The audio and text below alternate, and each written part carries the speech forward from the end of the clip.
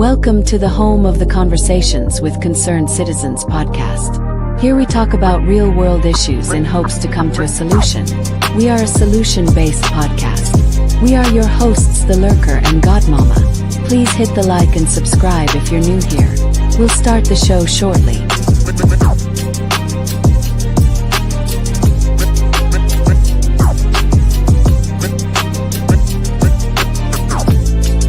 Conversations with Concerned Citizens podcast.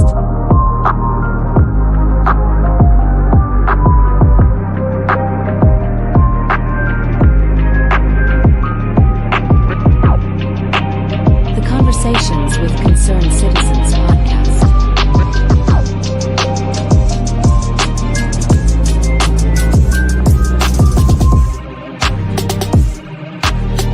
The Conversations with Concerned Citizens podcast.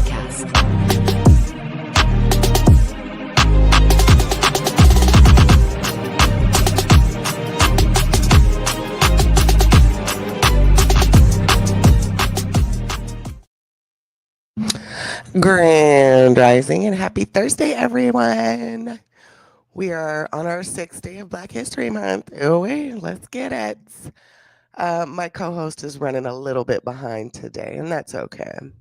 What's up, Cynical One? How you doing, baby? What's up, Mo Boogie? Hey, baby. All right, y'all. Today, the Rising Transit, we are getting into the Department of Education. Yesterday, the Congress sat down and had a hearing to address what Trump has going on yet again, and we are concerned citizens, so we are going to watch this. I have not caught this. I got a little caught up yesterday, so I wasn't able to go back and watch it. So this is going to be real-time reactions today. Y'all get comfortable, get your tea, get your coffee, and let's get to it, y'all. Let me share this screen with y'all. Okay, Godmomma, I see. Godmomma sent a text. She said she'll be here shortly. Well, we're going to get this party started. Let me see. How do I want the layout today? I guess we'll do it like this. What's up, Kai Kai? Y'all hit the like. Shout out to everybody that caught the replay yesterday. And shout out to Miss Parker. Miss Parker gave us a nice little share out on her community wall. So we appreciate y'all coming in and getting us back in the algorithm and getting our views up. We are on the road to monetization, y'all. Ooh-wee. All right, let's see what the committee had to do or had to say yesterday. Let's watch it, family. And like I said, I missed it, so this is going to be my first time watching it with y'all. The workforce. Hey, Mod Squad. Hey, 504. Love you, Queen Sister. Will. Now, who typed that up for me? Take that "the" out. Education and workforce will come to order. I note that a quorum is present. Without objection, the chair is authorized to call a recess at any time, and may, with personal preference or personal preference, I put something at this point as well. There is no more important place for any of us to be this morning related to our legislative work than in this committee. Education is key to everything that goes on in this country, especially now and forevermore. So I'm glad that we're all part of this A committee. Good morning. It's a pleasure to welcome you to the first hearing of the House Committee on Education and Workforce in the 119th Congress. This morning, we're here to discuss the state of American education. Unfortunately, we're here to discuss problems that have resulted and continue to go on in education as well. Many students are failing to graduate from high school or college with the skills needed to be successful. In too many places, education in core subjects like math and reading is being replaced by indoctrination. That must change. I'm pleased to see that the Trump administration is taking excellent steps to restore common sense, personal responsibility, and parental choice to our education system. But this is just beginning, and it is disruptive.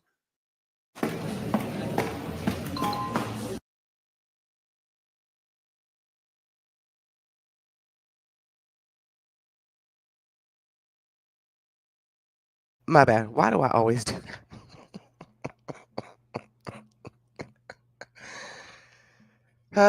My bad, y'all. Let me go back. I guess one day I might pay for YouTube. Right now, nah. All right, let's get to it. Let me rewind a little. Here we go. Fixated on teaching divisive ideologies. Unfortunately, these efforts have been fueled by the federal government itself. In 2024, researchers with Parents Defending Education found that Biden-Harris administration spent over $1 billion in DEI grants. There's positive news to celebrate in the K-12 arena. However, school choice has grown dramatically in recent years. More than 1 million students are benefiting from private school choice programs, which is about double the number of students from just 3 years ago. Additionally, we've seen a grassroots movement of parent involvement.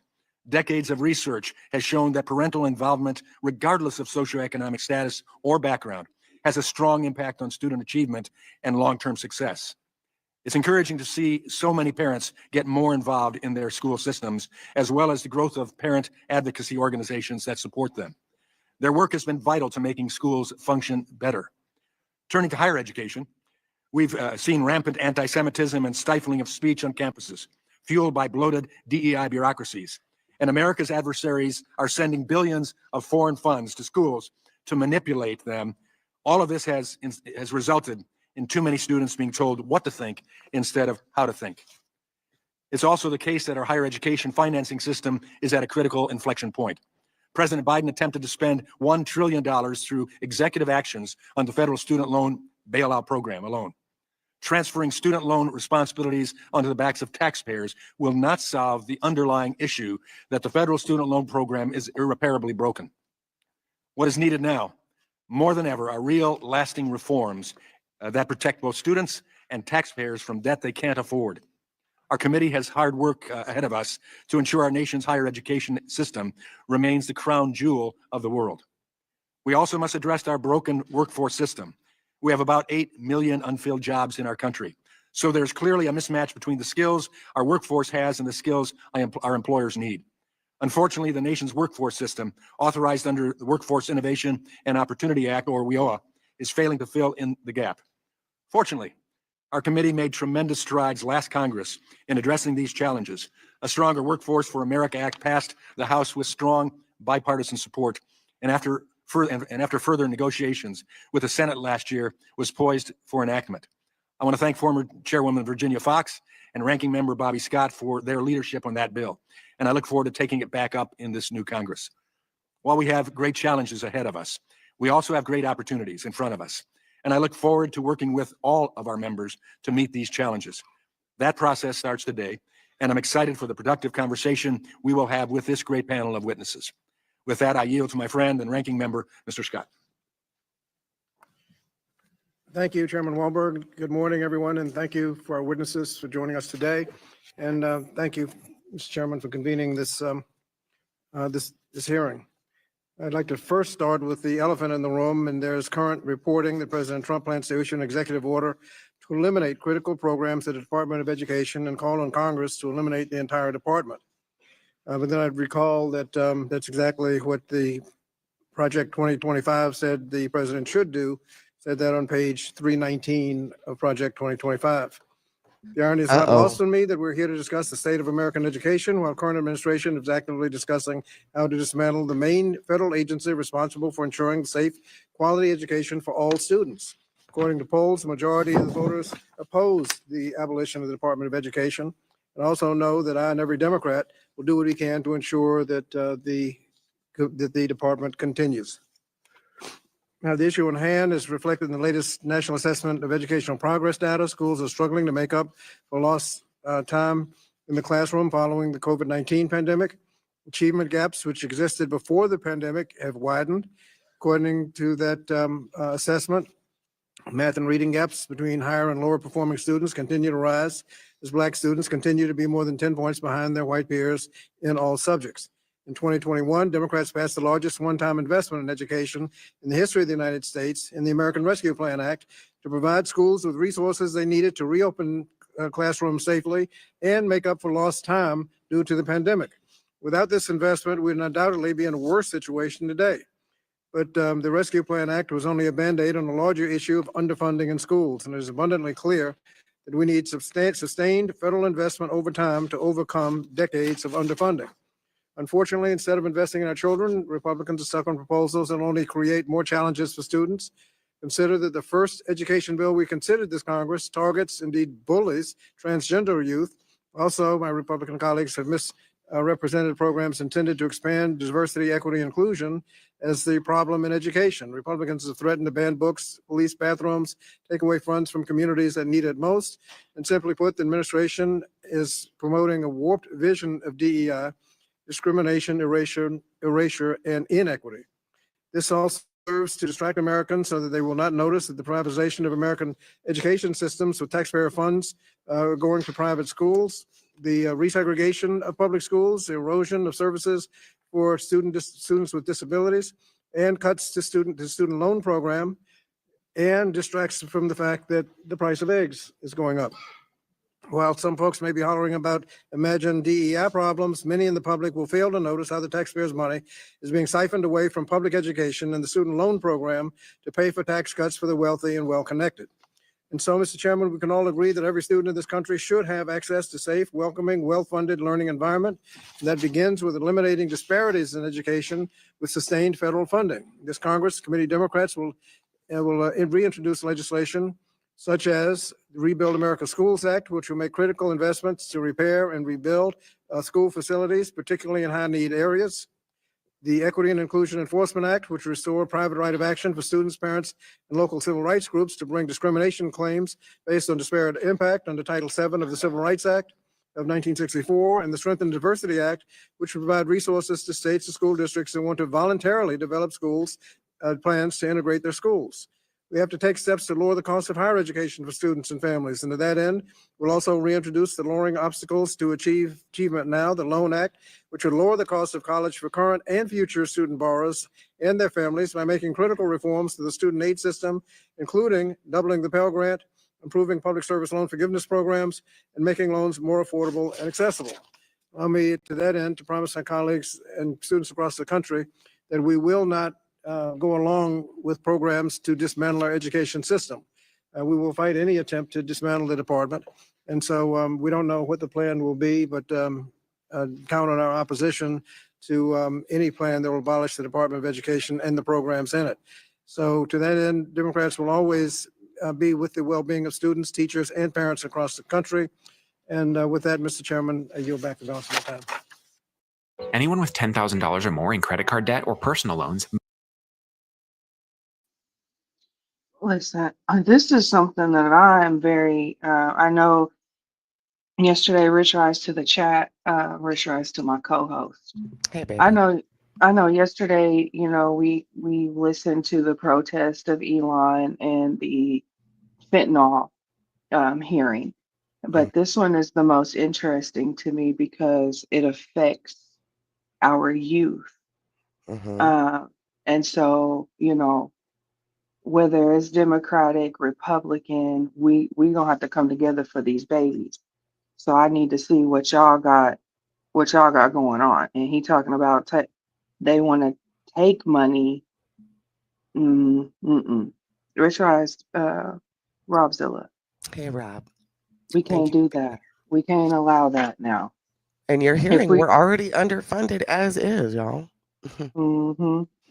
And y'all hear the where he said the Black students are behind in every subject compared to their white counterparts. So come on, y'all. It's Black History Month. What we got going on with our students? What we got going on with our children?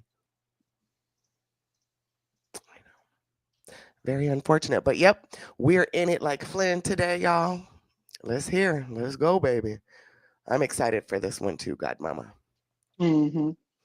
You either know a student or you are a student. Okay. Yeah. Pursuant to Committee Rule 8C, all members who wish to insert written statements into the record may do so by submitting them to the committee clerk electronically in Microsoft Word format by 5 p.m., 14 days after the date of this hearing, which is February 19th, 2025. And without objection, the hearing record will remain open for 14 days to allow such statements and other extraneous material referenced during the hearing to be submitted for the official hearing record. I'll now turn to the introduction of our witnesses, who we appreciate being here. Our first witness is Ms. Nicole Neely, who is the president of Parents Defending Education in Arlington, Virginia. Welcome. Our next witness is Dr. Preston Cooper, who is a senior fellow at the American Enterprise Institute located in Washington, D.C. Welcome, Mr. Cooper.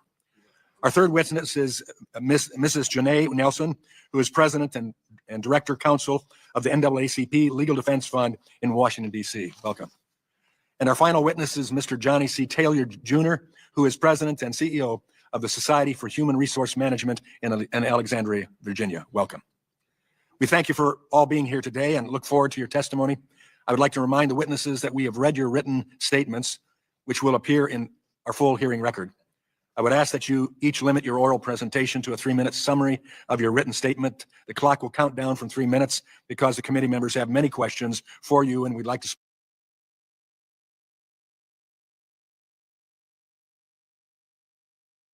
spend as much time as possible on those questions with your answers. Pursuant to Committee Rule 8D and committee practice, however, we will not cut off your testimony until you go too far.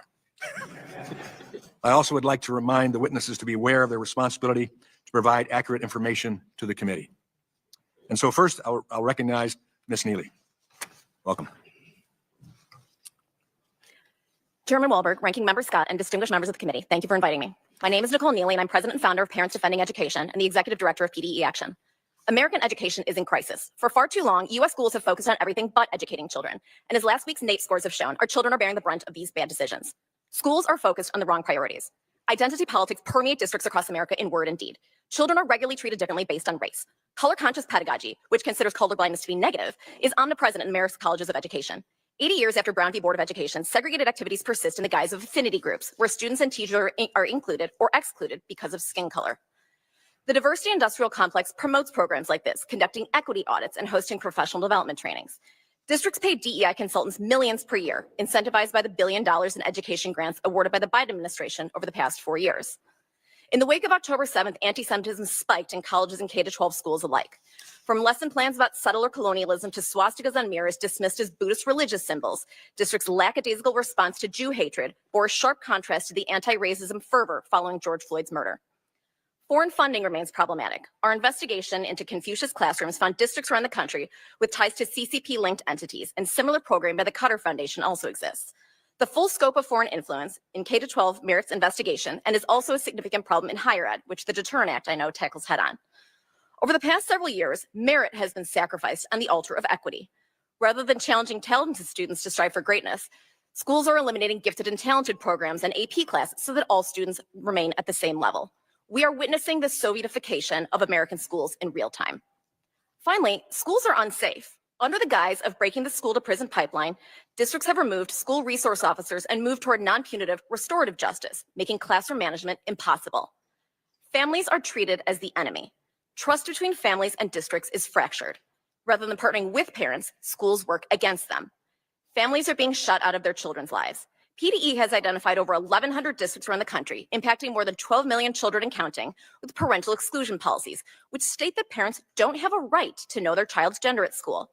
Districts shouldn't keep secrets from families. As a country, we spend billions of dollars on mental health for students. So why are schools telling kids that their parents' love is conditional and that maybe it's time to lead a double life? Over the past 4 years, parental rights were routinely disrespected by the federal government. When parents spoke up, they were attacked by the media and DOJ.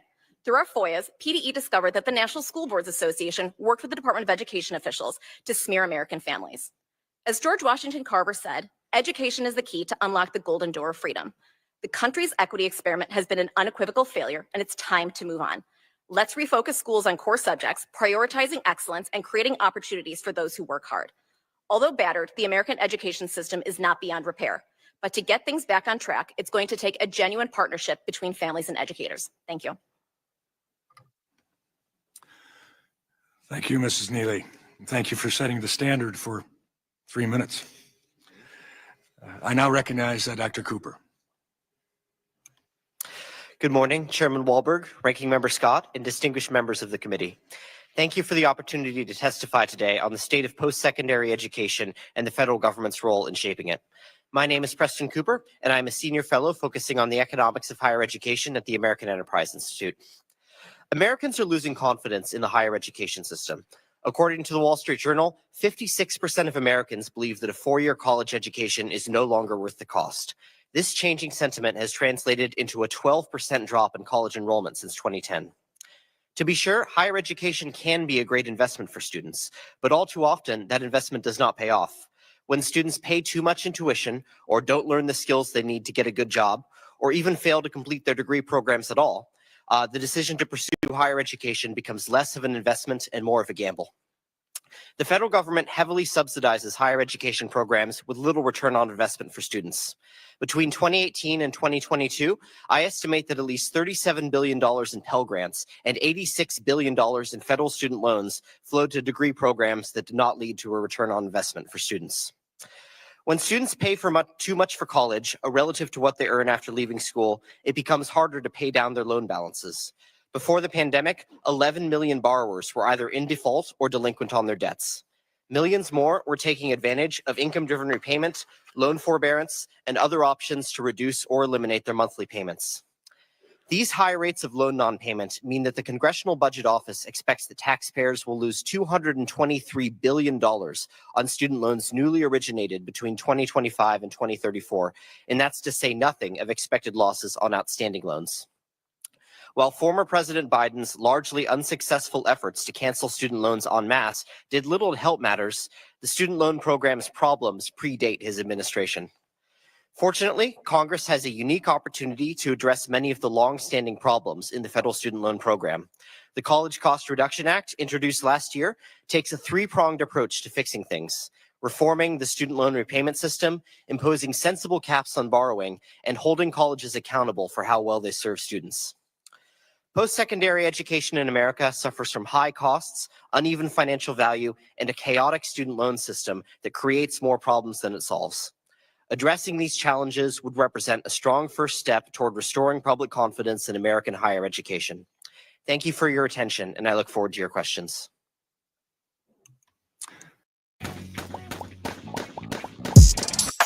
Please hit the like. Thank you. I recognize Mrs. Nelson for Good your morning. Good morning, Chairman Wahlberg and Ranking Member Scott and distinguished committee members. Thank you for the opportunity to testify. I am Janae Nelson, President and Director Counsel of the Legal Defense Fund. Since our founding 85 years ago by Thurgood Marshall, we have fought to ensure that Black students, and indeed all students, have equal access to education.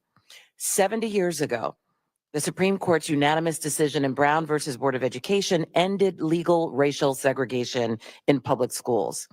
Writing for the majority, Chief Justice Warren said that equal public education is the very foundation of good citizenship. Public education is critical to the health of our economy, and it is essential to the viability of our multiracial democracy. Sadly, Brown's mandate to provide all students with quality learning experiences that respect their full humanity, intelligence, and dignity, regardless of their race, ethnicity, or gender identity or ability, is under fierce attack. Under the guise of promoting so-called school choice or parental rights, has emerged a reincarnated massive resistance to high quality, equitable, and inclusive public education that performs for all. This massive resistance 2.0 seeks to achieve what George Wallace and his extremist acolytes could not: the hoarding of public resources to fund private education for a privileged few at the expense of the many. Our school system disproportionately fails low-income, Black, Brown, Indigenous, disabled, and new English learners in alarming ways. They faced vastly unequal educational resources, leading to significant disparities in academic outcomes. We can all agree that our K-12 system must do better. Yet, instead of working to fix these persistent actual threats to the future of our country, a well-funded cabal of activist organizations is lobbying for a separatist private school system funded by public tax dollars. As the organization that vanquished State-sponsored racial segregation in 1954, LDF stands firmly against a publicly financed, separatist, private school system in 2025. Over the past 30 years, racial segregation has steadily worsened in public schools. This shift correlates with two major changes: the decrease in court-mandated desegregation oversight and the proliferation of voucher programs that defund public schools. Privatizing public education and shirking federal responsibility would be disastrous for the 50 million students and their families who rely on public schools and the equal access that they are legally mandated to provide. President Trump's orders to restrict teaching and learning in inclusive and supportive environments, and his threats to dismantle the Department of Education and upend critical enforcement of federal civil rights laws will demolish the very foundation of good citizenship. We must reject these proposals out of the Project 2025 playbook and approach public education with common sense and common purpose, not separatism and self-dealing. This Congress owes it to the millions of families who are scared of what these radical policies will mean for their children to choose a better path. Indeed, if we are being serious about educating all of America's children equally, we must implement a proactive vision that centers evidence-based interventions like universal pre-K, competitive teacher salaries, rigorous standards, whole child supports, as well as gun safety legislation to eliminate both barriers to equal education and to truly protect our children. Our country is at an inflection point, and so is American education. We can build a system in which all students can thrive, or allow our schools to remain spaces of division and inequality, with an escape route for some to line the pockets of private actors with public dollars. I hope this Congress will invest in the promise of every child in America by strengthening our public education system that serves us all. Thank you, and I look forward to your questions. Thank you, Mrs. Nelson. And now recognize you, Mr. Taylor. Chairman Walberg, Ranking Member Scott, and I do that every time. Chairman Walberg, Ranking Member Scott, and distinguished members of the committee, thank you. Thank you for giving us and me the opportunity today. At SHRM, we represent 340,000 HR professionals worldwide. We see firsthand the challenges of today's workforce. I just came back from Charlotte, North Carolina, where I presented to the management team the top 250 executives of Bank of America. And I can tell you they agree with everything that I'm about to say. The education to employment pipeline is leaky, it's broken, and it's busted. Now, that said, our system is still the best in the world. We are proud Americans. But imagine what we could be if we unleashed the power of all of the talent. First, higher education is leaky. We've invested billions, yet degrees don't always align with market needs, as Dr. Cooper just mentioned. Employers are shifting their skills-based hiring, valuing experience and certifications over diplomas and degrees. Initiatives like Michigan State's Aligned Center, for example, and North Carolina's My Future NC initiatives prove that we can better connect education to employment. Secondly, K-12 education is really broken. We've undervalued vocational training, leaving students unprepared. Nearly 2/3 of our students lack reading proficiency. Programs like Aspire, which is the Aspire Trade High School in North Carolina, and John Bounds High School's agri-science program show hands-on learning works. I have a 14-year-old daughter right now in Virginia public schools. I know what's happening in our public schools. And I know that many of you have devoted your lives, including some becoming teachers of the year, because we are committed to making this work. Finally, our untapped talent pools remain overlooked. Millions of skilled veterans, older workers, those who are formerly incarcerated, individuals with disabilities, they have and are ready to contribute. We need them in the workforce. As the chairman mentioned, we have almost 8 million open jobs in America. We don't have the luxury to exclude anyone from the workforce. If you're ready, willing, and able, we want you there. So we commend Chairman Walberg, Ranking Member Scott, Congresswoman Fox, and others for their leadership in updating the WIOA system. We believe that we need to get this done in Congress. We are heartened by the bipartisan interest in continuing the efforts of this Congress and encourage the following key provisions to be retained. Direct at least 50% of funds for training, leverage employer expertise, and create new staffing options. Members of the committee, the solution is clear. We need a national strategy that aligns education with workforce demands. And SHRM stands ready to partner with you. This just isn't about jobs. It's about people's lives and their livelihoods. Thank you, and I look forward to your questions. Did I miss did he tell us what SHRM stands for? Because Baby, that's honey, every time he kept saying SHRM, I was over here like, never mind, let me not be petty. oh gosh, Uh, go ahead. no, He I'm didn't tell just us. saying, no, Okay, he I'll didn't have to tell us. look that one up. He was talking about he got HR people 300,000 across globally. You know what I will say? It is beautiful to see some melanin on this here committee hearing. Okay, because we was Absolutely. missing some of that yesterday. Well, I was. I don't know about y'all, but I love it when I get to seeing some melanin in the building. Okay. So we'll have to see what Mr. Johnny C. Taylor Jr. and his SHRM situation is. Give me a second. I'll look it up and we'll toss that in the chat for y'all. This is how AI But they've brought up two key points. The school to prison pipeline is rampant. However, the school to workforce pipeline is leaky. And we kind of talked about this last night, which is more interesting to me, how going and getting a college education in 2025 is sometimes not always the best idea, because when you come out of college, you're in thousands of dollars worth of debt. And a lot of people are having problems finding jobs in their career fields that they've spent time and money in an education. And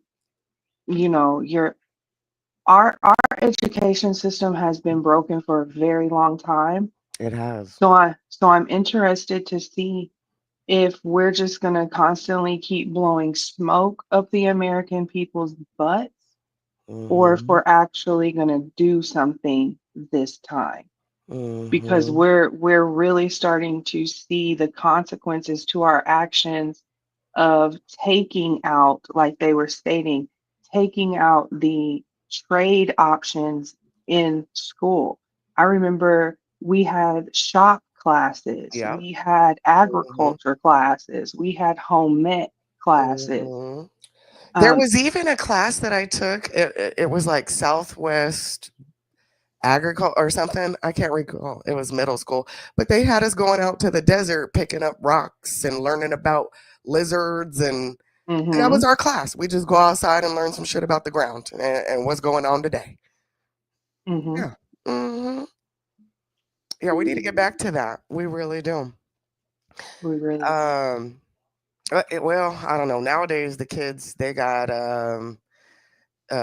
business management and learning how to do word processing and Adobe. And I mean, I know it's different times, but yes, I do think we need to bring back some type of trade, some type of horticulture, agriculture. And in certain regions, they even have them going out working with livestock. Things like that. So yeah, definitely. But what do you say? He's like, we've been underfunded for decades. Why? We've had umpteen wars. Why are we underfunded? And we've been through Democratic, Republican rule, right? Yeah, So this it's falls on not everybody. Independent, Democratic, Republican. This falls on everybody. Everybody is at fault here. Hi, observing stuff. Hi, baby. Rich eyes observing. Glad you're here. And Miss Michelle Clark, welcome. She said it's her first time here, and we are Welcome. loving it is not gender identity, it's gender. Amen. Okay. I don't give a damn what you identify as. You're either a man or a woman or pretending to be a man or a woman. Period. Okay. Period. But we're not here for that today. We're here for Department of Education. All right. Thank you for the like observing. Thank you, baby. I know you have a community wall. Go ahead and share us out. You can put us on 24 hours. Thank you, observing staff.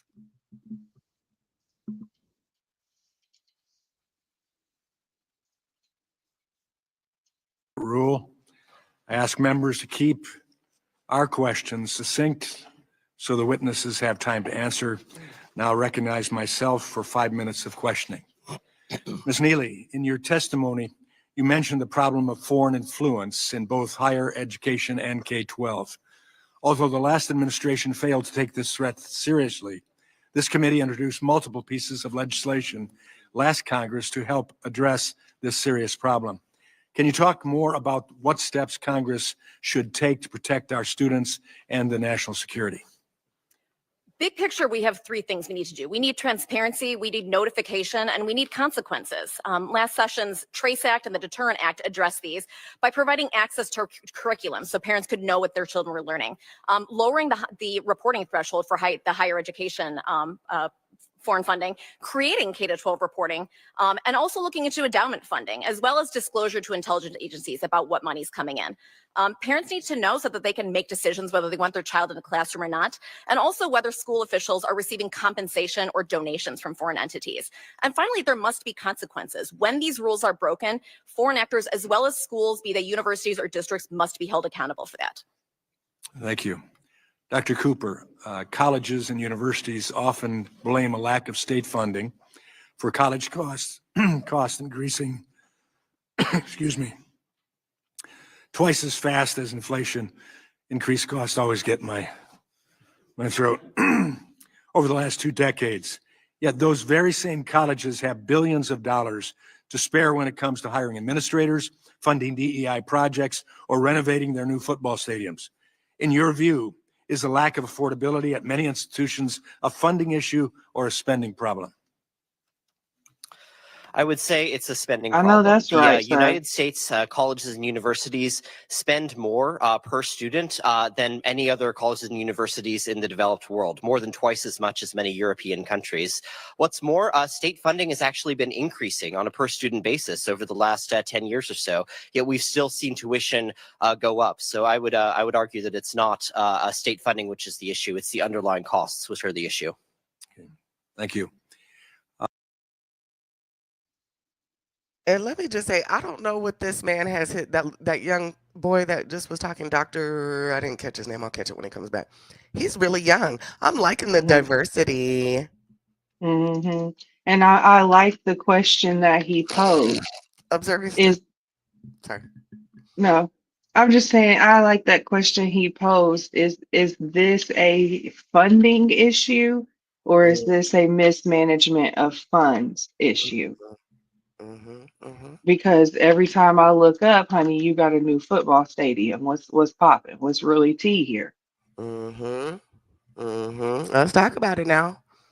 Let's talk about it. And Michelle, we are neither as well. We're truly independent over here. Okay, but we do welcome the voice of all. So people Amen. will speak freely. We just encourage not to attack the person, attack the idea. Okay.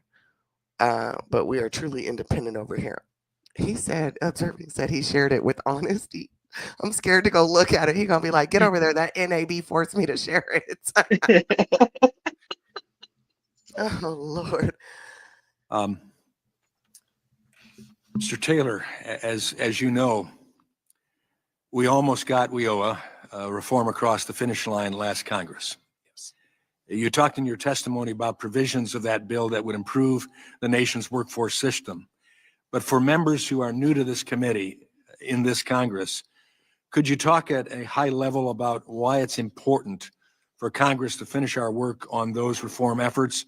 And secondly, I would add to that, in other words, why is WIOA reform an important effort for us to take back up this Congress. Mr. Chairman, with the reauthorization of WIOA, we have a generational opportunity to strengthen our nation's laws to ensure that American workers have the skills and the knowledge to succeed. You mentioned earlier, we have 8 million, almost 8 million jobs open in this country. We need to figure out how to solve for that gap. Employers are hurting, and it therefore affects American competitiveness. Many workers are seeking an alternative path to a job that doesn't involve a 4-year degree.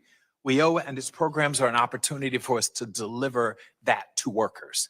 And key to delivering on this promise is to ensure that more, not less, WIOA dollars go to skilling and upskilling dollars that provide quality. That's what this is all about. What we know with everything that AI is about to do to us from a displacement standpoint, WIOA becomes more important, not less. Yeah, thank you. And then briefly, Ms. Neely, give us your opinion why in recent years, as parents have re-engaged, especially after COVID, that they are seen regularly as a danger to our public education system especially, but to education in general. Unfortunately, parents, when they started to get engaged in the system, asked questions and demanded accountability that the education industrial complex was not prepared to offer. They have been used to having our children behind closed doors for decades, spending money as they want, and programming them as they see fit. The Michigan Democratic Party, in the wake of the 2022 midterm elections, said that the purpose of a public education is to teach students what society needs them to know. They presuppose that they know what families need, what students need to know, not what families want them to learn. And so I think there's a big divide, and that's why I'm excited that we have an administration that now views families and students as stakeholders in this discussion, rather than just the activists and organizations that have been funding and demanding money for so long. Thank you. I now recognize my friend from Connecticut, Mr. Courtney. Thank you, Mr. Chairman, and thank you to the witnesses for being here today. Before I go into my questions, I have to at least put on the record that when WIOA was agreed to by both sides, it was actually included in the continuing resolution that was submitted by Speaker Mike Johnson. And then within the space of less than 6 hours, because of the intervention of the Trump transition team led by Elon Musk, that there were too many pages in the CR, that provision was stripped from the bill. We would today, if the speaker had stuck to the agreement that he had agreed to and negotiated, we would have those WIOA reforms in place today. But unfortunately, again, the external pressure by the incoming administration tanked it. And that is just, again, a real step backwards for all of the issues that we agree on in terms of filling the job openings that are in the U.S. economy today. Mr. Scott began his remarks talking about the elephant in the room. There's, in my opinion, two elephants. One is to abolish the Department of Education. The second is the reconciliation bill, which, again, we are seeing, reporting that huge grant programs and tax assistance for higher education are on the chopping block, the human sacrifice to make sure that President Trump gets his tax cuts for the rich. That's what is being discussed right now in terms of paying for the reconciliation bill. Attorney Nelson, pop quiz for you. The Department of Education was created by statute in 1979. To abolish the Department of Education, Congress would actually have to vote on legislation to eliminate the agency. Isn't that correct?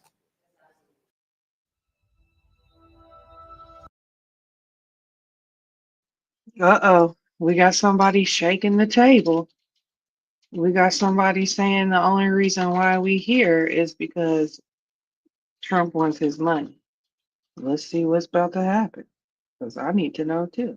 And the other guy brought up Project 2025, so I'm here for it. They done brought up Musk. Listen, I'm here for it. Let's hold everybody accountable. Everybody, okay? What does Baba say? Anybody can get it, okay?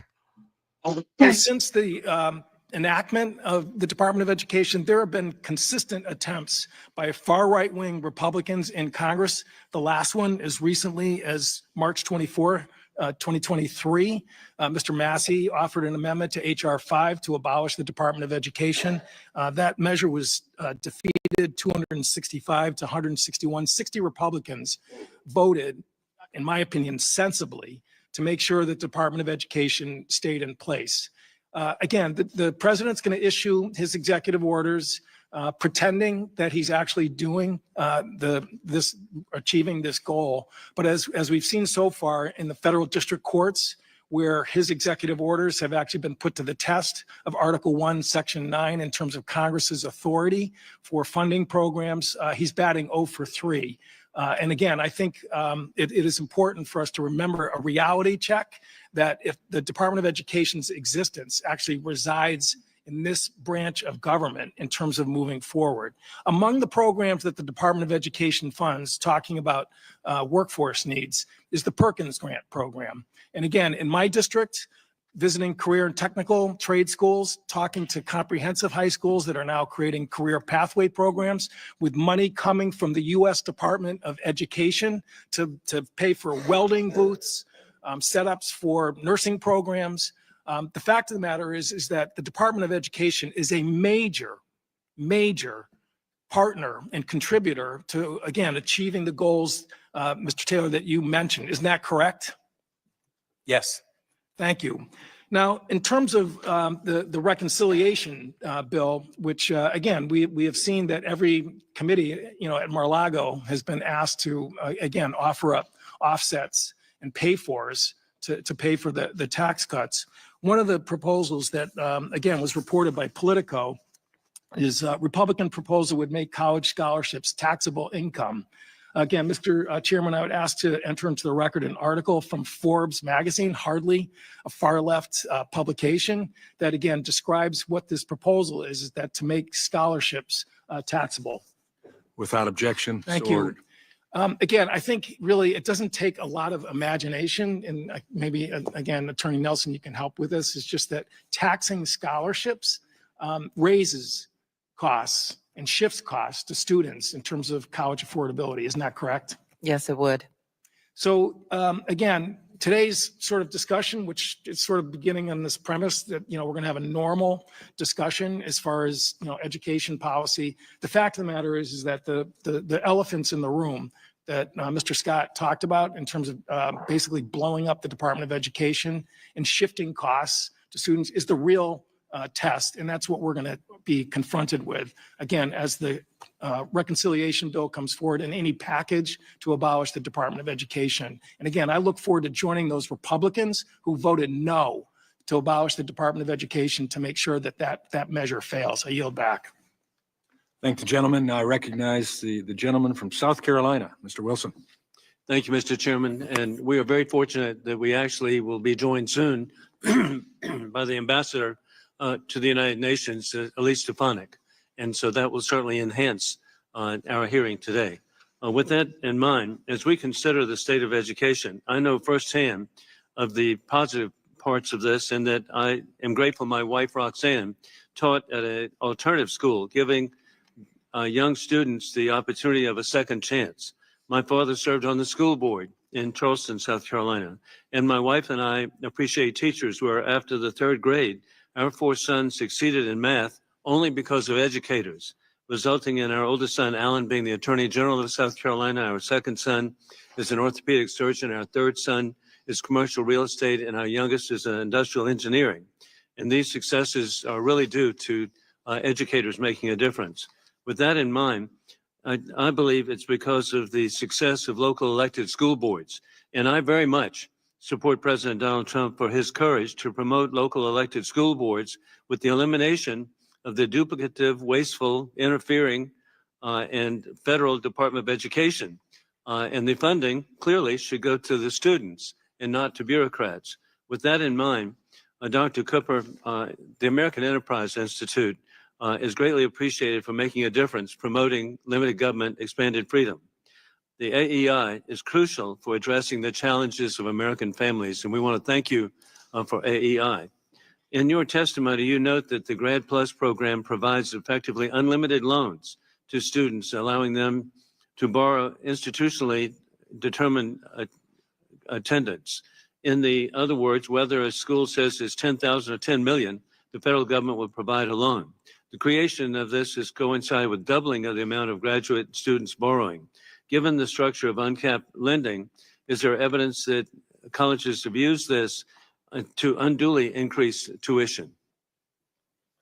There is absolutely evidence to that effect. As you mentioned, the Grad Plus program is effectively unlimited. Students can borrow up to the cost of attendance as defined by the institution, which means if the institution says it costs $200,000 or $200 million, students are legally allowed to borrow up to that limit defined by the institution.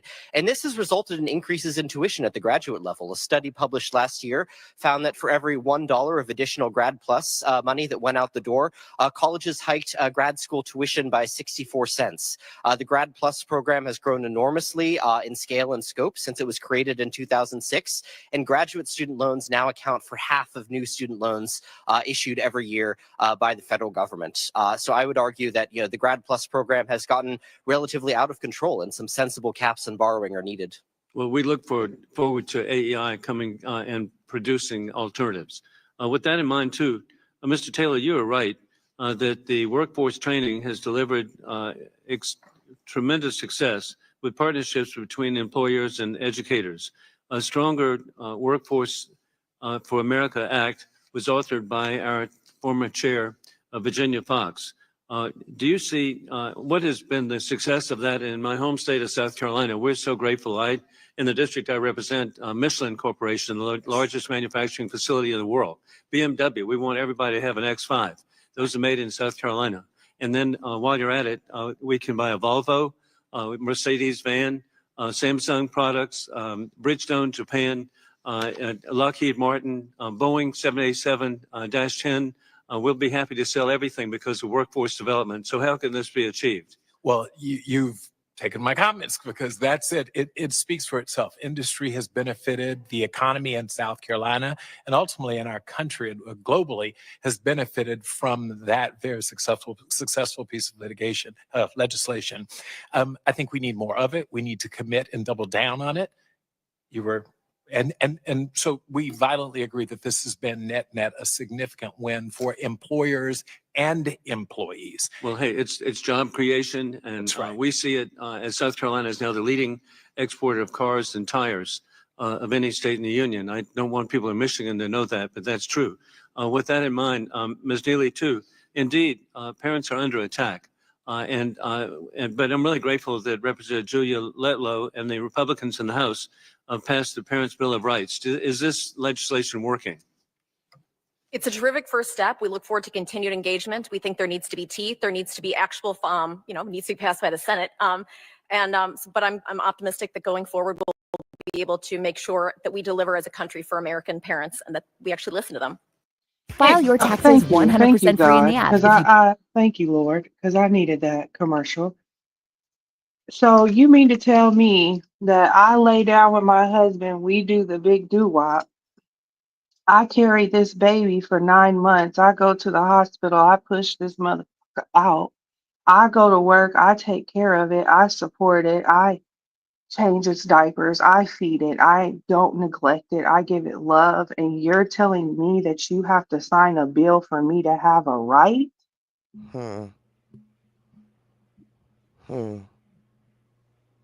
What? I mean, I don't want to put the tinfoil on quite yet, not the tinfoil hat on quite yet, but I heard that, we all are under contract once we're born. So, I mean, is it really your baby or did you give it a social security number, Godmomma? Well, Is it property of the state or does it belong to you? but see, that's what makes them tinfoil hat conversations have some validity to it, right? Because you're sitting here telling me that we had to litigate for parents to have rights to their children. That's insane.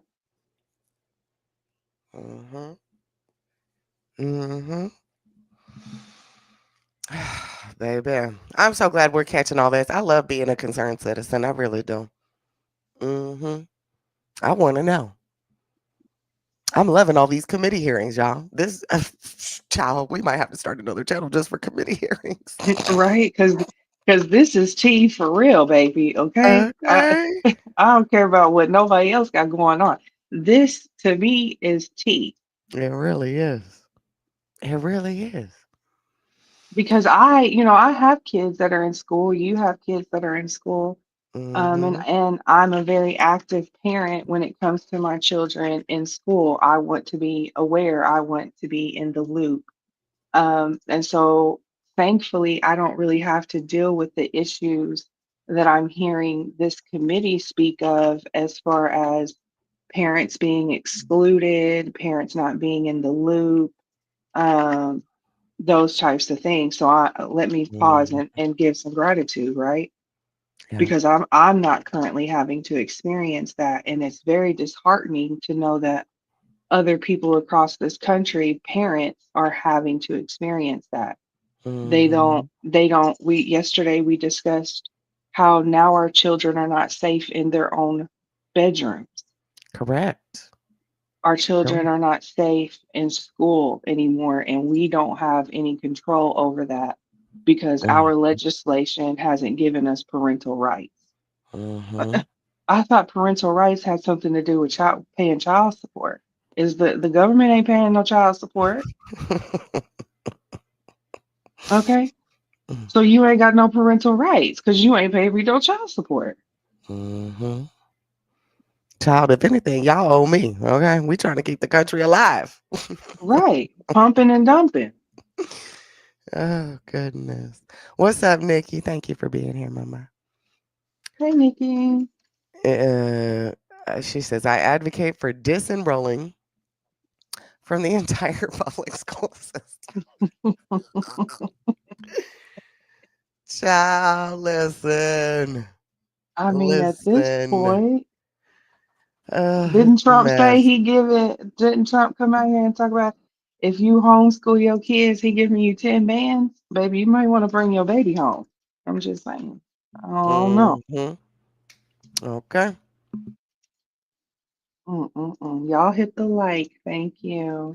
Let's go. You were homeschooled. Listen, I did a little bit of private school, public school, and hard knock life on the street school. Okay. And a little and a little college too.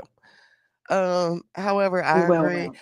but we're it's tough times right now, y'all, where people we even people who have two parent households, both parents have to work, Hmm. or the luxury of being homeschooled. It's baby.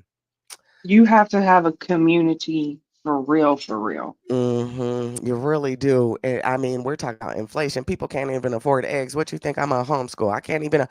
Yeah, I wonder if they're gonna discuss the free lunches and all that situation too. Hmm. hmm Hopefully. Hey, Miss Wits. Shout Hey, out to Miss Witt. Wit. Hey, baby. You haven't missed most of this. Where are we at? We're only 43 minutes in, so we got another 2 hours. You're good. Buckle up. And we're gonna do it like Tyra, baby. We're gonna I'm sorry. We're gonna do it like True Freeman, baby. We gonna slow walk this motherfucker. Slow walk. Thank you for being here, Miss Wit. I miss you. Thank you all for being here today. I yield back. Thank you for most of your comments, Mr. Wilson. We're still the auto capital. I recognize my friend from California now, Mr. Tucano. Thank you, Mr. Chairman. Mr. Cooper, do you believe that the Department of Education should be abolished? Well, I think that the Department of Education I'm was just looking for a yes or no answer. I think whether the programs that are currently operated by the Do Department you of think the Education, Department of Education should be abolished? I think it's immaterial whether the programs are operated Do out you of think the education Department or of the Treasury Education should be Department. abolished, sir? I really can't say because I'll take that as a no. Ms. Neely, do you think Here that the we Department of go. Education should be abolished? Here we go. Well, listen, okay. I'm done interrupting. I'm sorry. Well, maybe I'm not. Like I said, I'm a slow walker. I know. Listen, why wouldn't we be Department of Education? Y'all telling us how much y'all keep failing. You're underfunded. You're spending over here. You're this and that. What are y'all doing that we should keep y'all? This is a What good is the point. department? Y'all telling us how we're failing, how Black students are failing, how this, that, and the other. Why would we? You tell us, sir. Don't come up here, Mr. Takano. I don't know how to pronounce that. Takano. You tell us why we need to keep y'all. Okay? Because clearly y'all ain't got it together. So you tell us. Don't Right? be. Because Buddy said we've been dealing with this issue for decades. Mm, Decades. Just for people who don't know, decade. a decade is 10 years. Okay. So with an S on it, it means multiple. Baby. And I'm You 37 and I remember these same exact conversations when I was younger. Yeah, Not remember? to, Because they had the leave no kid behind or reach one, teach yeah, one. I mean, it's always been an issue with us. But we got money for wars. but we ain't got money to feed the poor. Shout out to Mm. Tupac. Shout out to Tupac. They want us dumb and fat and stupid and slow. And you tell, and look, he's so serious about it too. Mm-hmm. Are you against the department? Do you think we should abolish the Department of Education? Yes, we do. Don't bully that little white boy with his doctorate degree. Don't do it. No, and let's put it into perspective, right? Not too many centuries ago, they were sitting around a table like this, stating, "So you think that slavery should be abolished? This is how you feel? Mm-hmm. This is Yeah, what you feel?" yeah, we do. We So do. let's keep that in mind as well when we listen to these types of things, that just because these people are in these positions doesn't mean they are always right or they always have our best interest, no matter what side of the table they sit on. Amen. Who is this in the background? I'm not going to judge a book by its cover, but he's giving Columbine to me. Okay, let's keep going. I'm sorry. We won 2 world wars without having a Department of So Education. you don't believe it should exist? I didn't Mr. say that. Cooper, I said Mr. we won 2 Cooper, world Mr. wars Cooper, without do a you Department believe, of Education. Madam, it's my time. Uh-oh. Mr. Cooper, do you believe that the Department of Education should be abolished? Mr. Taylor. I have to agree. I don't have a yes or no answer. You don't have a yes or no answer. All right. The So, work of the Department of Education needs to continue. Whether or not the Department of Education as an institution, see, too often I think we okay, get fine, involved in that. fine. I want to be clear. So The work needs to I get what you're saying. I get what you're saying. So, Ooh-wee. whether we abolish it or we reorganize it, do you believe that the president alone, Mr. Cooper, can eliminate the Department of Education or reorganize it, or does he need a vote of Congress to do so? Does he need to work with Congress to do that? To eliminate it outright would require a vote of Congress, but there's probably some things he can do by executive order. So he can just stop funding certain congressionally appropriated programs? He could just say, I'm not gonna fund those? Tell Elon Musk, just find that account and don't fund it? It would depend on the program. Okay, so you would agree that there are programs that are congressionally appropriated that he would need, that he just doesn't have the power to impound. I would argue that if Congress has specifically appropriated funding for a certain program, then the Education Department is obligated to fund that program, but there is some flexibility that the department has. Oh, all right. So, but essentially, to eliminate the Department of Education, to abolish it, he would need the vote of Congress to do so. I agree with that. Ms. Neely? I'm not a constitutional scholar, and this is outside of my area of expertise. Oh, so you don't agree that that the Department of Education, which was established in law through a bill passed by Congress, signed into law by the president, that to abolish the Department of Education, that he would also need a vote of Congress to do that? This is outside of my scope of area of So you don't know. expertise. You don't know. I believe. But you're an expert. You're an expert on. I represent a parents organization. Okay, thank you. My role. Mr. Cooper. What's this outfit she wearing? Y'all know I like to critique people's outfits. This is giving pricey. Okay. But it's out of her expertise. Well, why are you here? Mr. Taylor? If a man really hated ass. She here to give us some sass and attitude. Okay. need a vote.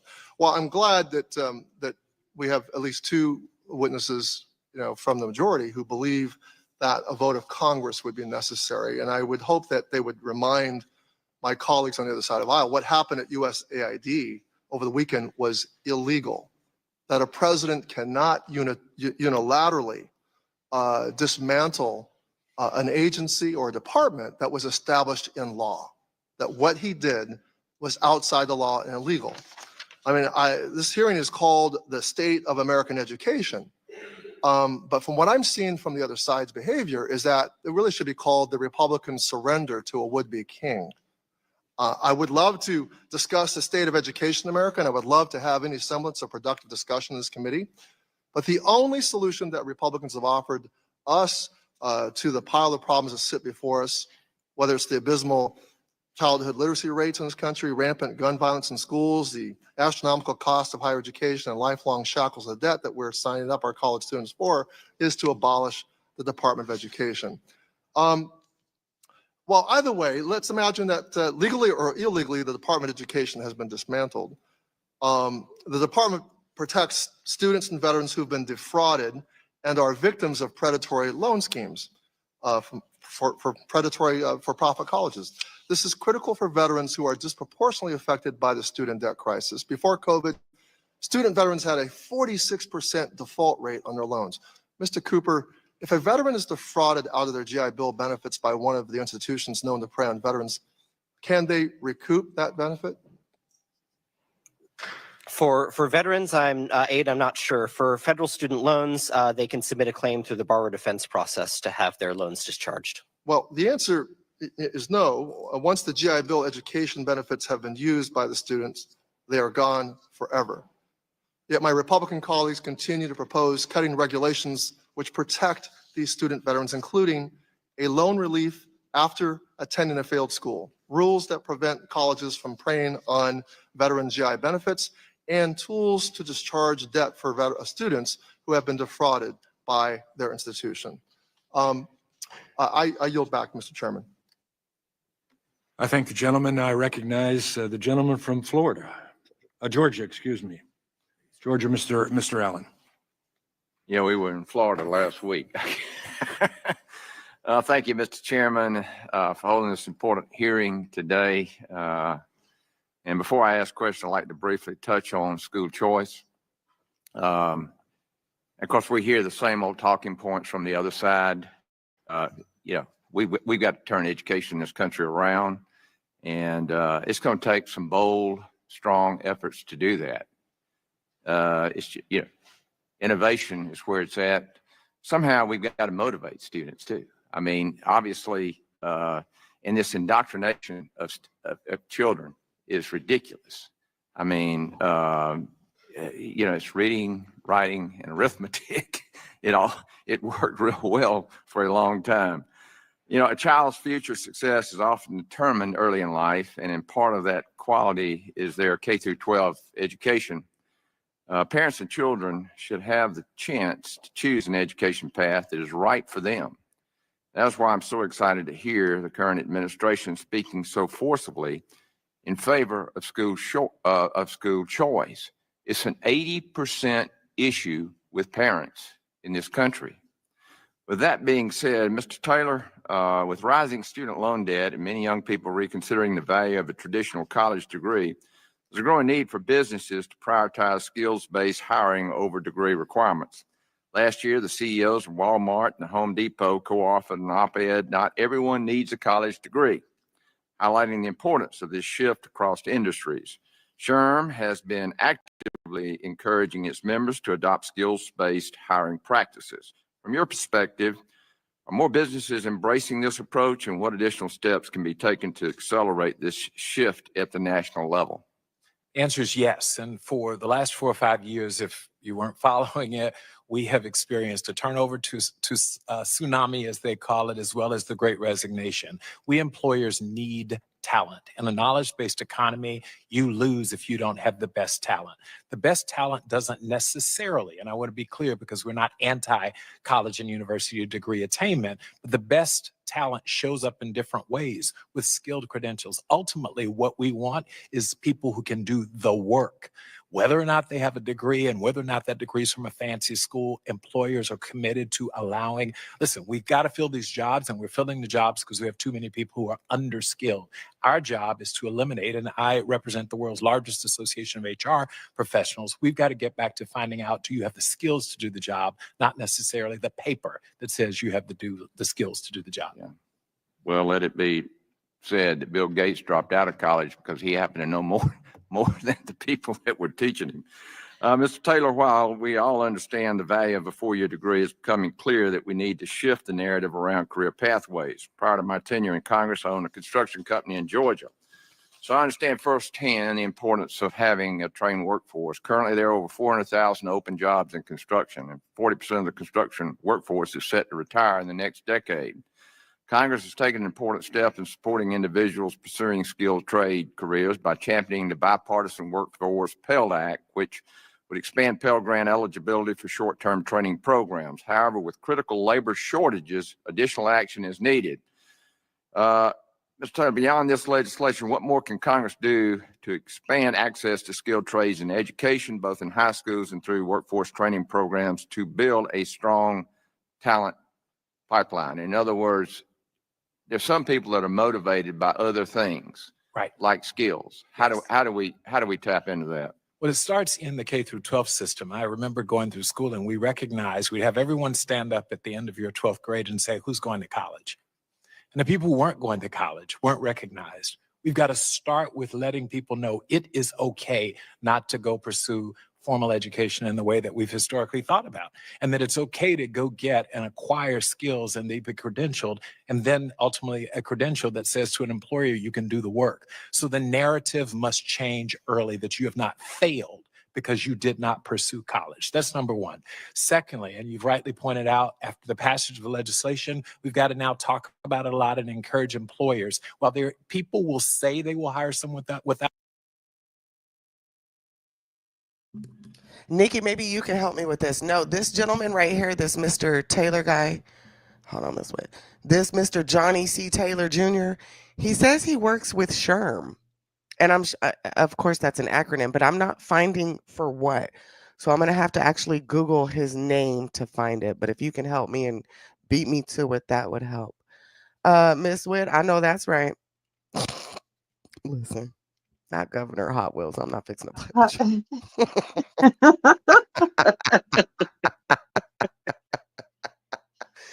Y'all Oh, ain't baby. no good today. Okay. Right.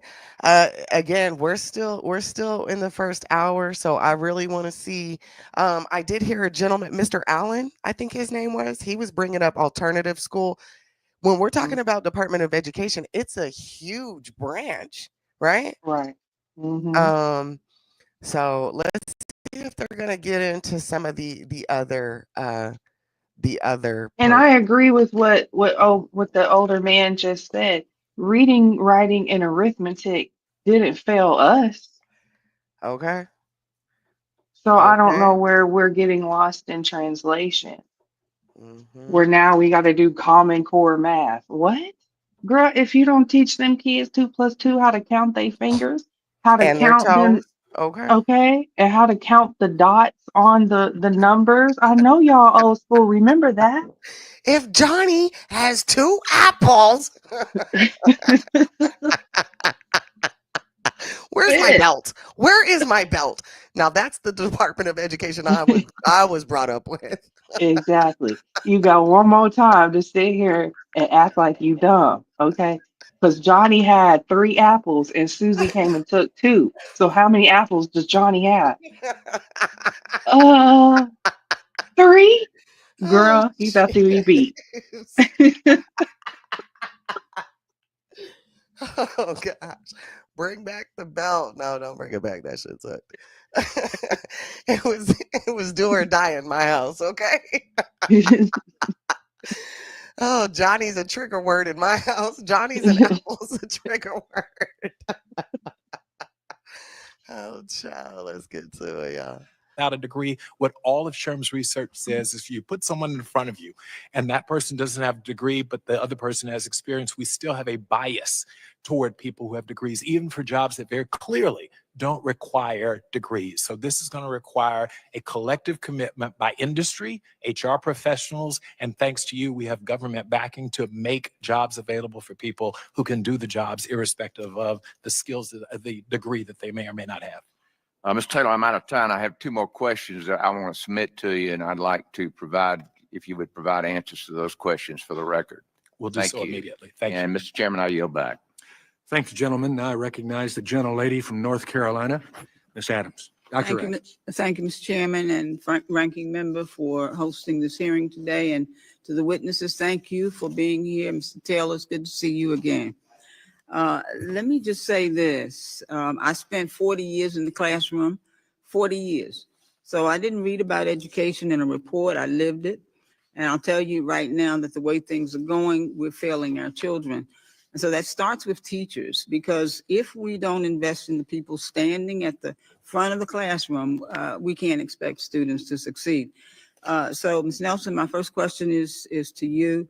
According to the National Center for Education Statistics, according to the 2020-21 school year, only 6% of teachers identified as Black. Why is federal investment in teacher diversity crucial to all student success? Well, first, Representative Adams, thank you so much for your service as a teacher. It is critical that students in our multiracial democracy see themselves in the teachers that stand before them in their classrooms, in the school administrators, and in other leaders in this country. It is important that they see representation and diversity in every position of leadership, and it starts in the classroom. It starts with their teachers. We also know the Legal Defense Fund's Thurgood Marshall Institute has done research that proves that when Black students are taught by Black teachers and are taught by a more diverse faculty, their achievement soars. And if we want to invest in our students, we want to invest in a diverse faculty as well. Thank you. You know, this isn't just about who's in the classroom. It's also about which institutions are being given the resources to uplift Black students. HBCUs make up 3% of colleges in America, but we're producing 17% of all Black bachelor's degree graduates, 24% of Black STEM degree graduates, 40% of Black engineers.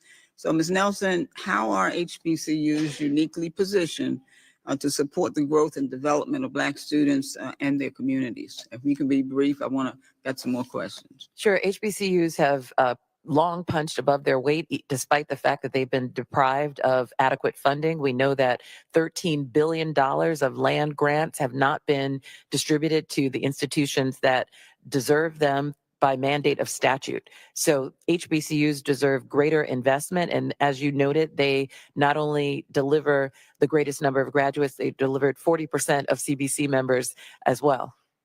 Yes, ma'am. Thank you very much for that. And thank you for the work that you're doing. I really appreciate that very much. Mr. Taylor, let me ask you a question.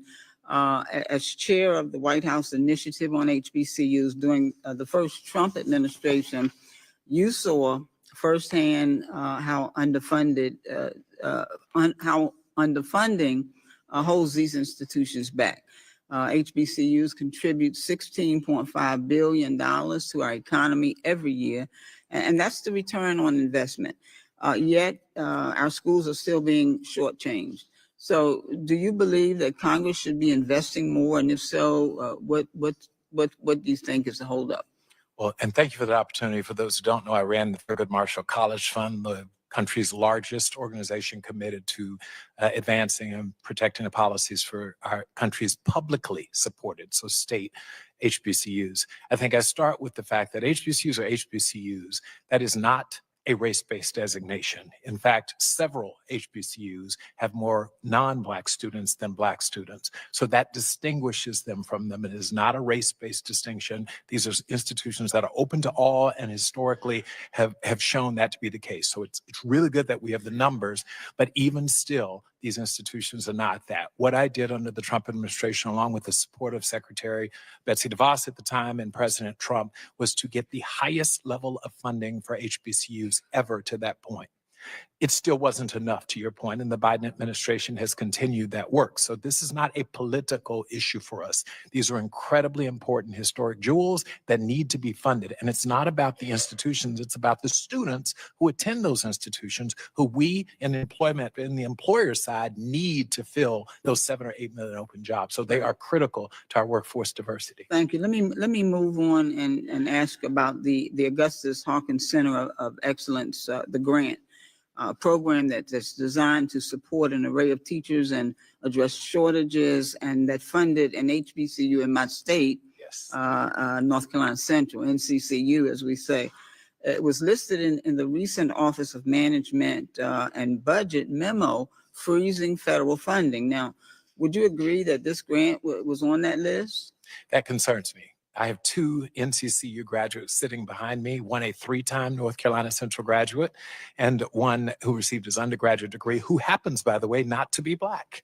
And he attended a historically Black college and university. Anything that takes away from not funding or defunding programs that work is net not good for our country. Yeah, you mentioned that not all the students who attend are African American students. As a matter of fact, we have a former governor of North Carolina, Governor Easley, who received his degree from NCCU. So do you believe that the attempt to freeze those funds align with the commitment? The gentlelady's time is expired. Expanding the educator pipeline, and you can send me that in writing. Thank you, Mr. Chairman. Thank you. I yield back. I thank the gentlelady. I recognize the gentleman from Pennsylvania, Mr. Thompson. Thank you, Mr. Chairman, and thank you to all of our witnesses that are here today on an incredibly important topic. Were you born between 1980 and 1989? If so, you can get. Please hit the like. Thank you. Mrs. Neely, I'm a firm believer that a student's health and growth contribute to academic success. And as you've noted, we've had a troubling trend in recent years of academic declines across the country. To that end, I recently introduced H.R. 649, the Whole Milk for Healthy Kids Act, which allows school food service providers the flexibility to serve students all types of milk and school lunches, including whole milk. Can you describe as a parent yourself the benefit of providing students with a whole milk option in the school cafeteria? Sure. Well, as a parent, my daughter's underweight, and whole milk actually is one of the few things that she drinks. And so I'm happy that I know she's at least getting some nutrients in addition to all the Doritos she has. But beyond that, certainly we want schools to have the flexibility to serve students both what they want as well as what they need. I think we have all seen the pictures of school lunches that have been thrown out, apples that are being wasted, both from a financial standpoint as well as just a nutritional standpoint. I think that's of concern. And so to have schools be flexible to choose what they want, I think is really important. Oh, thank you for that. As the co-chair of the Bipartisan Career and Technical Education Caucus. What kind of answer was that, lady? Right. I'm glad you paused because you was over here in my head. Because I'm like, even if they like, what are y'all talking about? Even if they throw out the apples, ma'am, that's organic waste that can be utilized for something else. For Okay. compost. Thank you, friend. I'm glad there's people out here that still use their brains for, what it's supposed to be used for. If when I go to the refrigerator, because I buy apples, I buy celery, I buy lettuce, I buy, all of the produce. Mm-hmm. And when I go in my refrigerator and, my kids may have not wanted apples like that this week. So this week the apples are bad. They got to go to the compost pile. Mm-hmm. Mm-hmm. Because then the compost goes to feed the garden, right? Where's the I see you Whitney, Miss Witt. I'm sorry. Miss Witt. I see you talking about, trade school. We brought that up earlier too. You can use like bad apples for like applesauce and stuff. Why y'all don't have home economics in that motherfucker? Wasn't we just talking about that? Mm-hmm.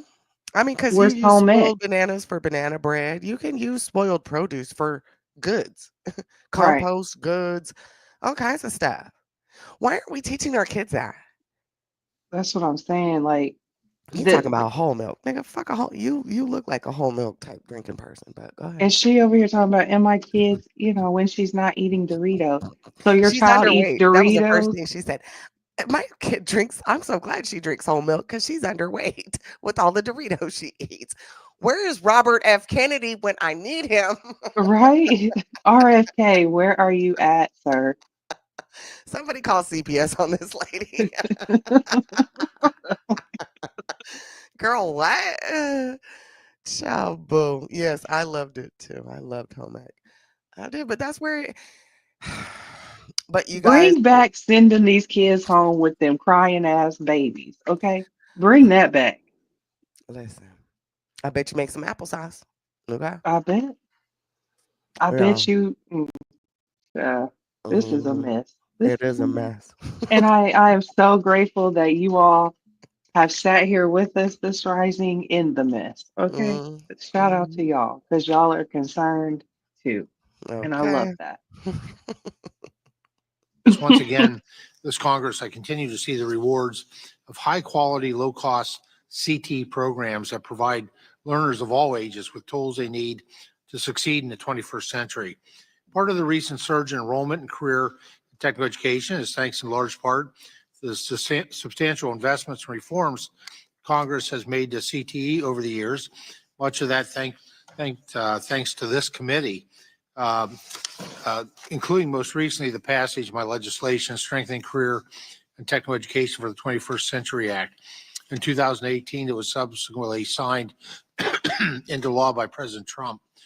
Mr. Taylor, in your testimony, I noted two great examples of career and technical education in North Carolina and New York.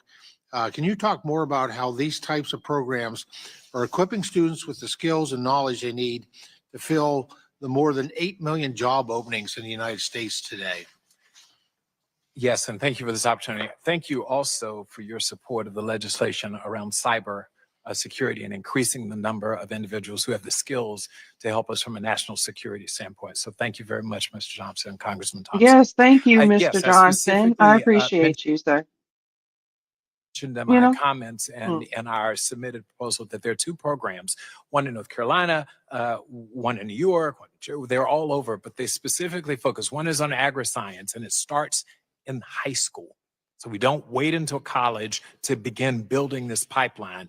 And it's letting these students understand that there's a real career in agriculture and agribusiness, and there's significant investment. So it was a very wise investment on behalf of this Congress, and it's something that we think needs to continue to be reinforced. It helps employers in the back end. The one thing that I know, I've met with the presidents of John Deere, the presidents and CEOs of Cargill, and what they've all said to us is agribusiness is not sexy. People don't grow up and say, send my kid to go work for an agribusiness, although it is absolutely a part of America, our American economy, and our global dominance. And so we have said that sort of investment is critical, and starting in high school through those programs introduces students who would otherwise not know about it, or in the case of African American students who say historically we were pathed toward agribusiness jobs, and we don't want to go back there. So it's critical that we say there are huge opportunities there for all students. And so that's a great example of a program. We also have other programs that focus very early on cybersecurity training. Part of the problem when we look at the lack of diversity, for example, in employers who hire, is that the pipeline didn't provide us kids who were skilled, who were even aware of the opportunities in the cybersecurity world. Add to it what's going to happen with AI. If we don't get this early, we're in big trouble. And for all our efforts to want a diverse workforce, we're not going to be able to do it because we have not prepared and offered through the pipeline a group of students who are even aware of the possibilities.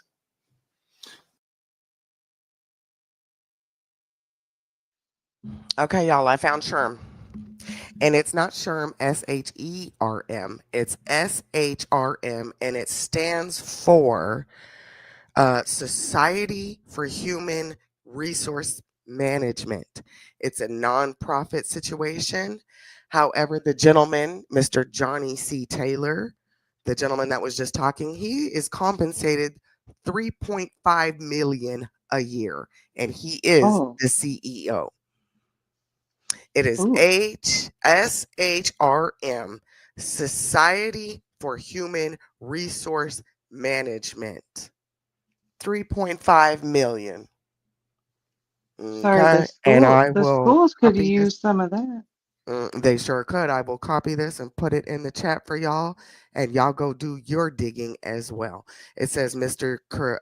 Taylor's career spans more than 20 years as a lawyer for human resources, executive, and CEO in both for nonprofit and for-profit spaces. Bada bing, bada boom. He said, Mr. Sherm said that our community, the Black community, don't want to get back into agriculture because y'all forced us to be agriculturalists against our will. I screamed on the inside because I mean, but he's not wrong when he says agriculture is American culture. It is. It is one of our, if we can get back to how it's supposed to be, it is one of our big money producers because we can grow a lot of things in this country, a lot of things, and we have got to get back to showing our children that there is more to life than trying to make it celebrity status. Okay, get out in that field and get you the tools that you need and provide for your family. We constantly talk about we need generational wealth. We need things to be able to pass down generation to generation because the system that has been set in place is not designed for us. So in order for us to design, we have to design one ourselves. And and that's taking advantage of certain programs. It to put yourself in a position to where you can say, okay, now I've got 60 acres that's maintained. I've rented out 20 of it, and I'm making money off of this 20. Baby, you're winning. And that's what I'm not understanding why we can't, why that's not computing in our community. And Godmomma, y'all know I'm not playing devil's advocate because I was taught a devil needs no advocate. Okay, but I'm gonna throw this out here. Is that why maybe some people are against teaching the critical race theory? Because we are continuously victimizing ourselves instead of saying, well, I don't want to work in the field because that's what my ancestors did. Well, baby, that wasn't an unfortunate time for us. However, I'm not going to keep giving fish. I'm going to teach a man to fish, right? You're not going to keep bumming off me. So, yes, we were slaves, cotton pickers, all those things. Why haven't we like to say nigga. It came out of the word nigger, and we like to use it so we can be, we're one-upping the people, right, who oppressed us. Well, why aren't we keeping that same energy for agriculture, land owning, tilling the ground? Shit, we should know it better than the white people if we were the ones working it. Amen. That should be our area of expertise. I'm just saying, y'all don't want to hear that part though. No. All right. Put y'all kids in 4A, okay? It's not gonna hurt them, I promise. Let them learn how to go out there and shear a sheep. It's not gonna hurt them, I promise. They may actually enjoy it. Yeah, you'd be surprised. What they say, idle hands are a devil's tool. Put them kids to work. Teach them something that's going to substantiate their future. Okay? Rocking Yeezys ain't going to get you where you think you're going to go. But, I'm not here for all that. Let's get back. Happy Black History Month, y'all. Well, thank you very much. I do think that given the fact that career and technical education, including agriculture, is so much about innovation and technology today, it is getting sexier. I hadn't thought about it in that terms, but thank you for putting that in my head.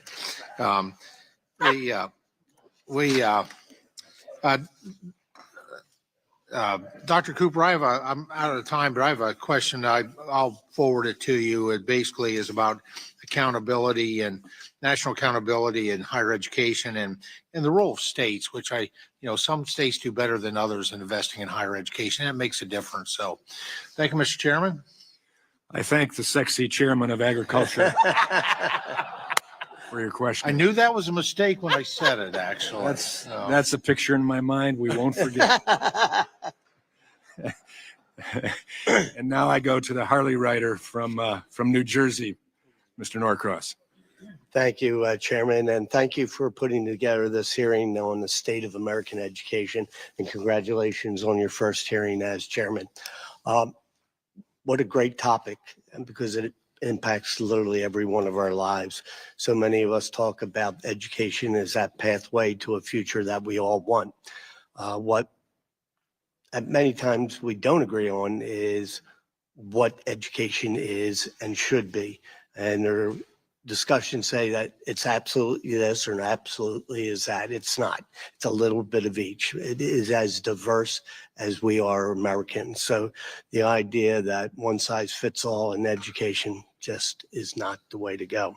And quite frankly, we've heard time after time that in order to make it in America, you had to go to college. Well, you know what? That might be true for certain areas of careers. I want my medical doctor, certainly to go to college, and we might even need a couple lawyers. I'm not sure we need all of them, but I grew up I raised my son. I was a single father, and it was challenging, and that's 46 years ago. But I did something that was a little unique at the time that goes to part of the discussion here. I wanted to make sure that he and my daughter would see that you don't have to follow a certain road. I became a room mom for a bunch of fourth graders. I will tell you, 46 years ago, they weren't real interested in seeing a male walk through that door. But for the education of those children, I think it was incredibly important, and we've come so far since then.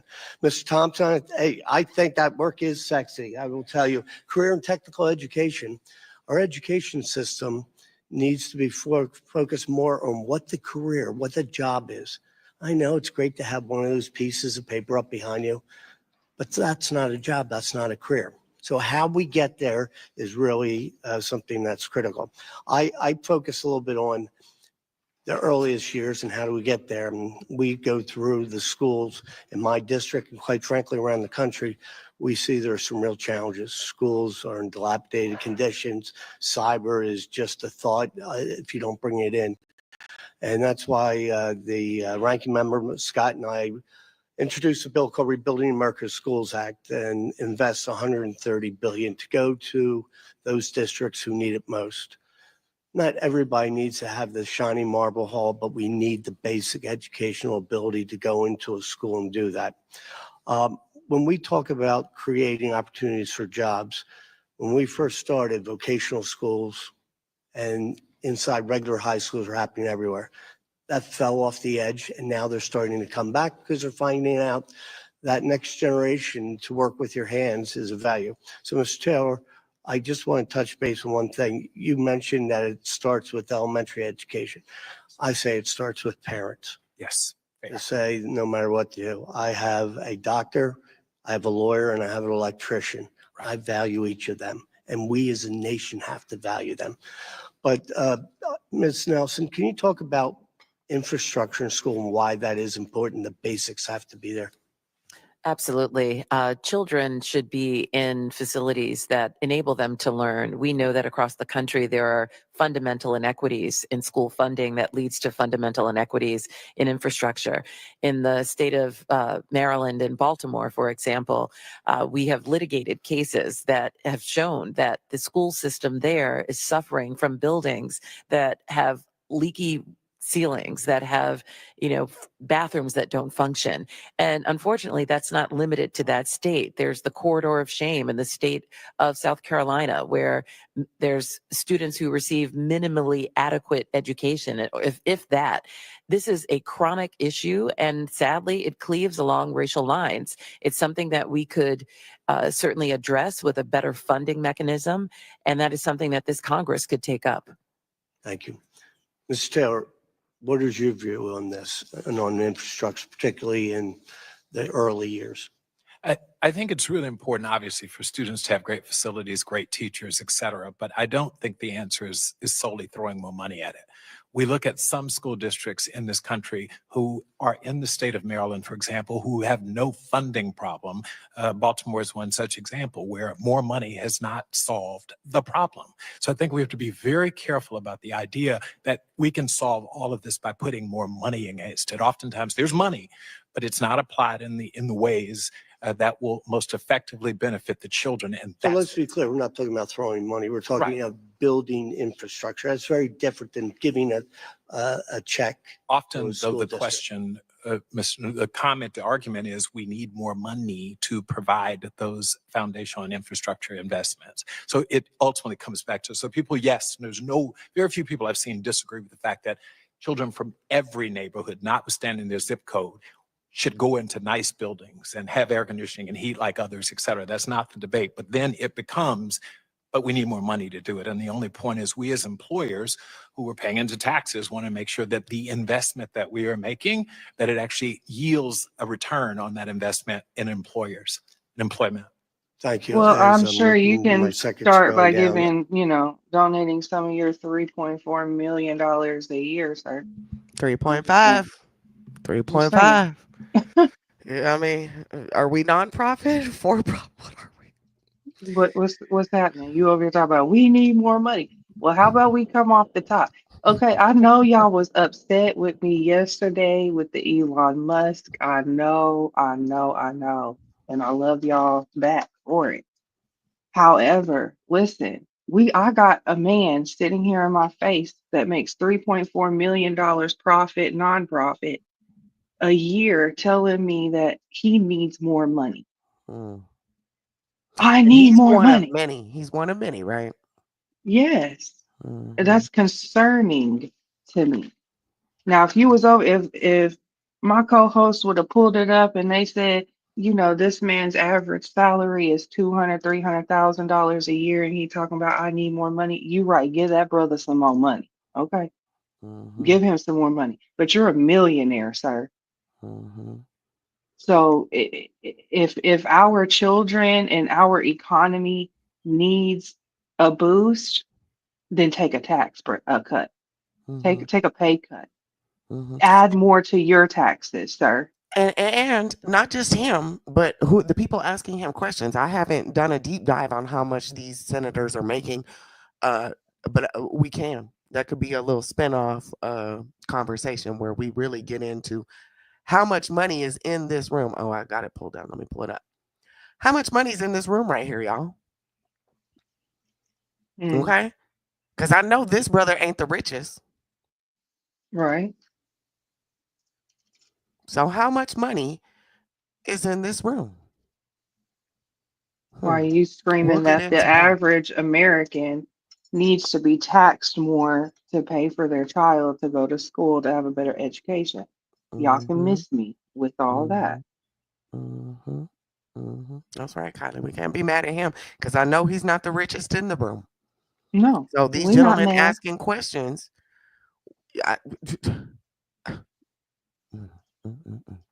But we'll see what Clean them up, Elon. No, I'm just playing. Press play before I get in trouble again.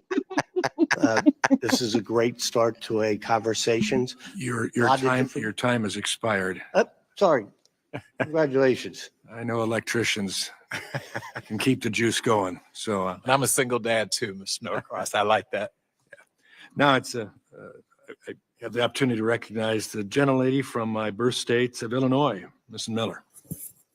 Thank you, Chairman Wahlberg, and thank you to all of our witnesses for being here today. Mrs. Neely, you mentioned that Parents Defending Education has identified more than 12 million children in 1,100 school districts across our country impacted by parental exclusion policies. Our colleagues on the left sometimes argue that we are scaremongering to say that parents are being cut out of their children's education. Can you explain why this is a very real problem and how parents really do get cut out? Have you heard about Ryoko Pro? This is the cutting-edge portable Wi-Fi Please hit hotspot that the people wish like. they found out about Thank you. sooner. With this pocket Wi-Fi, you can simply stay connected whether you're working, traveling, or simply on the go. But why should your internet be overpriced, unreliable, full of hidden fees, and riddled with poor coverage when a modern, affordable solution is reshaping the industry as we speak? Introducing Ryoko Pro, the revolutionary portable Wi-Fi device that provides reliable, high-speed internet globally. Ryoko Pro's advanced features make it a game changer in The Conversations with God series. One, with state-of-the-art chip technology, Ryoko Pro delivers fast, stable, Thought-provoking 150 topics to spark megabytes per second conversations connection, centered around the no matter where concept you of are. God. Say goodbye to weak and unsecured Wi-Fi at hotels or coffee shops. Two, Americans spend around $600 Seeking on truth internet and bills understanding over through 6 study months. and With Ryoko conversation. Pro, you can enjoy unlimited data for a fraction of that. For a one-time payment, you get fast, secure internet anywhere, anytime for half a year. 3, whether you need to stream, work, or stay connected across multiple devices, Ryoko Pro has you covered. It can support up to 10 devices simultaneously, making it perfect for families or remote teams. Representative Miller, as a parent and as a grandparent, you know that we have to sign permission slips to give our children aspirin or sunscreen in school. So the idea that our schools are now offering intrusive mental health counseling, telling children that they're born in the wrong body, that mommy and daddy might not love them because of their politics or their religion, is something that is so abhorrent that this is happening with our tax dollars to our children behind closed doors. This is happening in 2025 in America. This is not a good use of taxpayer dollars. It is destroying the parent-child relationship. And it is not just LGBT students that are hearing this.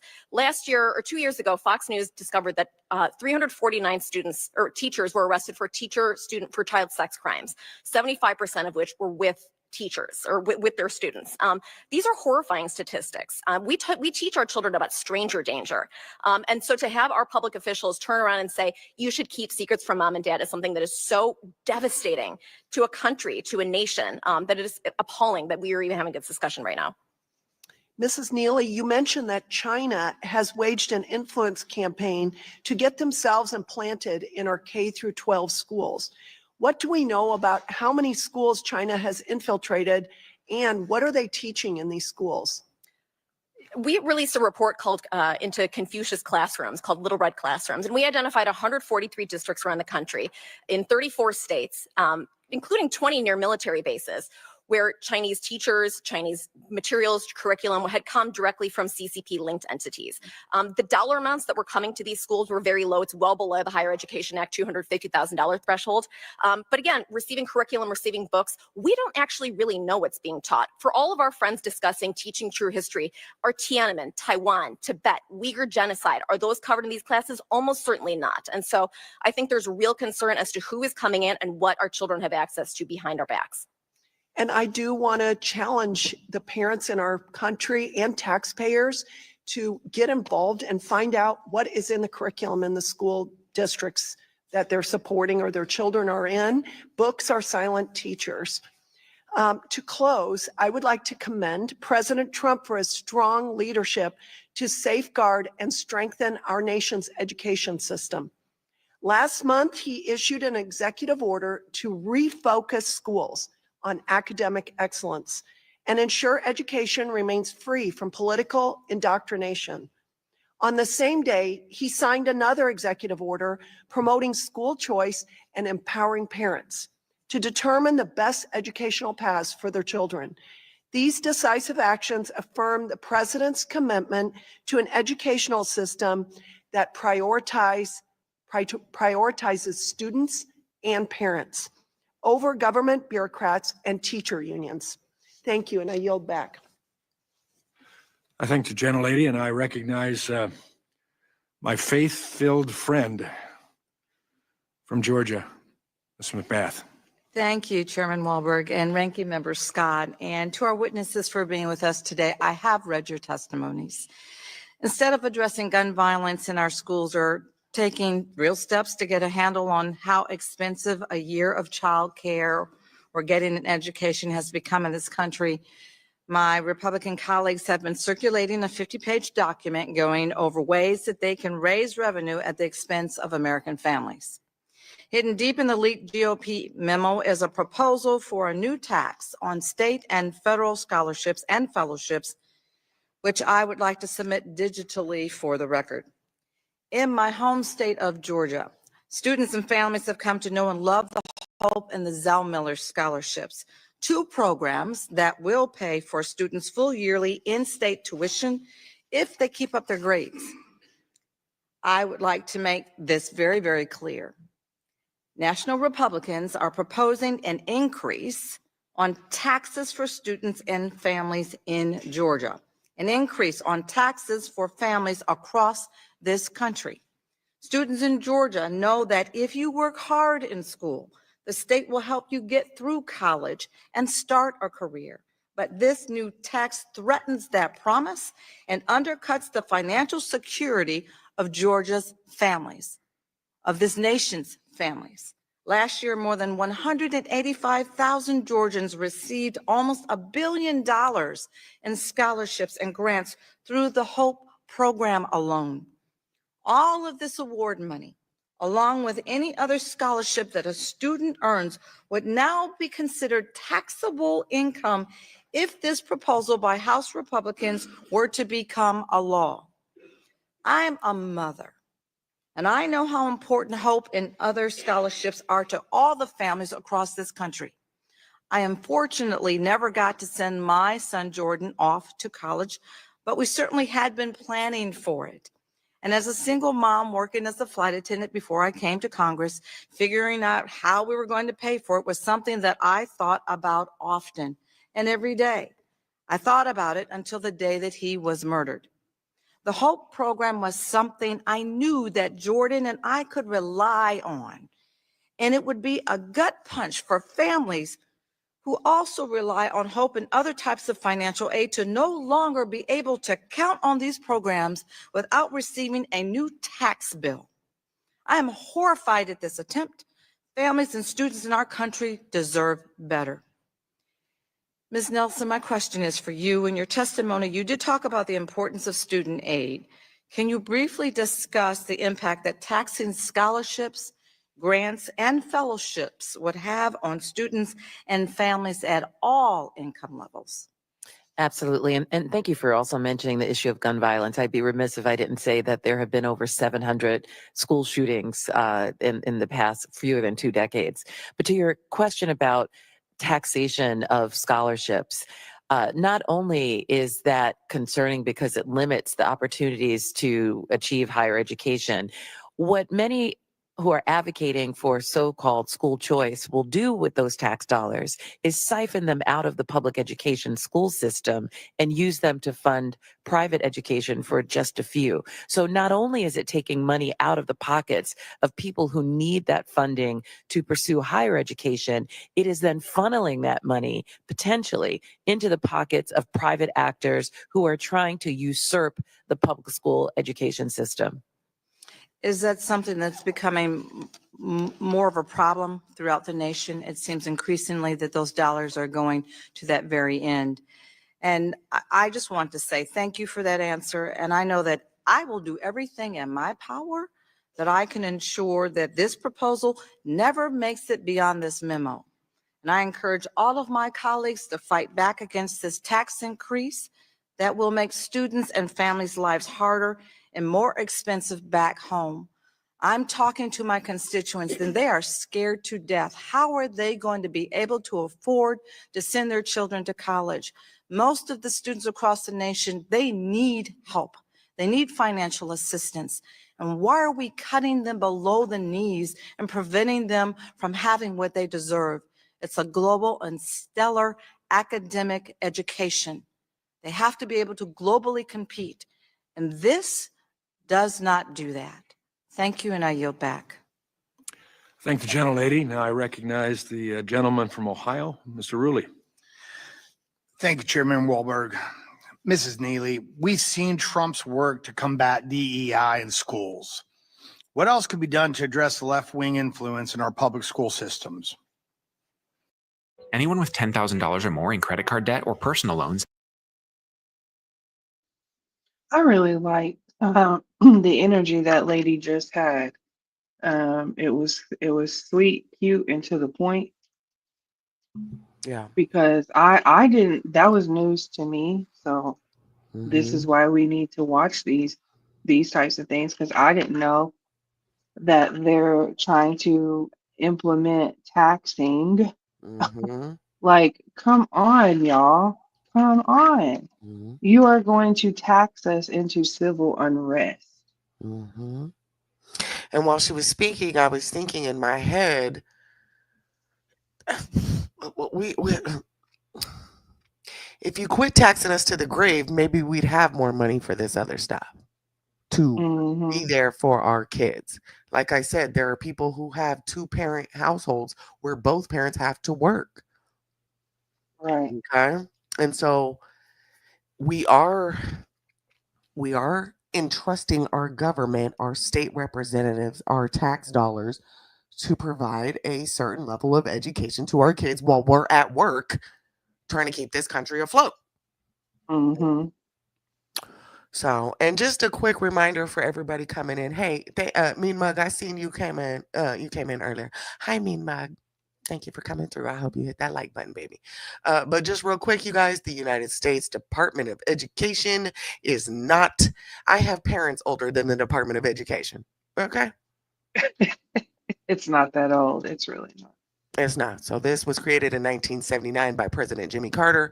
It did not take place until May 4th, 1980. Okay? Department of Education is only 3 years older than me. Okay? So yeah, we need to reevaluate what is the Department of Education doing for our what is its intended use? We created it for what? Okay.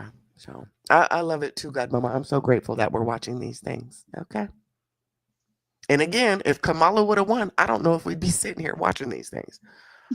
Sorry, not sorry. I don't know. I may still have been over here like, hold on, what the hell is this ass about to go? What she got going on? And I mean, that's not a dig at her. That's more a dig at myself. Like, damn, you can't keep up with what you're a concerned citizen, but you ain't really concerned. Oh, okay. Mm-hmm. Oversight What is a Kylie be tremendously yelling? important Fake thing. The executive outrage. order. Mm-hmm. That's that fake outrage. One Kylie screaming at that's fake outrage. It's selective outrage, ain't it? Ooh, I'm mad, but you don't even know what's really going on. Well, I'm learning and I'm taking notes. Thank y'all for being here and taking notes with us. Okay. Are a great first step, but there's a lot of work to be done in Congress to put meat on the bones, to actually put the regulations in place. And so I think a lot of schools. I know she didn't say put meat on their bones. Why don't you worry about your child who's underweight? Well, let me stop. School board members are concerned about how this is going to infect them. They have seen that ed tech vendors have dropped down menus of pronouns. And so people are worried about exposure. And so I think that to the extent where we're able to offer some reassurance of how this process will unfold in a clear and orderly manner, I think that's important. But as we know, these activists are willing to die on this hill of dividing students along immutable characteristics, along race, along sex, along things like that. It is in the curriculum, it is in programming, it is in teacher training materials. And so there really needs to be a top to bottom examination, both at the local level, the state level, and the federal level. I know that the Department of Education has taken steps to put people on leave. I think that needs to extend beyond the federal government as well as going down to local activities, because there is so much money, as Mr. Taylor alluded to, in the system, but it is not making its way into classrooms. It is not making its way to students that need it. It's not making its way into teachers' pockets. The growth of the administrative state has been appalling over the past several years. And a lot of the ESSER money that we received or that we saw doled out under the Biden administration, again, was used for DEI programming in blue states like California and Illinois, and it didn't make it into addressing the tremendous learning loss that our children faced. And let's remember, even before the pandemic, American education was not in great shape. Our children deserve better. We have a lost generation of children right now that deserve an actual quality education. Can't agree with you more. I was a school board member for 8 years, and the exciting thing I've seen in the last 2 years, Ohio is it's a home rule state, so we like to bring it back to the basics. But even when you look at Virginia, if you really want to take the school systems back throughout the country, you want to start the school board meetings. Normally, we know at a school board meeting, it's very low attended.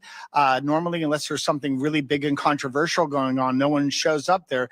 But, the people have a very big voice within a school board. And school board members know we will be responsible for our constituents to be reelected. So your suggestions to parents that are concerned with things that their kids tell them that are taught in the school and how they approach that school board, do you have anything for that? My organization has guides for parents, questions to ask, ways to speak, how to get involved. We're on the phone with parents 7 days a week, talking them through their 2-minute comments, making sure that they're hitting the high points. This is very much a case of the price of liberty is eternal vigilance. We cannot be everywhere. You can't be everywhere. The Department of Education can't be everywhere. And I think we have watched over the past 4 years, Americans beginning to re-engage their civic engagement muscles that had frankly atrophied. So many people focus on the federal government, but where you live matters, your backyard matters, your local elected officials matter. And so for people to be able to get involved in that and not be shouted down by their school board members who frankly don't want the feedback that they're not doing a great job is a terrific first start. I completely agree. And Mrs. Neely, you also mentioned that the schools are eliminating gifted and talented and even, I'm even hearing AP classes. Is this in the name of DEI? Why is this an awful decision in your opinion for the students? Yes, unfortunately, we are watching what's called detracking. Multi-level classes are now considered a bad thing because some districts feel that the wrong races or the wrong kinds of students are in these classes. And so the solution then is frankly ripped out of Kurt Vonnegut's Harrison Bergeron. It's bring down the best performers so that everyone is frankly equally a low performer. My daughter is in a gifted program and she gets bored when she's not challenged. I think we want as a country to encourage students to excel, to work hard. These are virtues that made America the envy of the world. And so why we would turn those aside and say, no, that's privilege. No, that's white supremacy is something that is such a slap in the face.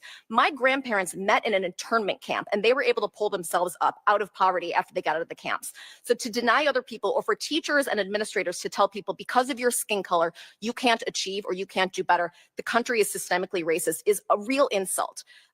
Students lack the basic skills to succeed in the global economy. And so we should try and bring up the low performers, but also celebrate the high performers.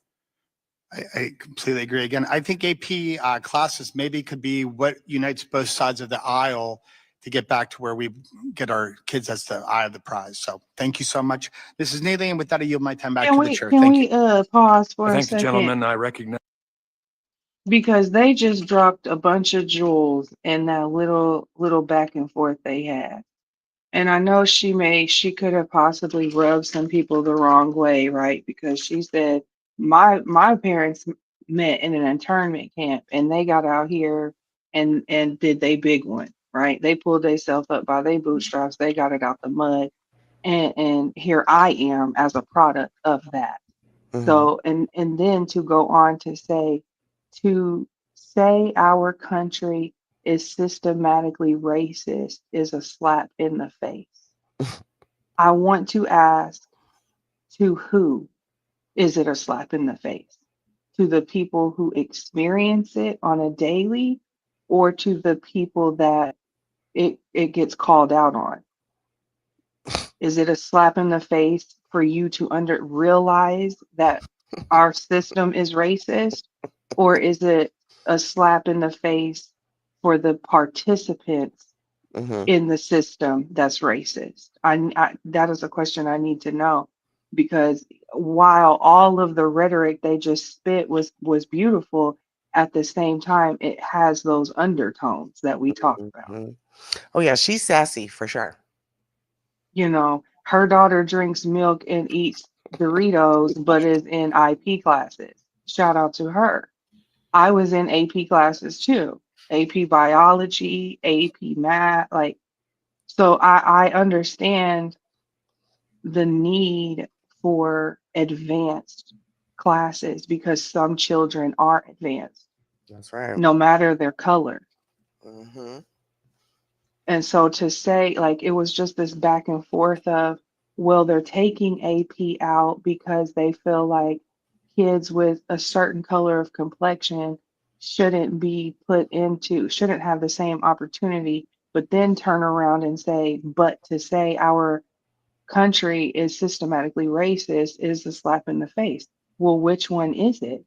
Are we systematically trying to take Black, brown, yellow children out of AP classes so they don't have advancement because our system is racist? Come on, Godmomma. Come on. Like these are because we're not gonna dumb down our Black, brown, and yellow brothers and sisters. They're not dumb. They've created a lot, especially the Black and brown community, have created a lot of the luxuries that we have today. Mm-hmm. Mm-hmm. So which one is it really? And who's getting smacked in the face? Because it's not the systematic racist that's getting smacked in the face. It's the person who has to deal with the systematic racism that gets smacked in the face. That's right. Come on, Black History Month.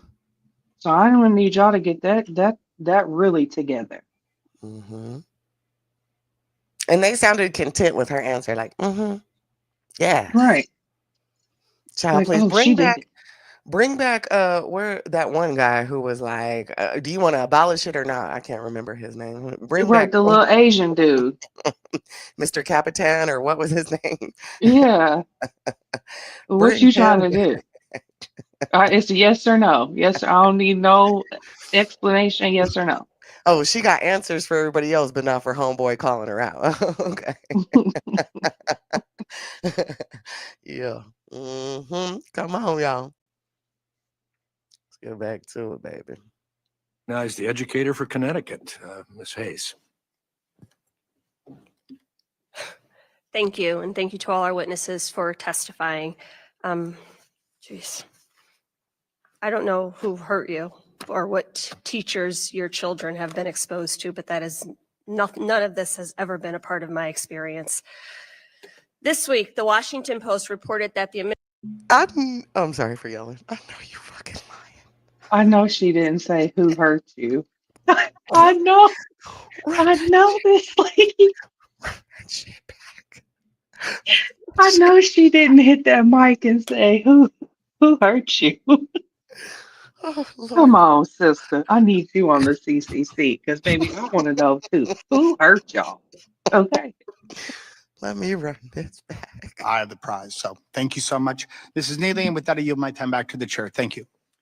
I thank the gentleman. I recognize the educator for Connecticut, Ms. Hayes. Thank you, and thank you to all our witnesses for testifying. Jeez. I don't know who hurt you or what teachers your children have been exposed to, but that is none of this has ever been a part of my experience. This week, the Washington Post reported that the administration is preparing an executive order to abolish the Department of Education. President Trump has long promised to abolish the department, and Elon Musk has reiterated those goals on his social media platforms. Since its creation in 1979, the Department of Education has been committed to ensuring high-quality education for children across the country. As the chairman noted, there are about 1 million children who participate in private school choice programs, but 49.6 million children participate in public school education. What about them? Who is advocating for them? There are not enough slots in charter school programs for all 49 million of those children. The department protects the civil rights of students, supports students from low-income backgrounds, develops and prepares educators, provides resources for English learners, and is responsible for $1.6 trillion in federal loan programs. In addition, the department runs the National Assessment of Educational Progress and collects statistics on enrollment, staffing, and crime in school. The Individuals with Disabilities Act makes free and appropriate public education available to eligible children with disabilities. In the 2022 and 2023 school years, 7.5 million students received special education or related services through IDEA, or the equivalent of 15% of all public school students.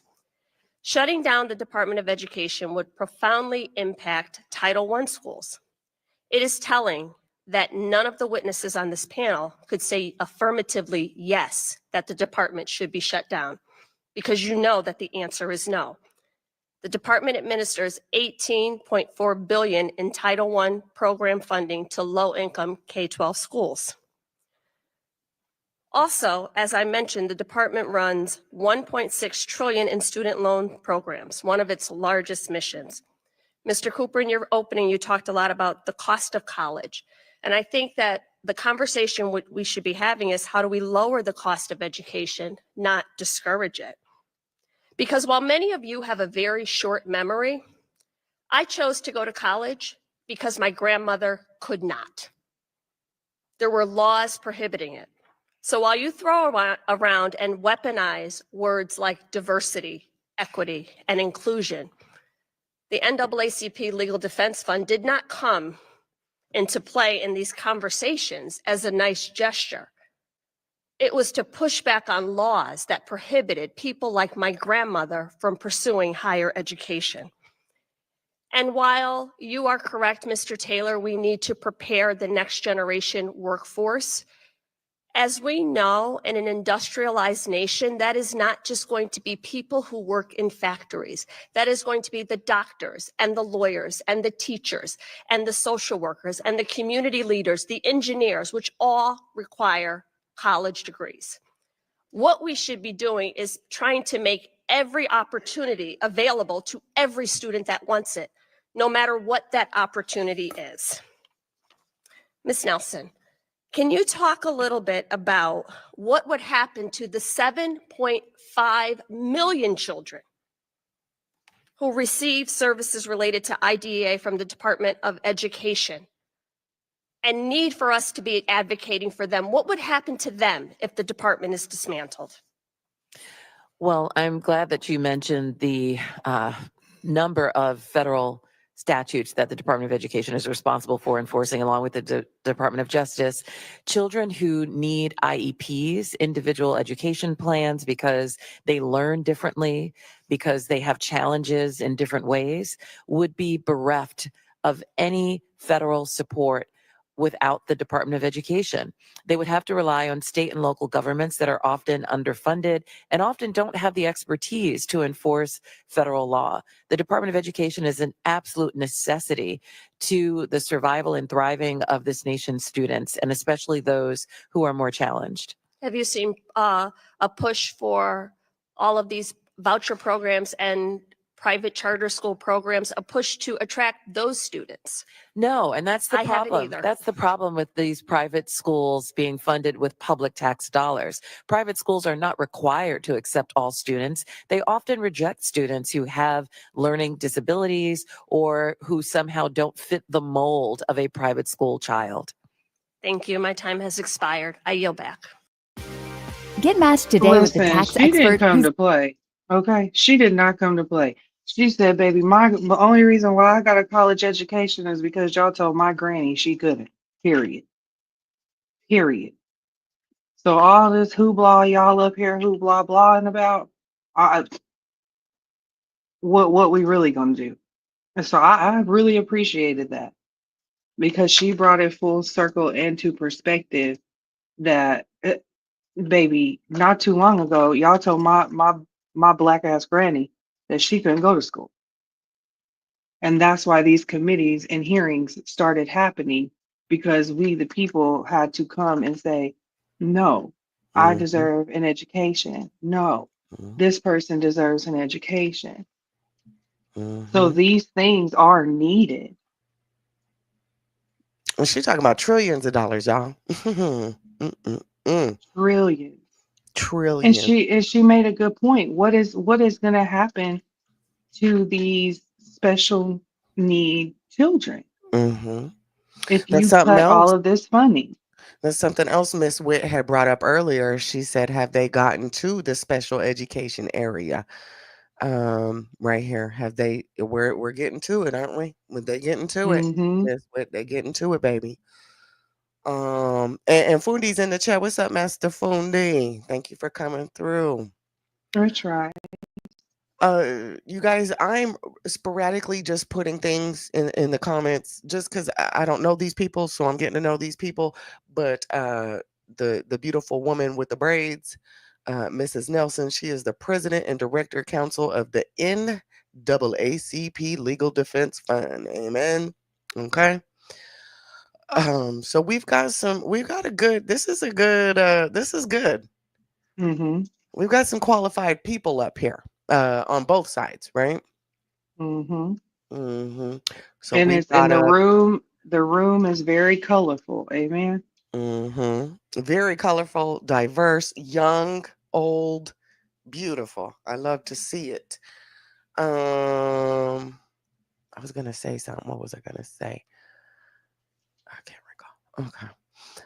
She showed up ready. Listen, and she was saying, I'm looking up people's net worth. Oh, that's what I was saying. I'm just throwing out random information. Like I said, I don't know these people, so I'm just throwing random numbers and information out because we ain't got Nikki here. So somebody got to show up with some some receipts and facts.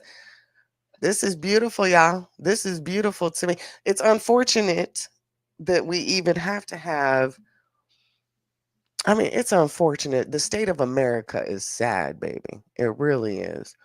But we need to keep our foot on these niggas' necks, these Hmm. non-melanated people's necks. We got to keep our foot on them.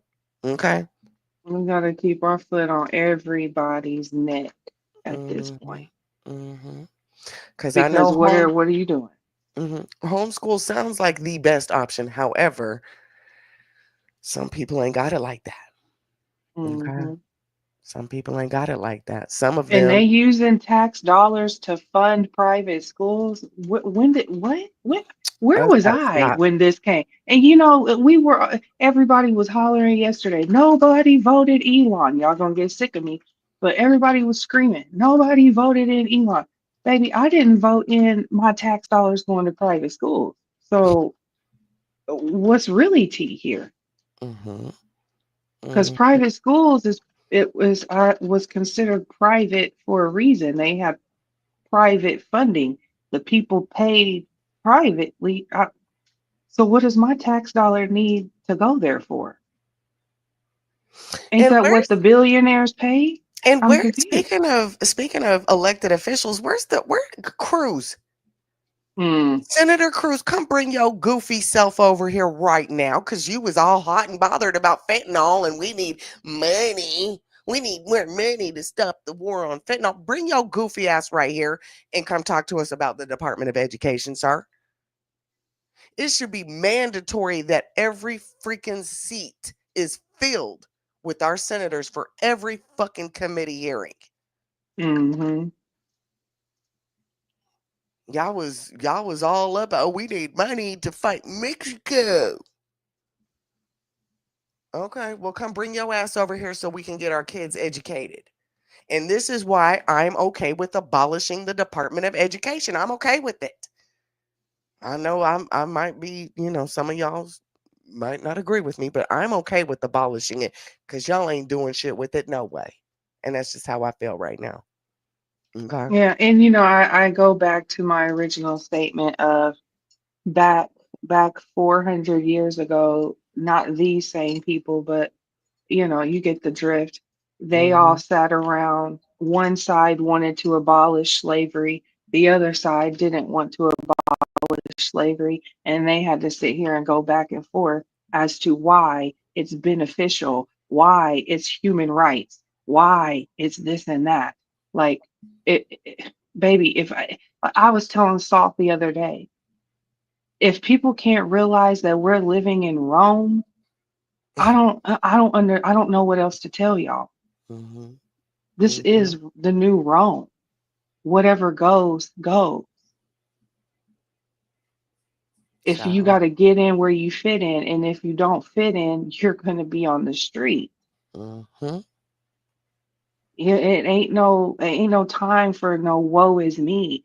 Ain't no time for oh girl, prime example. Ain't no time for, well, you didn't let my granny go to college, so I'm gonna sit here on government assistance for the rest of my life and perpetuate this onto my children. Oh, we got No. mama. No, she said, "Oh, I'm gonna do you one better. You wouldn't let my granny go to school, baby. I'm going to school and I'm going to sit in these capital seats. So therefore, the next time a young lady comes in here and she talking about they won't let me into school because I'm black, baby, don't worry about it. I got you." That's the type of energy we need, not the oh woe is me. Come on, Godmama. Come on, Godmama. I got Come goosebumps, on, baby. I'm saying like, friend, you know that gets under my skin.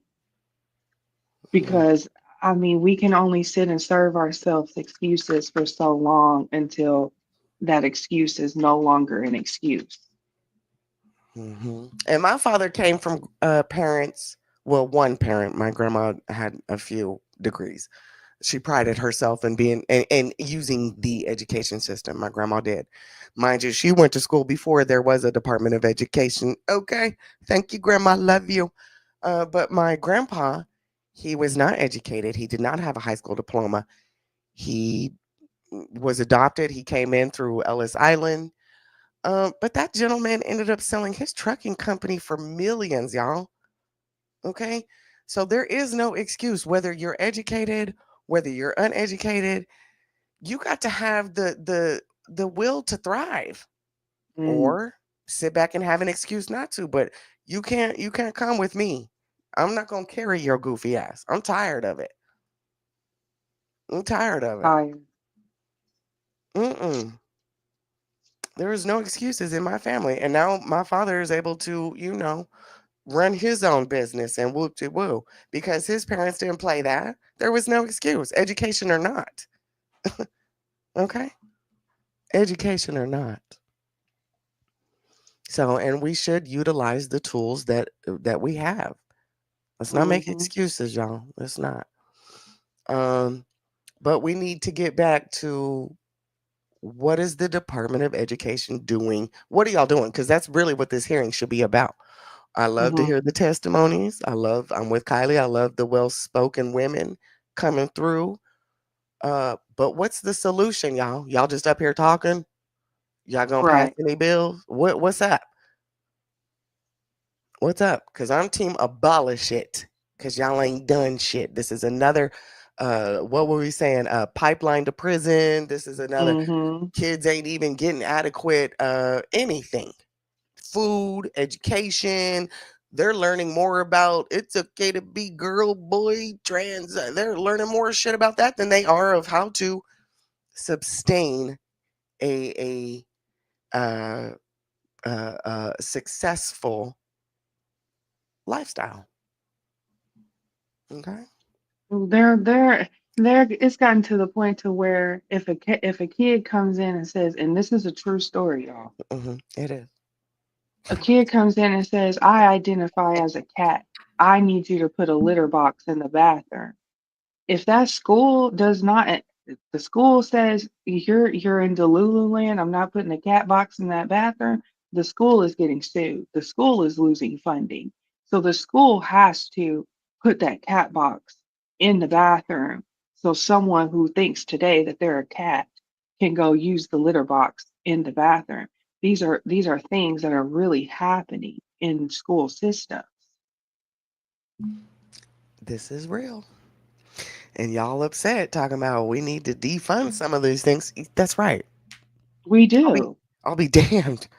I'm sending my kids to school and they watching somebody in a litter box. What the fuck? That's Look, crazy to me. Timmy want to be Tammy, and now the whole, you know what I'm saying? Everybody got to live in Delulu because Tammy don't know he's Timmy. And let's not forget, I hope Master Foodie Fee still in the chat because she gonna get a giggle. Let's not forget Dr. Umar.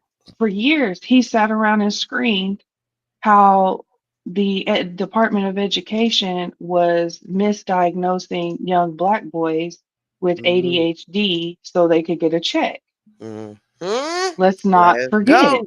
Let's go. Let's not forget is all I can say. She's still here. She said, yep. Right. Let's not forget. And no, and did he use the money for what he was supposed to? Hell no. But he was speaking facts. They were disproportionately um, diagnosing young black boys with ADHD. Now, granted, some of them probably did have ADHD because we have a high sugar diet in this country, which is going to cause hyper attention disorder. However, they were not utilizing that to help those children.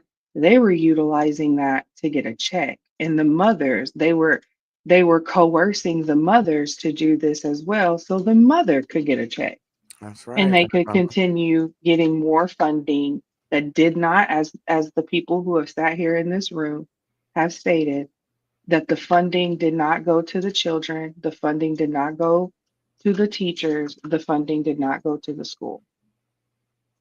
So Mhm. where did it go? And baby, Elon Musk is gonna find out. Okay, I'll be easy. He's autistic, so he might. Never mind. I was going. Well, fuck it. He's autistic, so he might. This might be close to his heartstrings. He didn't grow up in America. Oh, I don't know where he went to school, elementary, but okay. Y'all, this is good, good, good stuff. Thank y'all for all being here. Hit that up, like. Thank the gentlelady, and I recognize the gentleman from Missouri, new member of the committee. Glad to have you on it, Mr. Under. Thank you, Chairman Wahlberg, and thank you to the witnesses for appearing here today. In the United States today, we are faced with a cruel irony that regarding K-12 education over the last decade, and this trend does go back much further, we have spent more and more on education, public education, and gotten worse and worse outcomes. I spent a decade in the Missouri General Assembly, 8 years of that on the Senate Education Committee. And over again, lobbyists for the school administrators, the school board association, the teachers unions came to our committee and they had one message: give us more money, give us more money. And in Missouri, and these are national statistics, indeed, we have been giving public education more money. We're up to now about almost $16,000 per student, K-12. And at the same time, here are our NAEP scores, of which the most recent data came last week. These are plummeting. They plummeted worse after COVID. I would say not after COVID, after the government response to COVID, which was very dysfunctional and very harmful. But we have this irony that we're spending more and we're getting less in the way of favorable outcomes.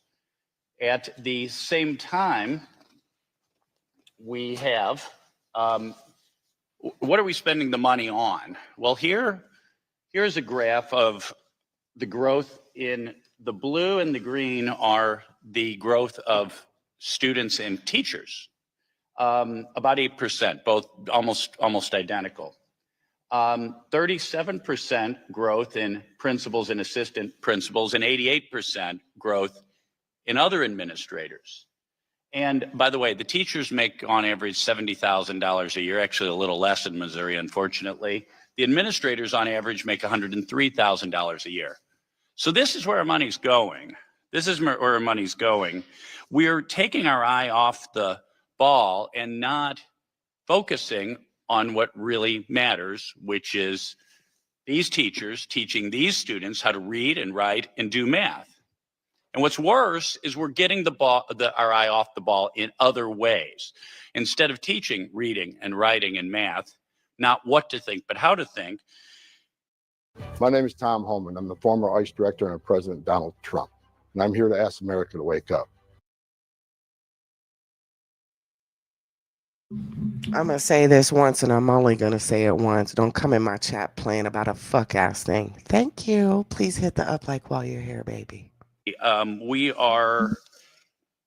We're spending time doing things like, well, running urgent care centers in schools, all the wraparound services, whatever. If we can't teach kids how to read, what are we doing running pediatrics offices and urgent care clinics? And even worse yet, we're indoctrinating these kids with pernicious ideologies. Kids are learning about the 15 latest genders, but not how to do multiplication, division, and all. So Mrs. Neely, I believe, by the way, that the federal government is playing a very negative role in all this. The federal government is only providing 11% of the funding, but driving this administrative bloat. But what can we, and I believe abolishing the Department of Education is definitely a big part of the solution. There are some good functions in the Department of Education, IEPs and so on, but they could be spun off. But Mrs. Neely, how can we get back on the focus of of educating kids rather than indoctrination and bloating our school bureaucracies? Unfortunately, I think a fish rots from the head. President Biden had a day one executive order injecting equity into everything. And we saw that play out in the form of grants, in the form of other things. As you know, he who pays the piper calls the tune. And every federal dollar that goes out the door has strings attached to it, where they know that they have to prioritize equity over student excellence. Let's think back to the NEA's annual meeting several years ago, where the General Assembly vote did not vote through to focus on student excellence, but they do vote on things like abortion, on foreign policy, on things like that. And so we have teachers union leaders that have sold out their members, prioritizing things like restorative justice over actually educating children, keeping teachers safe. And teachers right now have taken on such a large load. They are an emotional support animal. They're a gender support transition counselor. That's like a $250,000 a year job. That's not a $50,000 a year job. Our teachers deserve better. And I think they want to get back to the basics because that's what they were hired for. You know, and when I talk to teachers in my district, and I'm a physician, when I've talked to my patients who are teachers, they don't want to do any of that. The great majority of them don't. Some are ideologues, but the great majority don't.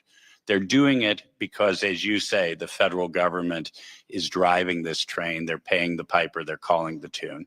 So thank you for your testimony. I yield back. I thank the gentleman, and now I recognize the gentleman from New York, Mr. Mannion. Welcome. Thank you, Mr. Chair. And thank you, Ranking Member Scott, and thank you to the witnesses that are joining us here today. I was a former teacher of almost 30 years. I taught science, physics, astronomy, geology, chemistry, AP biology, 15-to-1 living environment. I worked directly with students, families, and other teachers. Education is the great equalizer. It's also the great stabilizer. And our public schools are the cores of our community. I was also the founding chairman of the New York State Senate Committee on Disabilities. I'm also a parent.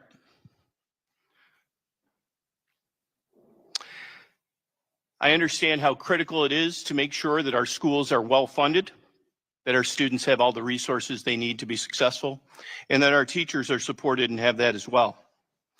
In the New York 22nd Congressional District, it's the home to great public schools that are supported by our communities. Families choose to move to my district because of our fantastic schools.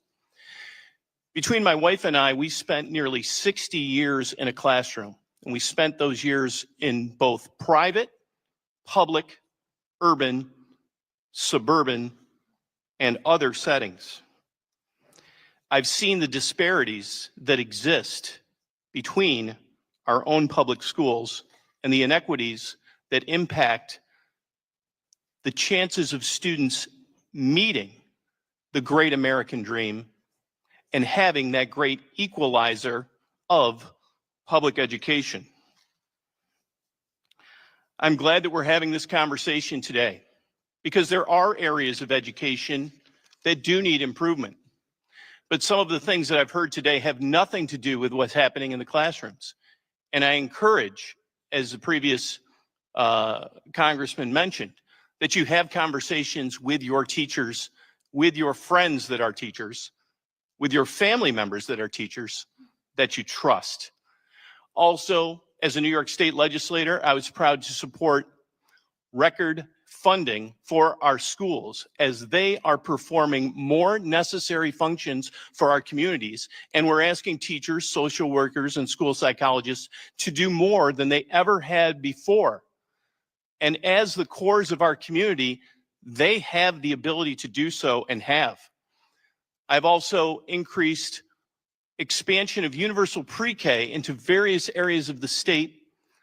I more than doubled apprenticeship funding so that people can change careers at whatever point in their lifetimes, including in their secondary education setting. And that has transformed lives. My question is for Ms. Neely. I started teaching in 1993. Since that time, we have increased the number of parent-teacher organizations specializing in things like special education PTOs. We also have an increased number of Meet the Teacher nights. We live stream school board meetings. We have websites that have access to syllabi, curriculum. We have easy access to teachers with emails and phone calls. And beyond all that, we also have students in classrooms with cell phones that are audio taping, videotaping, or live streaming instruction in those classes. My question is a yes or no question. Do you believe over the course of the last generation that parents have less access and input into education? Yes, I do.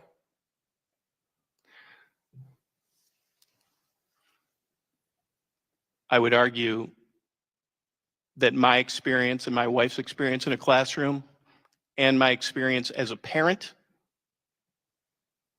your comment is highly subjective and inaccurate. Thousands of parents around this country would love to have access that your district does. I have talked to hundreds of parents around the country who have to file public records requests on a regular basis to have access to those curriculum, to have access to lesson plans. I myself, through my organization, have paid approximately $100,000 over the past 4 years to gain access to emails, lesson plans, and things like that. I know how to fight, but most average parents don't know how to. And when they do ask questions, when they show up at a school board, they are shouted down, they are called names, they are doxxed by their colleagues and by members of the school board. Thank you, Ms. Dealey. I believe what you're referring to are very outlying instances. I believe you're In New York, we have over 500,000 students that are identified as students with disabilities. I participated in CSE meetings and both sides of that table. Parents understand that it's necessary to continue the Department of Education and that these students receive a fair and appropriate public education. Do you believe that fulfilling our federal requirements for our students with disabilities is a distraction, as you've stated in the past? Thank you, Mr. Chair. Thank you. Thank you so much. I'd like to now, Mr. Harris, North Carolina. Child, it's getting sticky. It's getting sticky. He cut her off quick. He said, nope, nope. You're speaking on isolated incidences, ma'am. And I'm not saying she is or she isn't. It's just funny because this is the same lady with a whole milk Dorito chipped AP class. America is a slap in the face to say America is systematically racist, So it's a little nice when someone gives her a little. She said, parents are getting doxxed. Yeah, because y'all up there, y'all up there bullying little kids. Y'all go to the damn PTA meeting bullying little kids. Yeah, you getting doxxed. Not the parents getting doxxed at the PTA meeting. Child is getting sticky. Yes, sir. Thank you, Mr. Chairman, and to all of our witnesses. Thank you all for your participation today in this hearing. And I have had the opportunity to review your testimonies. And Ms. Neely, I was taken in your testimony that you mentioned a threat of foreign adversaries posed to our students. We know from reports from watchdog organizations like yours that foreign funding is an issue at the K-12 through 12 level and in higher education. Because of the lack of accountability and transparency, this is likely just the tip of the iceberg of what we know. For example, this committee worked with a select committee on the CCP and found that nearly 24 universities across the country had specialized joint research partnerships with China involving sensitive military technology. I'm particularly shocked by the lack of caution our schools have when partnering with our greatest foreign adversaries, such as the Chinese Communist Party. In fact, all of this led me to introduce the No Contracts with Foreign Adversaries Act, which would begin to tackle this problem at the collegiate level by requiring institutions to disclose contracts with China, North Korea, Russia, and Iran. But my question to you, Mrs. Neely, is can you just elaborate what harm does the take money first and ask questions later approach have for our students as well as for our national security?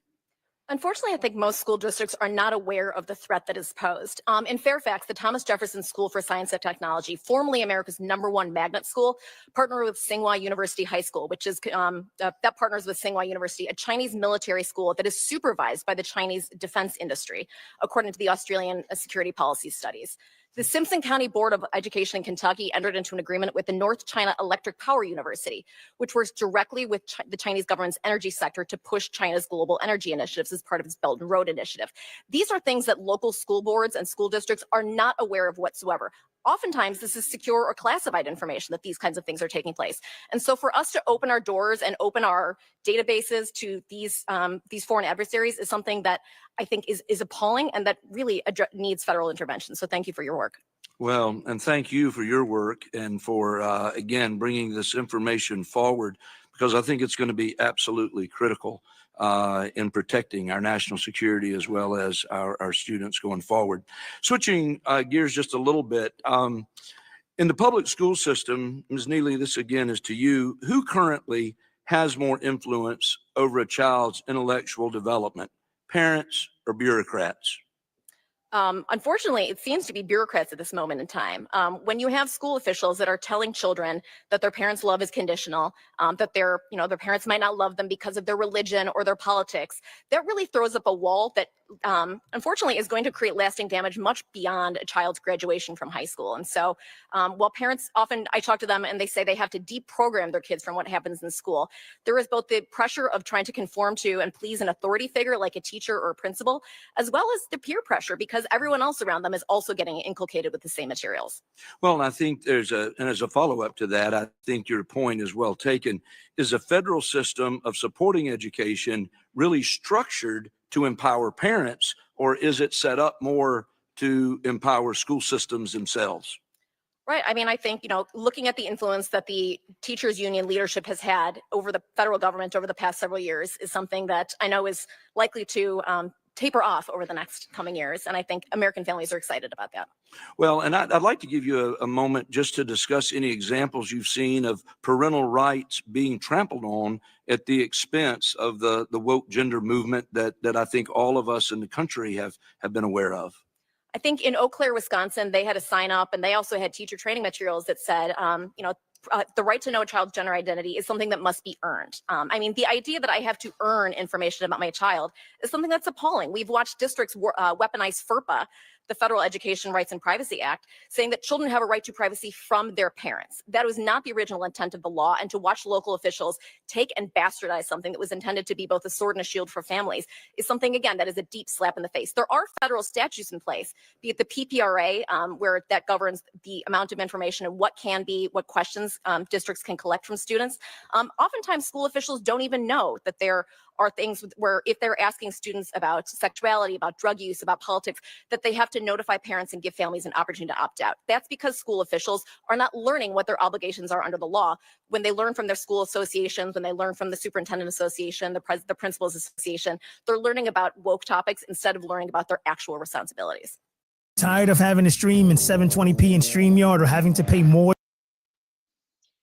Well, Miss Ma'am, that's all that what she said was all good and well, right? Because that is a real thing. I'm not going to tell her that she's lying. That is a real thing where they have implemented in certain districts that what your child says at school, does at school is not your business.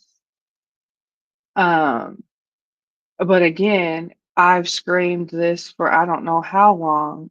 When you allow a system that was built off of pedophilia, you get things like this. Why else would people want to write laws saying that children don't tell their parents? This is why a lot of our community has dealt with the trauma that we've dealt with because we've been abused and we've been told not to tell our parents. So now our government is joining in on the fun to say, don't go and tell your parent. I do have issues with that. because I come from a generation of stranger danger. I come from a generation of, if this person is doing something to you, then you go tell someone. I come from a generation of see something, say something. So this whole keeping parents out the loop is concerning, because that opens our children up to abuse. And our children are being abused enough in more than one way. We learned yesterday that drugs are being pushed on our children through social media apps like Snapchat. Mm-hmm. We learned that our children are spending the equivalent of a part-time job on social media apps. 26 hours a week. And that is doing something to their psyche. So again, what Lurker and I have been screaming since we've started this podcast, start in your home. Mm-hmm. Be aware of what your children got going on. Be aware of what your neighbors got going on. I appreciated the lady who said there are more entities of the government than just the federal level. There's local, there's state, there's district. Get involved in those places, Yeah, there's because like something that's like where 8,000 it matters. entities. 8,000 Yeah, governmental entities, y'all. That's, they calling us out for real. If you listening, if you listening, they're calling us out. One of the men sat up there and said, everybody's always got so much smoke, but when it's time for a school board meeting, the chairs are empty. That's nobody's fault but our own.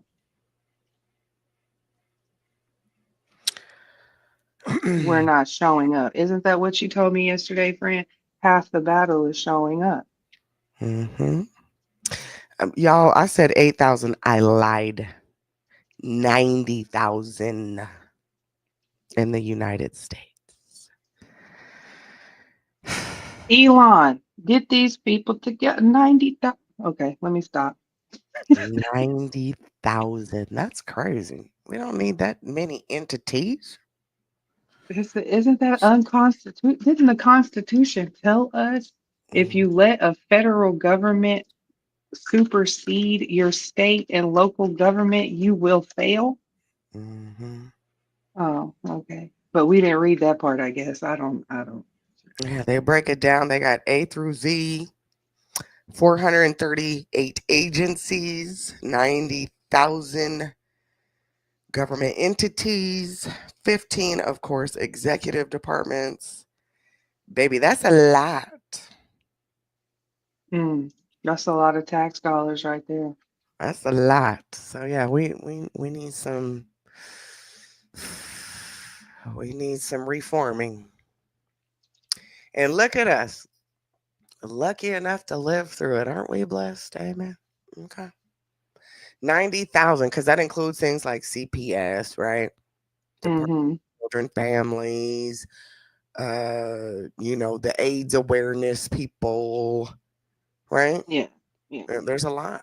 hmm The ADD people, behavior development people, the prison systems, okay, welfare, homeless, natural disasters.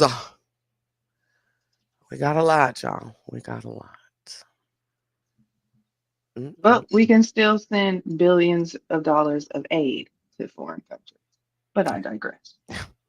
Yeah, we got entities overseas, y'all. Don't play with it. We got people sending condoms to Gaza. Okay.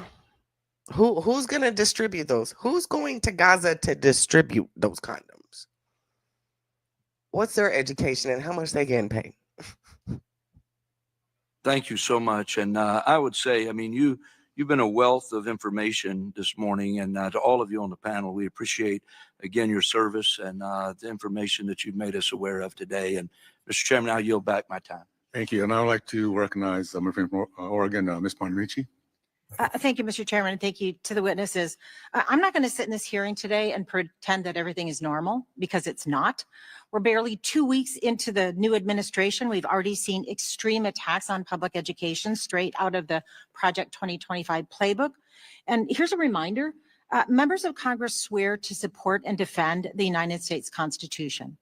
And no member of either party should stay silent as the Trump administration and Elon Musk take unconstitutional and illegal actions to withhold appropriated funding or to violate our constitutional separation of powers. I know that Democrats and hopefully some Republicans, because we've seen that over the years, will stand against attempts to weaken or dismantle our system of public education or divert federal dollars from public schools to private educational institutions that are only available to a few and generally not accountable for their students' safety and success. Yesterday, I was proud to introduce House Resolution 94 with more than 60 of my colleagues in defense of public education and in defense of the civil rights protections provided to students under the authority of the U.S. Department of Education, an authority that is granted by Congress. And I have to say, I'm pretty disappointed that the chair of this committee said yesterday that he would support efforts to depower the Department of Education. We're all here to, I would hope, do what's best for the students in this country. Ms. Nelson, you testified that voucher programs and the lack of the kind of public school accountability and transparency that's required of public schools, do they obscure whether taxpayer dollars are effectively spent and whether students receive the support they need? That was in your testimony. You also testified that divestment from public education in favor of privatized education will exacerbate the kind of transparency and accountability that's in the public system. And I also want to note that I represent a lot of rural communities. I represent urban communities as well. And in rural communities, they don't want their public education dollars taken away and say, here, we're taking away your public education dollars. Here's a voucher. There's no place to use it because there's no place even close by to use a voucher. So what are the challenges with holding private schools accountable? Do we know how students are doing in these schools? Yes, and thank you for naming the elephant in the room, the elephant in this country, and that is what is basically a grand larceny of our entire federal government while we stand by and watch folks in this room attempt to pickpocket public education. You talk about transparency and accountability, and I've heard that mentioned by some of the witnesses on this panel. If we're serious about those two concepts, we know that private education does not have the same oversight that public education does. It certainly would not have sufficient oversight if we were to dismantle the Department of Education. Private schools operate under the radar. We don't get to collect the same data and information that we do in public schools. So the idea that we're necessarily giving children a better education in private school is anecdote. It is what not happens, clear. I don't mean to interrupt, but I want to get some more questions in. What happens if parents take one of these vouchers and then go to a private school and they discover that, gosh, this isn't what everything they promised? Is there any recourse for them? Well, they can try to return to a public school, but if we were to take this to its full logical conclusion and parents are shopping children around to different private schools, we know that the infrastructure of public schools and the public school system will significantly deteriorate. And I appreciate that. And I wish I had 5 hours to dispel some of the myths that I've heard here today. But I want to ask you about this so-called parents' rights campaign that calls for narrow-minded book bans and revision of curricula. Now, everybody in this committee knows, because it's the law, that the federal government does not dictate curriculum. And a lot of the issues I've heard discussed here today are local issues. So recent efforts, including the so-called Parents' Bill of Rights that actually moved through the House last Congress, have been written in ways that could really harm vital mental health support for students. And behavioral health care, the need for behavioral health care, is something I hear about constantly. In fact, the National Association of School Psychologists indicated that the bill would, quote, undoubtedly exacerbate the youth mental health crisis and undermine efforts to improve school safety. I hope we all care about school safety. And if we really cared about school safety, we'd do something about gun violence. But how would this Republican Parents' Bill of Rights and the dismantling of the Department of Education affect resources and policies that foster a safe and healthy school climate? And how would students, schools, and communities be harmed? Well, children need additional supports. Of course, we all agree that children should receive basic education. They should leave school with skills. They should learn reading, math, and everything else. But they also require additional supports. As any parent knows, as I know as a parent, students are not just what they learn in a textbook. They are nurtured by their teachers, they are nurtured by their environments, and they deserve the types of investments that will enable them to succeed. What we've heard a lot today of anecdotal conspiracy rhetoric about what is happening in schools as a proud product of the public school system and a proud parent of children who have attended public schools. I've seen nothing of the sort of what's been alleged today. Same. I spent years as a very involved public school parent, and I have to say that children don't learn when they're hungry or when they're sick. So the thought of withdrawing supports or that support for students is not appropriate is baffling. I yield back. Thank you. I'd like to now recognize my friend from Indiana, Ms. Mesmer. Mr. Mesmer. Thank you, Mr. Chairman. Mr. Taylor, apprenticeships are a proven model of pairing paid on-the-job training with related technical instruction to educate workers for career success. Despite the growth over the past decade, registered apprentices only make up about 0.3% of the workforce. What are the greatest barriers to broader adoption of apprenticeships from an employer standpoint? And what are some of the challenges in engaging students to pursue those apprenticeships? Thank you, Ms. Mesmer. Hey husbands, Valentine's Day is coming. And if Yeah, husbands, wives, Valentine's Day is coming. Are you prepared? Who do you love? Do you got some extra coins? Okay. Well, aren't they fixing to send out Valentine's gift for all these kids who ain't got no school lunches? Y'all, man, if you sending out Valentine's, send a gift card. Sorry, that's not funny. I'm sorry. Send a gift card because some of these kids ain't got it. They ain't got it. Okay. Huge supporters of apprenticeships. From SHRM's standpoint, we need them, again, to address the worker shortage and, more importantly, the skilled worker shortage. The earlier that we can allow people, for example, who do have college degrees to gain experience while in college, often through registered apprenticeships, we're increasing that pipeline of highly qualified workers. The barriers are, one, the word apprenticeship suggests, especially when you speak to people coming out of higher ed, that's not quite, you don't need an apprenticeship. I'm a lawyer for training, for example, and my apprenticeship was considered a summer associateship. So it's the way we talk about it that has made it less attractive to students. And so they don't rush to that because they assume that apprenticeship is tied to me becoming a welder, which is a very good job and may pay more than that lawyer who graduated from law school. But at the end of the day, we have to work on what has been the stigmatization of that word apprentice. That's a barrier. And then secondly, and significantly for historically underrepresented communities, oftentimes these apprenticeships are unpaid. And I got to tell you, as much as one wants to get experiential treatment, if you have to choose between, and oftentimes children, I was one of those children who had to spend the summer making money to pay for school for the next year. And so if I had the choice, had to make the tough choice between an unpaid apprenticeship and working a job that didn't necessarily give me skills that would prepare me to be a better lawyer, but one was unpaid, that's a problem. So to the extent this Congress can help us fund those apprenticeships, those are the two significant barriers that we see. And by the way, it's not limited to historically underrepresented groups. There are a number of majority members who come from places like West Virginia where they may be financially challenged and they can't participate in apprenticeship programs because of funding. Thank you. Mrs. Neely. We talked about that yesterday. The internship, apprenticeship, people having to choose between McDonald's or their passion or their education field just to get bills paid, just to make ends meet. I do think that is important. I did an internship myself, worked for free for 6 months.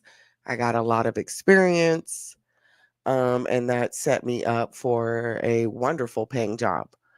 But eventually I, moved on and did other things. So I'm a little, But in 2025, who can afford to go 6 months without getting paid, Yeah, that's crazy. you know? Crazy. And then on top of that, if we're gonna be real, a lot of apprenticeships are just you being a do boy, for Mm-hmm. real. Go Mm-hmm. get my coffee, go get this, go do that. You run the little, That's how I do see boy errand. interns. Right. Apprenticeship means you just shadow me. You're a plumber, or like he was saying, electrician's apprentice. I don't really hear lawyers having apprentice. They have interns.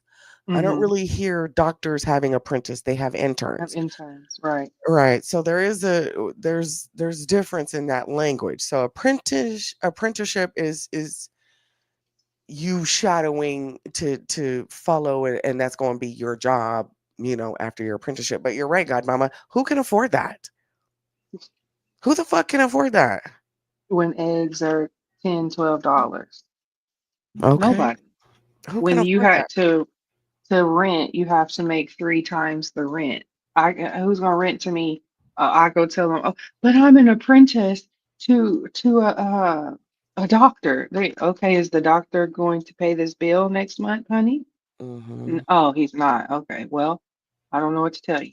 Come back Listen, when you are the doctor. there's a lot of people who are in the medical field who do internships, or they call them, I'm here to do my clinicals and stuff like that, but Mm-hmm. um, they're not getting paid. I mean, Yeah. there's a lot of people who are becoming ORs and ERs and physicians, and their clinicals are not for the weak. They're not. So I see where he's going with that. I don't know. However, in order for us to be able to get to that, we're gonna have to take some money away from some of these other entities. Yeah. Yeah. We can't keep pulling tax-paying money out of our buttholes if we're already upset that we don't have enough jobs as if, right? Right. And So those how are things, we? apprenticeship, some of those things should be offered in high school, period. Oh, absolutely. Your senior year should be apprenticeships. It should. It should. Or internship, right? Don't wait Yeah. till you're 23 to do a fucking internship. Do that shit while you're 16. Yeah. Right. Hmm. But we're not afforded that luxury. There's teenagers that have to pay bills. So, Mm-hmm. yeah. I don't know how I feel about that, but I hear what he's saying. I hear you, Mr. 3.5 million. I hear you. Tomorrow, I will introduce the Instruct Act, which will require intelligence agencies to boost their interagency coordination on foreign harmful influence in our schools, along with retroactively share all past reports on the topic across departments. In your opinion, do you view this legislation as a step in the right direction? I think absolutely it's a step in the right direction. Schools collect such a vast amount of data about children on a regular basis, and frankly, it's not secured very well. We all hear on a regular basis about schools being hacked, data being held by ransomware. What is going to happen when when the information about either military families or just average families is held by a hostile foreign power that seeks to exploit us? I think it's terrifying, and I think your bill is a step in the right direction. Thank you. Does accepting money from foreign sources lead to an education system being beholden to the values, influences that don't share American values? Absolutely. We don't know who is writing the books. I think for parents to actually know that information means that they can make an informed decision whether they want their child to enroll in a Mandarin course taught by a Communist Party official, or if maybe they want to take a Spanish course instead. Parents deserve the right to make that decision with complete information, which as of this moment in time, they currently do not have. Thank you. In my home state, school choice programs have shown to statistically benefit minority populations at a much higher ratio than the rest of the population. Mrs. Nelson, can you validate with statistical data rather than anecdotal claims that school choice programs penalize minority students? Certainly, and I'm so glad that you raised your state of Indiana, where more than a quarter of the students who are required to repeat grades in your state are Black, and nearly a tenth are Latino.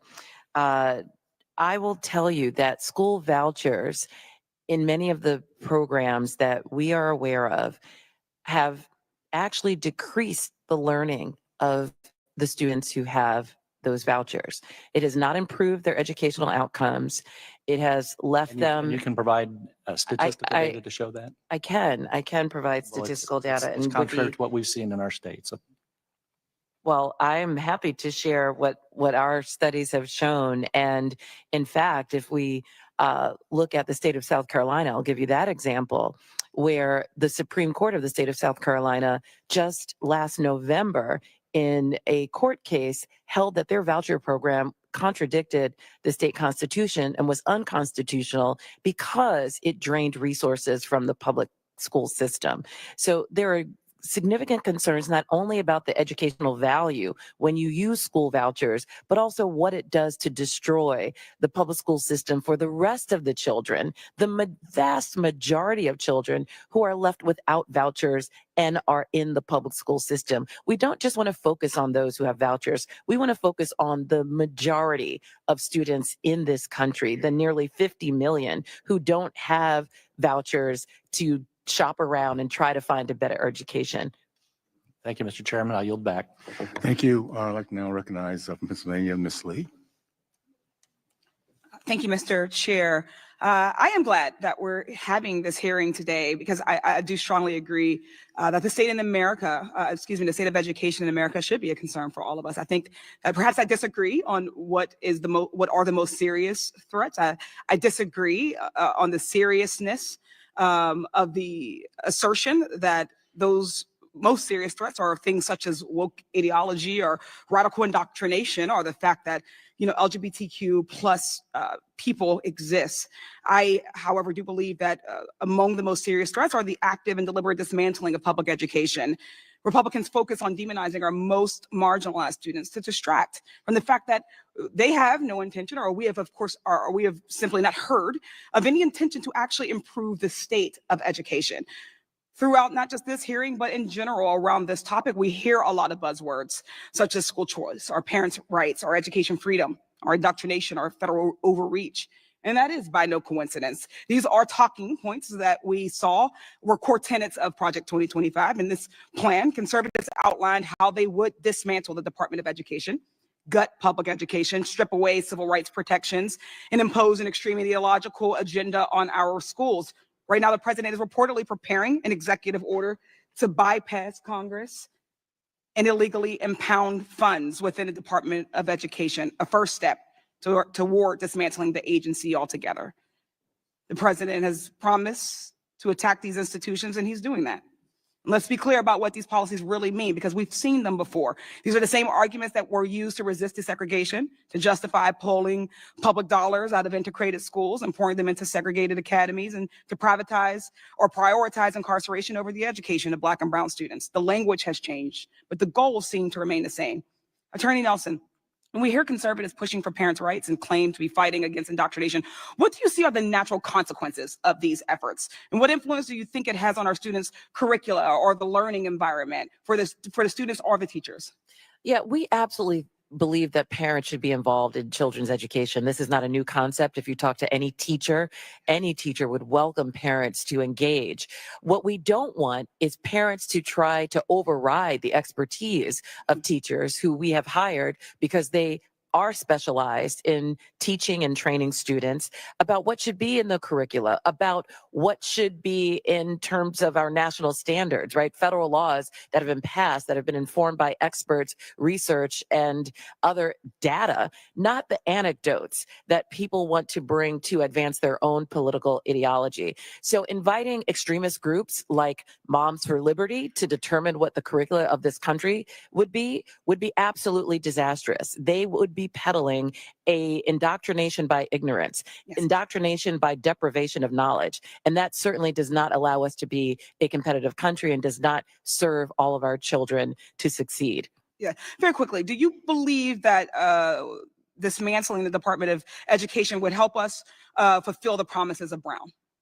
Absolutely not. It would be counter to the very premise of Brown. The Department of Education began because we recognized the need for there to be national standards and national oversight of our public education system, and for there to be a federal apparatus to enforce our federal civil rights laws as they pertain to education and other laws. Thank you. How do you think, if at all, do these conservative policies or proposals make our students more competitive, improve the global standing of the United States, or prepare our students to enter emerging careers, or ensure that our students will be prepared to address the significant challenges on the horizons?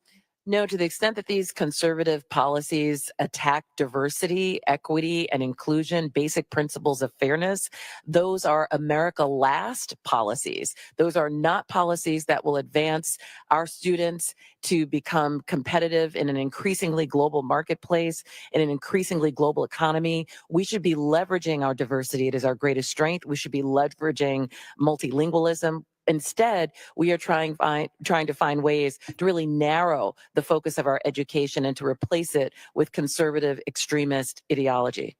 Thank you. And while the most harm, per usual, will be Black and brown students, students with disabilities, and other marginalized students, we will all pay the price, as Attorney Nelson just said.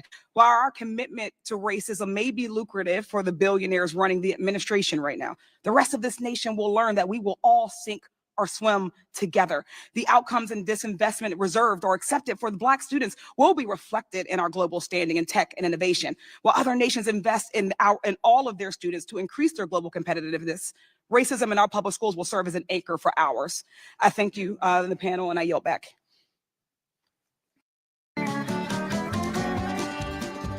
She said, ooh, okay, she said, while all the other countries don't give a shit, we're still over here giving a hell. And that's what's going to put us behind. And then that is what's going to make y'all say, well, the Black community ain't worth shit. Why? Why is the Black community not worth shit? Oh, because you took their education away from them. Oh, okay. Because you took their AP classes from them. Oh, okay. Okay. Okay. Because y'all got them doped up on Ritalin and Adderall And fentanyl and marijuana. Like, let's really get into it. Yeah. Baby, we're at the tail end. Just real quick though, thank y'all for the likes and the shares. I went and snuck over to Clive Diva. Clive Diva was live. I had to hit her like. I'm a moderator over there. I had to go hit the like. But I was scrolling through the YouTube streets, and wow, I see y'all shared our show out. I thank y'all so much for the participation. I really appreciate that, because I know a lot of the people in these sectors, even though we with the fuck shit and the drama and the whoop-de-whoop, a lot of us do have concerns, and a lot of us do like to be aware of what's going on. So I appreciate y'all. I appreciate y'all showing love. Thank you. Absolutely. And a lot of us have children that attend school. So this does matter, so shout out to y'all who decided today that, you wanted to hear what was going on with this education situation opposed to some drama. So shout out to you. Yeah. Okay? Thank y'all. Shout out to you. We appreciate it. Gentlelady, and I recognize the Vice Chairman of our committee, Mr. Owens from Utah. Thank you, Mr. Chairman. First of all, this is such an important hearing, state of our education, one of the most important conversations we're going to have about our most important national resource, our children. It's been interesting. First of all, we can all agree, based on recent results, that our present educational system is failing our children miserably. We pay more per child than any other industrialized country except Luxembourg, and yet 60%, this is not anecdotal, 60% of our fourth graders, 70%, this is not anecdotal, of our eighth graders are failing based on the NAEP reading and math proficiency scores. We are paying more per student with a lower return on investment, 70% failure rate, and we can no longer do this. And I'll be honest with you, I would be a little bit more accepting as a stakeholder of the NAACP if they were not silent when 75% of our Black boys were found in 2017 not to be able to read and write in the state of California. We have here in Baltimore zero proficiency in math for many of our students. We have Black mothers and fathers lining up to get into a choice a voucher program because they're living in a zip code. The kids cannot get educated. And we have the audacity to say we're experts at education.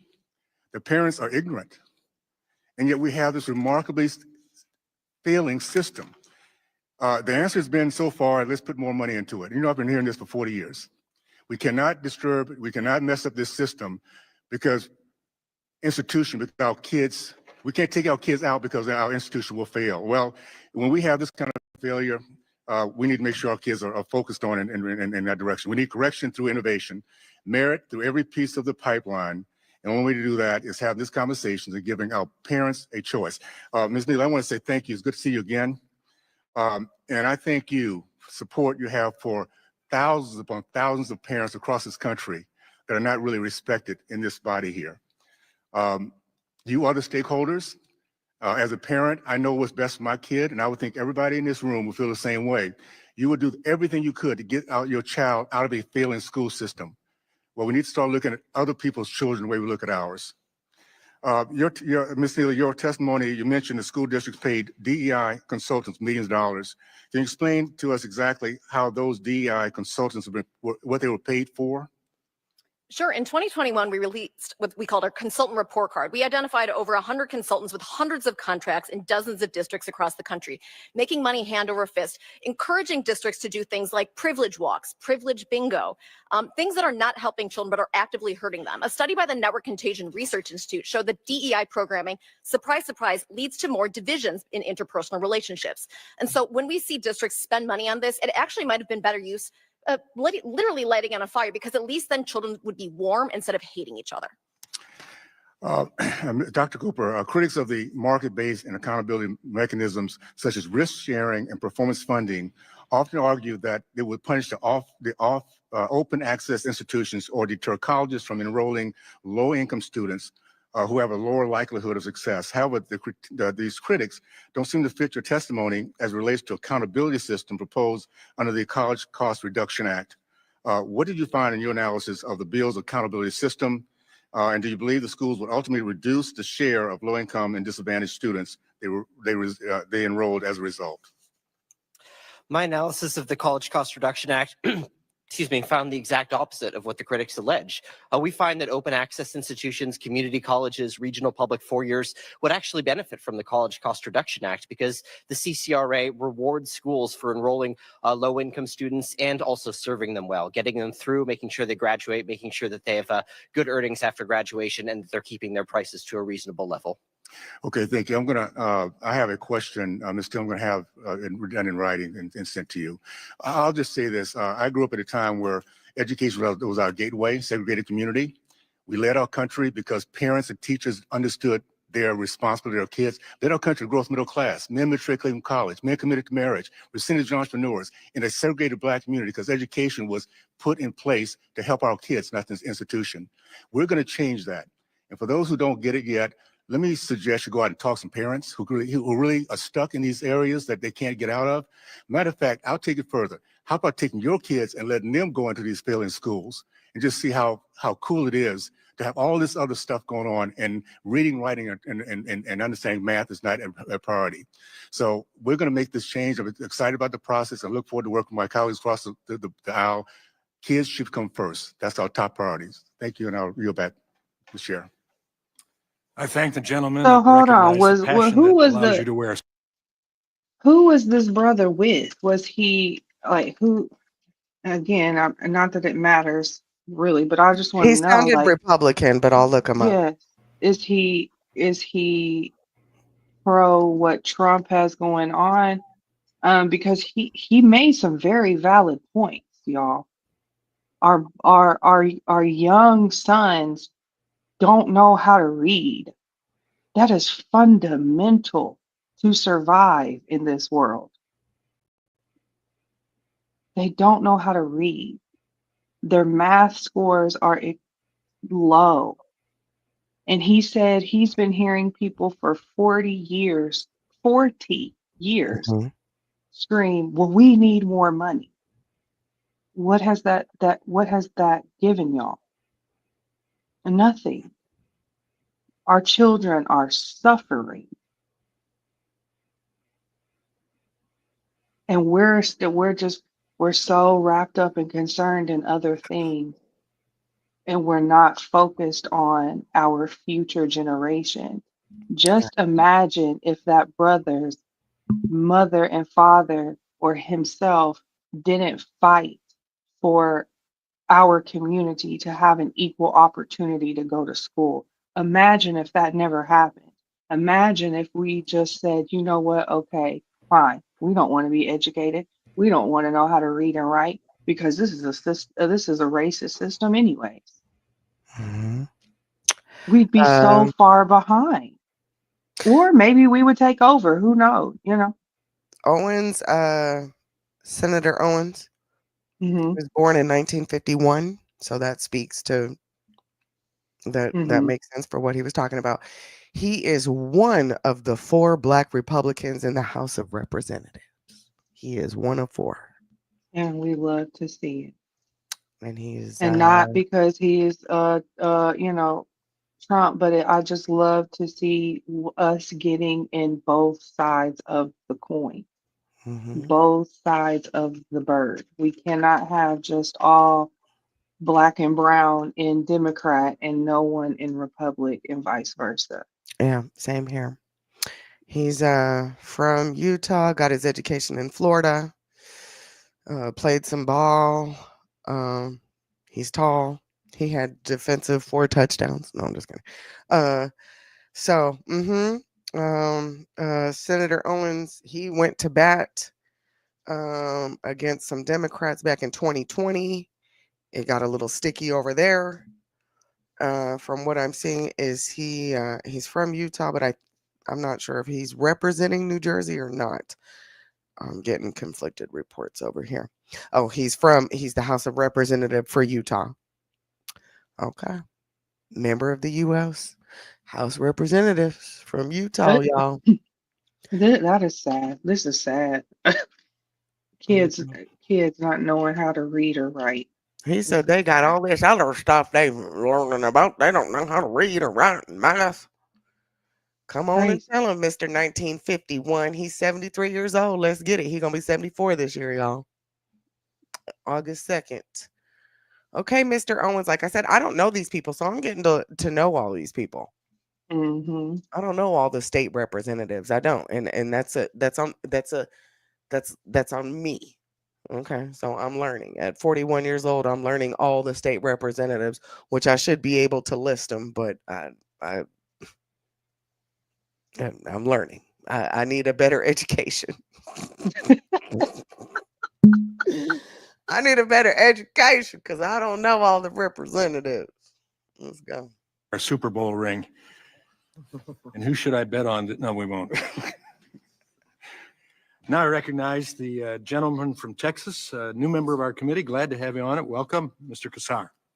Thank you, Chairman. Today, we've heard from House Republicans on this committee support for Trump and Musk's plan to abolish the Department of Education, to slash critical programs that help students like Title I, Pell Grants, financial aid, and programs that help kids learn, all to pay for a tax break for Trump's billionaire buddies and for friends of Elon Musk. Today, we've heard on the committee alarming support from House Republicans for a national voucher scam that would pull money out of our public schools and hand it out in private contracts just to enrich their billionaire donors and their friends. And if you can't believe it, just take a look at what's happened here over the last couple of months. Musk has been using the federal government to get himself even more rich. He spent $277 million to elect Donald Trump. And since the election, he's become $154 billion richer. How is making billionaires richer while taking money away from our kids? How is that good for education? How's that good for student outcomes? How's that good for our community? How's that good for our taxpayers? It's good for no one but Trump's ego and for Musk's pocketbook. In places like Texas, I've seen rural Republicans speak out against these voucher scams because they know that pulling money out of our teachers and out of our public schools to hand over to unaccountable voucher schools is not empowering parents. It's taking money away from parents and handing it to these companies. For years, unaccountable, unregulated private schools have stolen public money through state voucher programs. We know some of those voucher schools took public funds for kids that weren't even intended or even going to those schools, weren't attending that school, embezzling millions of dollars. Elon Musk has used this kind of thing to his advantage for years. Remember that he is a government contractor himself who is taking untold amounts of money from a federal government that he's saying he's trying to make more efficient for somebody, but he's really trying to make it more efficient for himself. So what happens to our students that we want to learn when they have Title I funds cut away from about 60% of our public schools because of this House Republican plan to give a billionaire tax break? Who fills that gap? Is that our teachers spending their extra money that they barely have so that they can support our students? Is that local taxpayers that then have to pay to fill the gap, essentially backfilling the billionaire tax break that the Republican majority wants to pass? Are public schools that serve not just poor kids, but working class and middle class kids going to have to close? How does that improve learning for our students? So we must continue to fight, and I'm ready to fight on a bipartisan basis. If we can see some bravery from some number of rural Republicans, just like I've seen in the last few years in places like Texas, who are willing to stand up to the grift, who are willing to stand up to the corruption, are willing to actually stand up for our students. We can improve our education system, and we can do it without stripping it for parts and selling it to the highest bidder. Trump, Musk, and their minions want to expand these voucher scams, not because they want to improve reading, not because they want to improve math, but because they want to improve their own wealth. They want to improve their own standing in the stock market. You know, this Doge supposed agency, to me, is not the Department of Government Efficiency. It is the Department of Billionaire Corruption. And so from politically motivated firings this last week, to privatizing education, to eliminating whole departments against the Constitution, all so that private contractors can cash in, Trump and Musk are focused on one thing: enriching themselves, no matter what the cost to Americans. And I would hope to hear some House Republican spine against this spineless corruption. And unfortunately, what I've been hearing in committee today, Mr. Chairman, is people either being silent or going along with it, even though they know it's going to hurt our kids. Look at state after state after state where they've passed these voucher scams. Even Republicans that voted for it, you talk to them publicly and privately, they say this did not help. All it did was take money away from those schools that were asking for our help. Those people like us that are entrusted with these positions of power, we should be using it responsibly and not just be going along with the folks that already have more wealth than anybody's ever had in the history of this planet. Thank you, Mr. Chairman. I yield back. Now Taxes is getting the TurboTax app. I guess his whole speech was to remind everyone that this is more so about taxes and not education. But he didn't give me no solution either. Let's pull out the blame game. Well, Republicans and Musk. When this has been going on for a while, this isn't a Trump problem that he created. This isn't an Elon Musk problem that he created. This isn't a Biden problem that he created. This has been going on since the Department of Education was created, y'all. Decades. This has always been a problem. Mm-hmm. Where's the money going to go? Who's going to get to have the money? Who's going to be in charge of the money? Money, money, money, money, money. Democrats, just give me my money. Just give me my money. Mm-hmm. Well, give us yours, Mr. 3.5, Mr. 6.2, Mrs. Okay, give it to us. I want to say though, Kylie's in the comments talking about turn on PBS. Y'all remember they defunded Reading Rainbow years ago? Yes. Why And they now, defund Reading Rainbow, bro? which Why is crazy because they defunded Reading Rainbow, right? And then the brother comes up here and tells us that so many black children, boys, don't know how to read. That's what Reading Rainbow taught us. Mhm. I can go anywhere. It's in a book. It's in a book.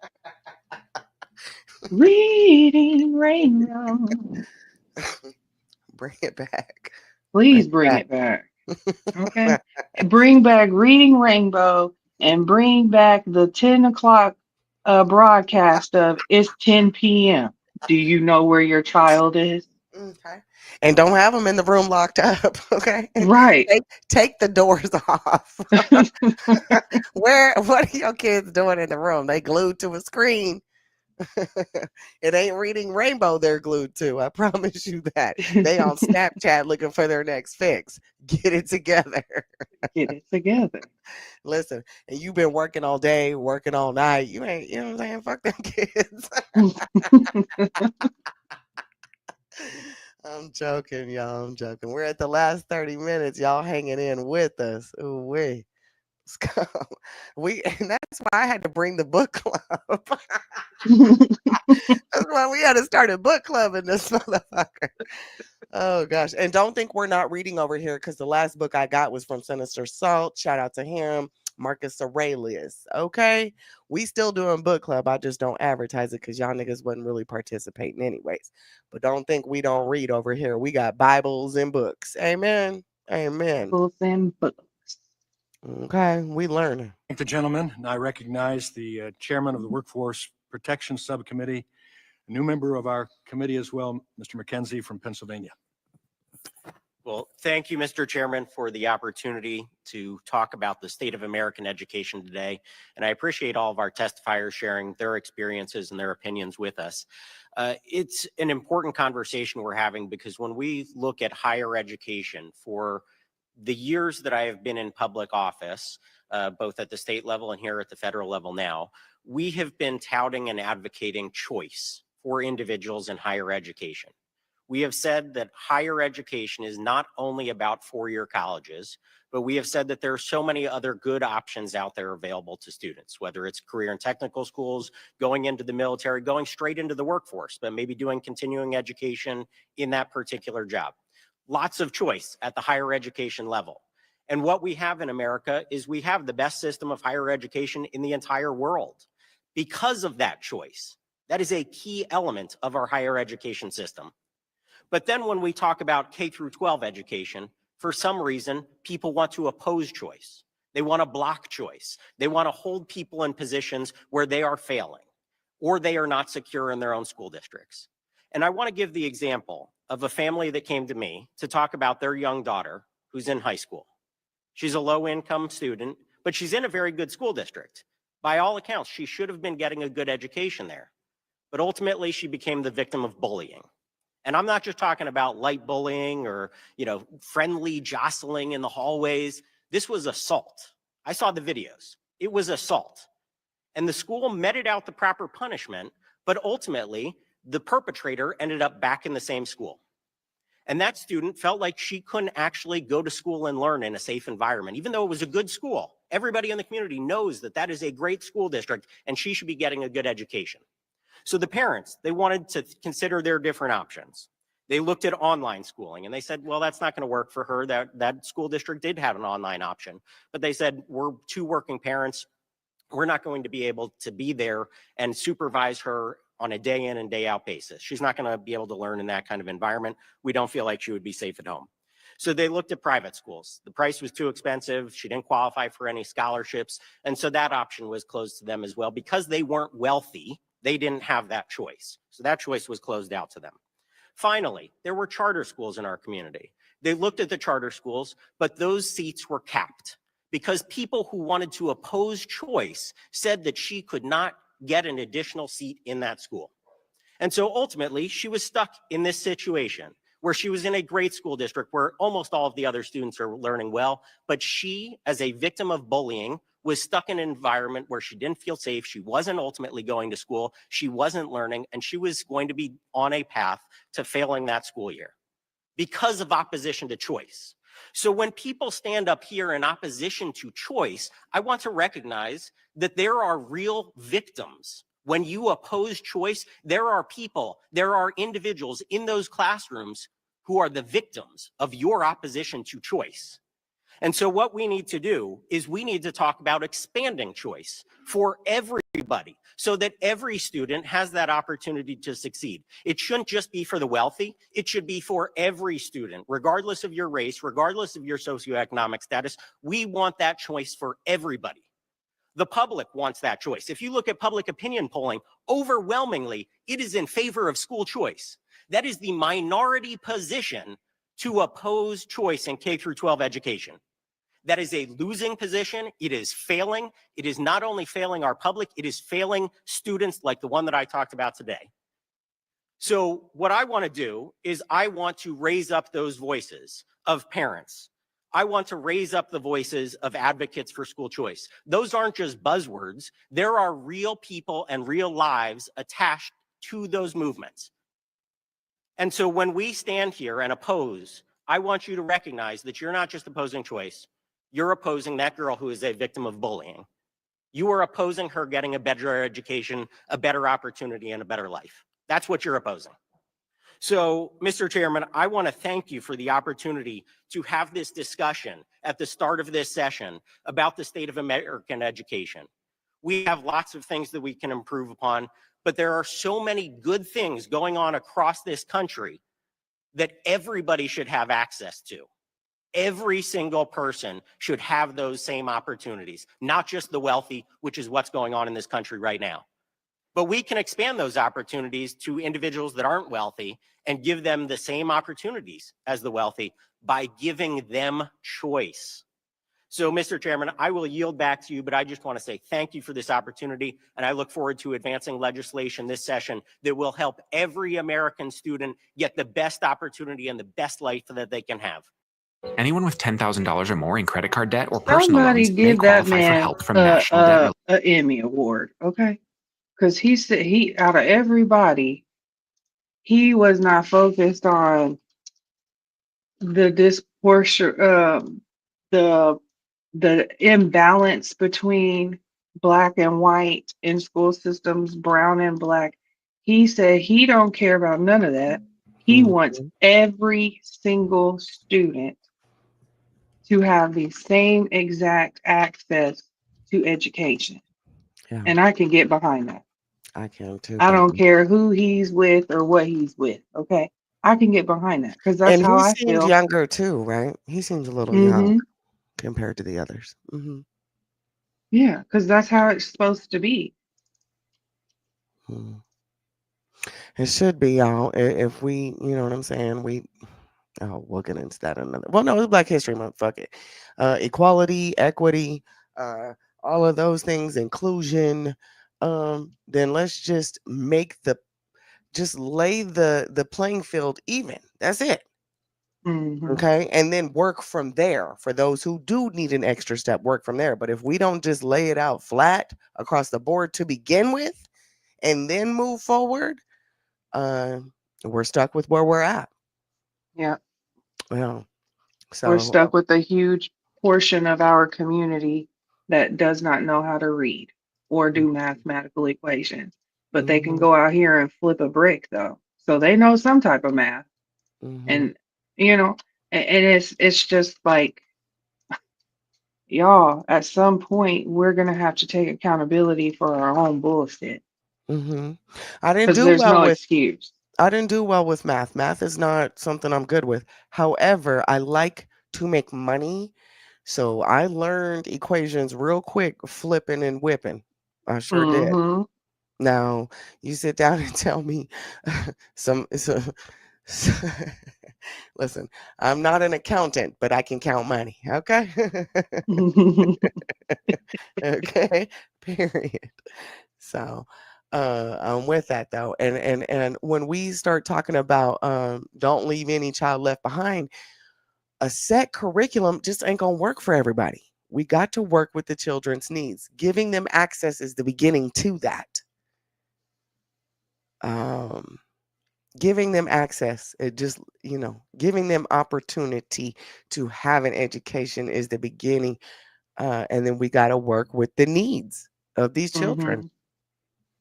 If you want to be an educator, to me, when I was growing up, a teacher didn't speak one language. And I'm not saying she was bilingual, could speak Spanish. She spoke your language. A good teacher, if she know or he knows, the teacher, he, she, they can teach you regardless of where you're at because they know their shit. Mm-hmm. Okay. And we don't have good teachers like that anymore. We're worried about Department of Education and all the students. What about these teachers? Y'all just hiring anybody. Right. These Because people don't someone have had a true passion for teaching. no, because someone even brought up, I can't remember who it was, but one of them brought up how the increase of teachers committing sexual crimes against students has rose. Mm-hmm. Teachers getting pregnant by middle school kids. Like Mm-hmm. this is deeper than we're not funded enough. This is this Mm-hmm. is this is deep. And so for somebody to say, well, there, you got to have parental rights and da, da, da, da, in the school. It makes sense if the teachers in the school are wanting to have relationships with your children and not get caught. I mean, it doesn't. I don't know. Maybe I do know math, and that's my problem. Well, good. I'm glad you're my co-host because I'll be like, what? But it's true though. He said our higher learning is the best in the world. I'm gonna have to go look that up to make sure he's talking facts. He said, but our K through 12 is a fucking problem. And that's Well, that's that. not adding up, sir. How is our K through 12 the worst and our higher learning, our higher education is the best? That's not adding up. Mm-mm. That's not adding up, sir. So we might have the most expensive, prestigious schools. Yes, we might, but I don't know if we got the best. I don't know. I'm encouraging my kids to do some type of overseas schooling just to add to their human experience. Okay. Mm-hmm. And if a good teacher knows their shit, it don't matter the student. So Right. let's start thinking of that. We all own the students, the parents, the students, the parents. Well, why? I know teachers are underpaid and overstaffed. I'm not trying to come at any type of teacher. I'm not. But a good teacher knows their shit. Mm-hmm. Gentlemen, now I recognize the chairman of the Early Childhood, Elementary, and Secondary Education Subcommittee and a passionate educator himself, Mr. Kiley from California. Thank you, Mr. Chair. We've just received the latest test scores for students across this country, and they are absolutely alarming. What we see is that the trend continues to be one of decline, as you can see in this chart right here. The bottom part of the graph shows from 2013 to the present average scores in reading and in math, 4th and 8th grade. And then the top of the chart is particularly interesting because that shows the level of spending. The gray curve there is actually inflation. So you can see the spending line above that exceeds that. This is a steady growth in spending in real dollars that is proceeding in tandem with a steady decline in student achievement. So when we're talking about the reforms that are going to be considered by the president as well as by this committee, I certainly welcome any arguments against them that seek to identify what the implications of those reforms might be. But there are two responses that I think are wholly inadequate. and are frankly the only responses we've really heard today from the other side of the dais. Number one is defending the status quo. This is the status quo. It is failure, continuing decline, a continual dimming of the prospects of America's young people, and a diminished capacity of America to lead the world. And the second response, also inadequate, is to say the solution is to just spend more money under the current system. Because as we can see, there has been an inverse relationship between spending and student achievement. So, Mr. Taylor, you mentioned this earlier, that simply spending more money doesn't necessarily help matters. Why do you believe that is, that we see this actually inverse correlation between spending and student achievement? Well, because we ultimately refer to the K through 16 system as the people who produce the product that we employers buy. And we are increasingly seeing a lower quality product come out of the K through 16 system. So sadly, if we go back to the manufacturer, the K through 12 system ultimately manufactures the parents, but when you get into the system and you ask them and they say, well, we're spending more money on it, and we are telling them, but you're not giving us what we need. There's not enough volume, and the people who do come through often, your product often does not have the skills. And some of those are what you call soft skills, we call power skills. They don't know how to interact with other employees. They don't know how to work on teams. They don't know how to show up to work on time. There's a startling statistic that 20% of right now, Gen Z parents are showing up to the interviews with them. Like, this is what's happening in the workplace. So we're saying, got it.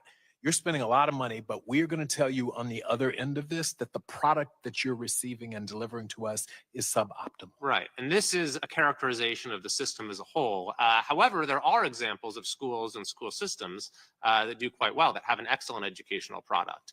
And I'm very grateful that the chair has trusted me to lead the subcommittee that spans K-12 education as well as pre-K. And our overarching goal is going to be to look at how can we make it so these examples of really good schools and good school systems become the norm rather than the exception. And I think that there are principles that you can clearly identify with successful school systems. They allow flexibility in terms of how schools are operated. They demand accountability for actual outcomes. And then they provide parents and families with choices. Now, this, of course, is generally a characterization of how charter schools work. And charter schools have been very successful in many states across the country. So some of the priorities that our committee is going to focus on are, number one, the question of funding. How do we reimagine the role of the federal government in education, both when it comes to the bureaucracies that exist and how funding gets allocated? Number two is how can we support school choice in states and hold states accountable for policies that run against school choice, whether that be for charter schools or other forms of choice. Number three is how can we assist educators across the country in incorporating the very powerful personalized learning tools that advances in technology have made available. Number four, is examining how literacy is being taught across this country. There are still way too many districts and states that don't properly teach literacy. Number five is expanding the role of career education, which I know is a major priority of the chair. And number six is we need to look at the broken nature of special education funding, which is clearly inadequate for many districts, causing many districts to have to then dip into their general fund budget and isn't giving students with special needs and their families the support that they need. So I think that we have a tremendous opportunity, Mr. Chair, to catalyze absolutely amazing education reform across the country that will go a long way towards helping millions of kids and better preparing our country for global leadership in the future. I yield back. I thank the gentleman. We wish you well on those I really ideas and like challenges. how he showed up with a chart Me too. because I'm a he visual said, learner. I'm a visual right, learner.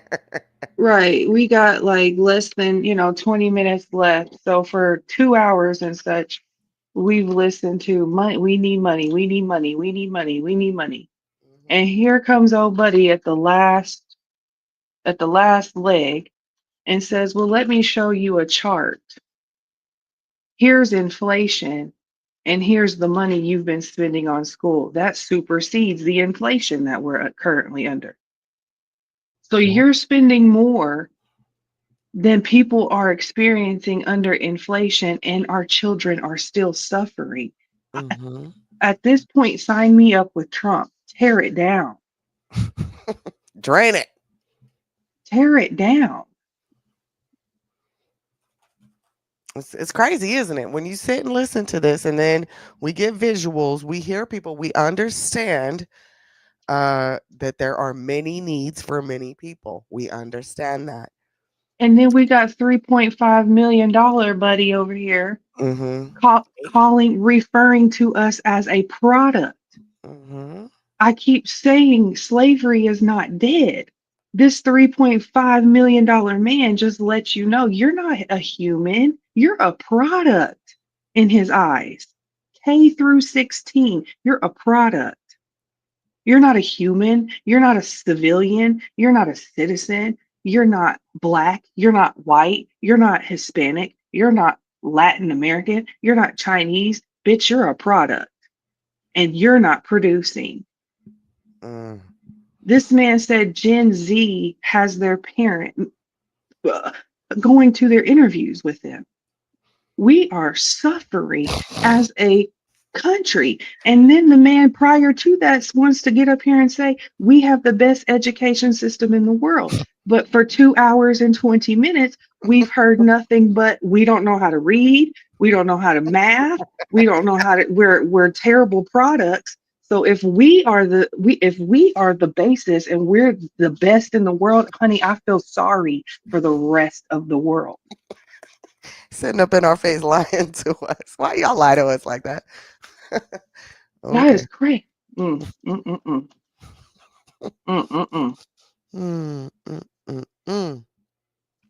Baby. But well, it ain't gonna stick for stupid people. I don't know what to tell you. It's working on y'all. The stupid people is working on y'all. Y'all are like, yeah, more money. Okay. Mm-hmm. Let's finish this up and then we'll wrap up with our closing statements because I do have a couple things I do want to speak on, but we have been here damn near 4 hours. So let's rock it out. Oh, him and his charter leaving. Y'all don't get to keep the chart.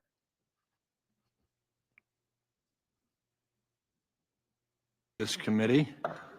Him and his charter leaving. Mrs. Fox from North Carolina. Thank you, Mr. Chairman. And I thank our witnesses for being here today. Oh, Lord. An important topic that you're dealing with. Dr. Cooper, the Parent Plus program has been regarded by many as the most predatory program in the federal student loan portfolio. Like Grad Plus, these loans have origination fees 4 times higher than the Stafford loans provided to students and a 9% interest rate, which is higher than many private student loans today. Moreover, Parent Plus loans have no limit on how much parents can borrow. Can you discuss the harms of Parent Plus as well as who is actually benefiting from these programs? Thank you, Dr. Fox. The Parent Plus program is a predatory loan program. There's simply no other way to describe it. As you mentioned, the interest rates exceed 9%, the origination fees exceed 4%, and what's more, 20% of the parents who are getting Parent Plus loans foisted on them by colleges have an expected family contribution of 0. And what that means is that the federal government has determined that those parents can contribute nothing financially to their children's education, yet that same federal government is turning around and handing them an effectively unlimited loan. Now, the ones who really benefit from the Parent Plus program are the colleges. Out of 5,000 colleges in the United States, just 500 of those use more than 80% of Parent Plus loans issued every year. Let me do a follow-up on it. Last Congress, my colleagues on the other side of the aisle claimed that the reforms included in the College Cost Reduction Act, which sunset the Parent Plus program and reformed undergraduate lending to allow for more flexible borrowing limits, would, quote, cut off access to federal aid for half of students. From your expert perspective, is this actually true? I think that reflects a misunderstanding of what the College Cost Reduction Act actually does. Only 10% of college students even use Parent Plus dollars, so it's impossible for half of students to be affected by that. And as a matter of fact, the Urban Institute found that over 90% of college students would be unaffected by the limits imposed in the College Cost Reduction Act. Who would be affected are the schools that are simply charging outrageous amounts and forcing the amount onto parents. And I would say not allowing those schools to foist unlimited loans onto parents is a feature, not a bug. Well, a bit of hyperbole then there, right? Mr. Taylor, I know employers are thinking about student debt of their employees. We've been trying to address that issue here. I find it crazy that we allow people to borrow unlimited amounts through the PLUS loan program. And worse, that we allow parents and even grandparents to borrow unlimited amounts when the federal government has determined they have no ability to pay them off, as Dr. Cooper just said. How do you feel about the PLUS loan program? And do you think it's fair we lend the money out in this manner? Dr. Fox, great to see you. We've been talking about this work a long time when it was at the Thurgood Marshall College Fund, because I think the Parent Plus loan, to use the term predatory, as that program currently works, is an understatement. We have seen, I understand access and the importance, particularly in the graduate school, of graduate plus type programs and wanting to help diversify our nation's workforce.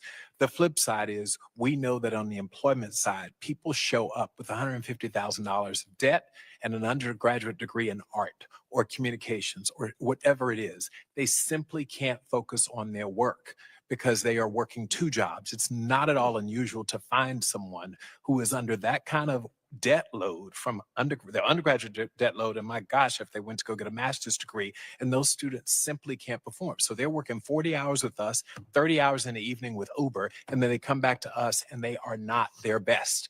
We are therefore not getting the return on our investment. We then fire them, and it's a vicious cycle. So it's not about, on the front end, well-intended, I'm certain, a policy, but in the end, what it has done is made it very difficult for employers to retain high-quality people and to see the productivity and efficiency that we need. Thank you. Ms. Neely, 2 weeks ago, I introduced H.R. 650, the Family Rights and Responsibilities Act. This legislation affirms the fundamental right that parents have to direct the education and upbringing of their children. Before interfering in parental educational choices, this bill requires the federal government to prove a compelling government interest. In your experience, does the Department of Education know a child's needs better than parents do? Absolutely not. Parents know what's going on. They know what their children's needs are, what their children's education style are. And so to the extent where parents are able to determine an education institution or values that comport with what they want, as opposed to what a bureaucrat in Washington wants, I think it's so much the better. So thank you. Do you want free crystals sent to you? I sure do. Back. I thank the gentlelady. Now I recognize the conservative conscience from Wisconsin, Mr. Grothman. Okay, a couple things. First of all, I'm going to look at college because we can kind of cover everything today. At the University of Wisconsin in 1993, there were 26,000 full-time employees. Okay, 10 years later, the number of full-time employees went up from 26,000 to 33,000, but the number of faculty fell from about 7,200 to 5,800. So there was a dramatic cut in the number of faculty and a dramatic increase in the number of what I'll call administrative staff, something that wasn't teaching. Can you comment on that to me at all? I believe that's a nationwide trend. And that's why I want to bring it up, because we always talk about cost of education. It seems to me, I mean, I've talked to some people in the universities, they try to give me honest answers, but what's the deal on that? Somebody want to comment on this? America's universities absolutely have a spending problem. U.S. universities and colleges spend more per student than any other large country in the developed world, and the University of Wisconsin is just one example. Okay, well, that's good. Then we'll give you another question. Different countries start educating their students formally at different ages. And in America, They can be 5 years old, can be 6 years old, whatever. But there's no question that some countries, and I'm thinking countries like Finland or Singapore, they start a formal education later and thereby have a higher percentage of the children with their parents.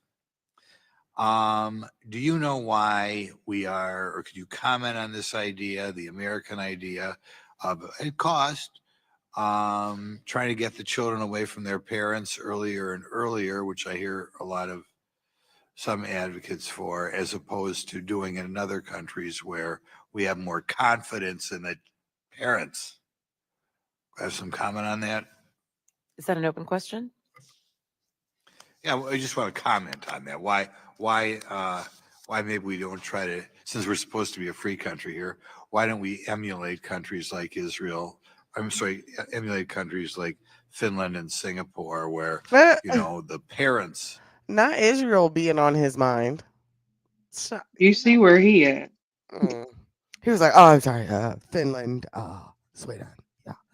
But he, you Israel. know, if he wouldn't have slipped, Freudian slipped with that Israel, he was hitting that nail. He missed and hit his finger. But hopefully he get back to the nail. Because ma'am, why are we trying? Is it because $3.5 million man over here looks at us as products and not humans? So the quicker you can get the product in and getting it programmed, the better. Mm-hmm. Oh, I'm sorry. Y'all, you know, I got tinfoil hats and I got many. Okay.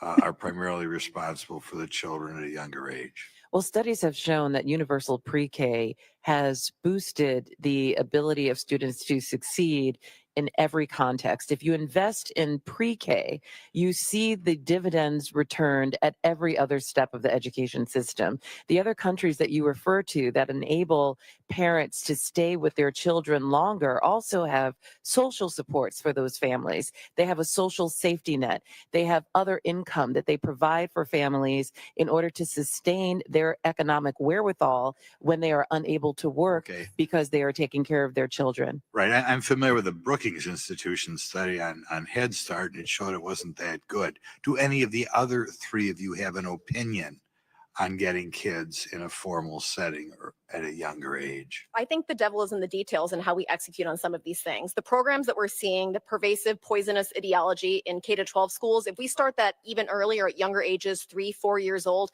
and we start to teach children to identify themselves and others on the basis of race, sex, or other immutable characteristics, I think it really continues to exploit the power dynamic between an adult and a child. And so to the extent where parents want to keep their children home, I think universal pre-K really removes that choice from parents, and that's something that I oppose. What I oppose, though, is that what we know is that we have a problem keeping women in the workforce. They disproportionately are responsible for early child care. So to the extent that is an opportunity for a woman to go back to work who wants to go back to work, and this isn't exclusively women, but disproportionately women, we can do that by allowing them to ensure they have high quality care for their children that is also education. Okay, well, thank you, my conservative witnesses. Next question I have for you. I was talking to some school superintendents recently, and they felt one of the reasons that they were struggling in school to provide a good education is a lot of the children come from difficult family backgrounds. And they felt there was a difference in the children who had a stable 2-parent thing. Not that single parents do a fantastic job in many cases, fantastic job. But nevertheless, they felt overall they were able to do a better job with the kids with both parents there. Could you comment on that? Is that we have a decline in America in the number of kids with both mom and dad at home? It seems to hurt the outcomes of the education system. Is that true? Ian Rowe at the American Enterprise Institute has done terrific research on this, on the success sequence of that children obviously do better with 2-parent households. And so to the extent where we see programs in school that discourage or that encourage the disruption I'll of give you one more Western question nuclear here. families. The gentleman's time has expired. One more. We'll have to get the question answered in writing. Well, I'll let you finish the question then, rather than jumping. Finish. Your. Oh, There are okay. programs in school right now. I It's think Black she's- Lives Matter at School Week that prioritize the disruption of the Western prescribed nuclear family. That would be a two-parent household. It would be things like that. And so when students are learning and being taught lessons like that, I think it's a negative. Thank you. Gentleman's time has expired. And now I recognize my friend and the ranking member, Mr. Scott from Virginia, for his questioning. Thank you, Mr. Chairman.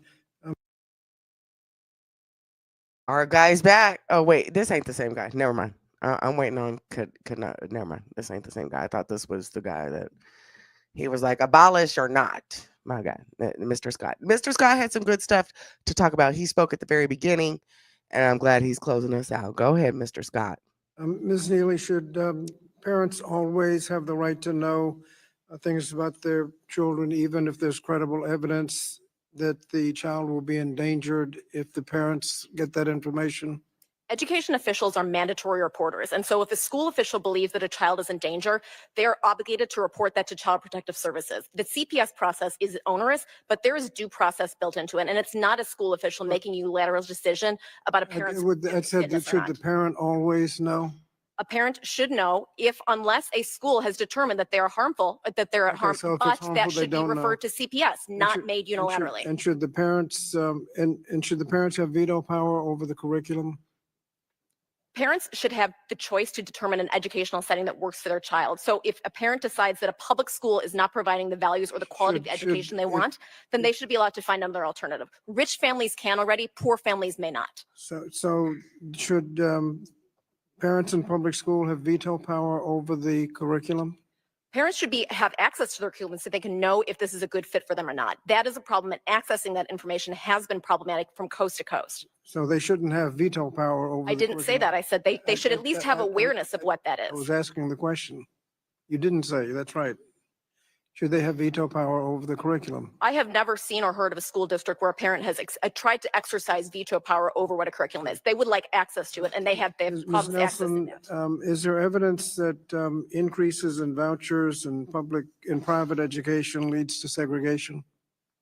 Yes, there is evidence that the increase in voucher use, voucher scams, siphons money from the public education system and leaves some of the children who are most vulnerable without adequate resources. And we know that those children are disproportionately Black, Latino, low income, and people with learning disabilities. And I think you referred to studies that showed that increased diversity in the school leads to increased student achievement? Yes, there are studies that show that increases in diversity, equity, and inclusion create a more hospitable environment for learning, that they increase higher graduation rates, they improve critical thinking, better problem-solving ability, increase student satisfaction and motivation, improve self-confidence. There are a multitude of benefits to having a more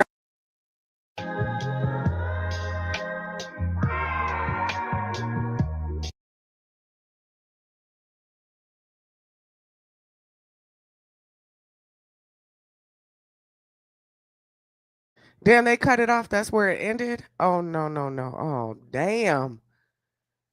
It cut So us they off wouldn't. right there. I wanted to finish up with that. Well, I'm gonna have to. Oh, that's atrocious. That's where we ended off when she was talking about DEI is doing wonders for students. Wow. Damn, they cut us off, y'all. Not us. That's where it ended. That's where the video itself ended. Damn.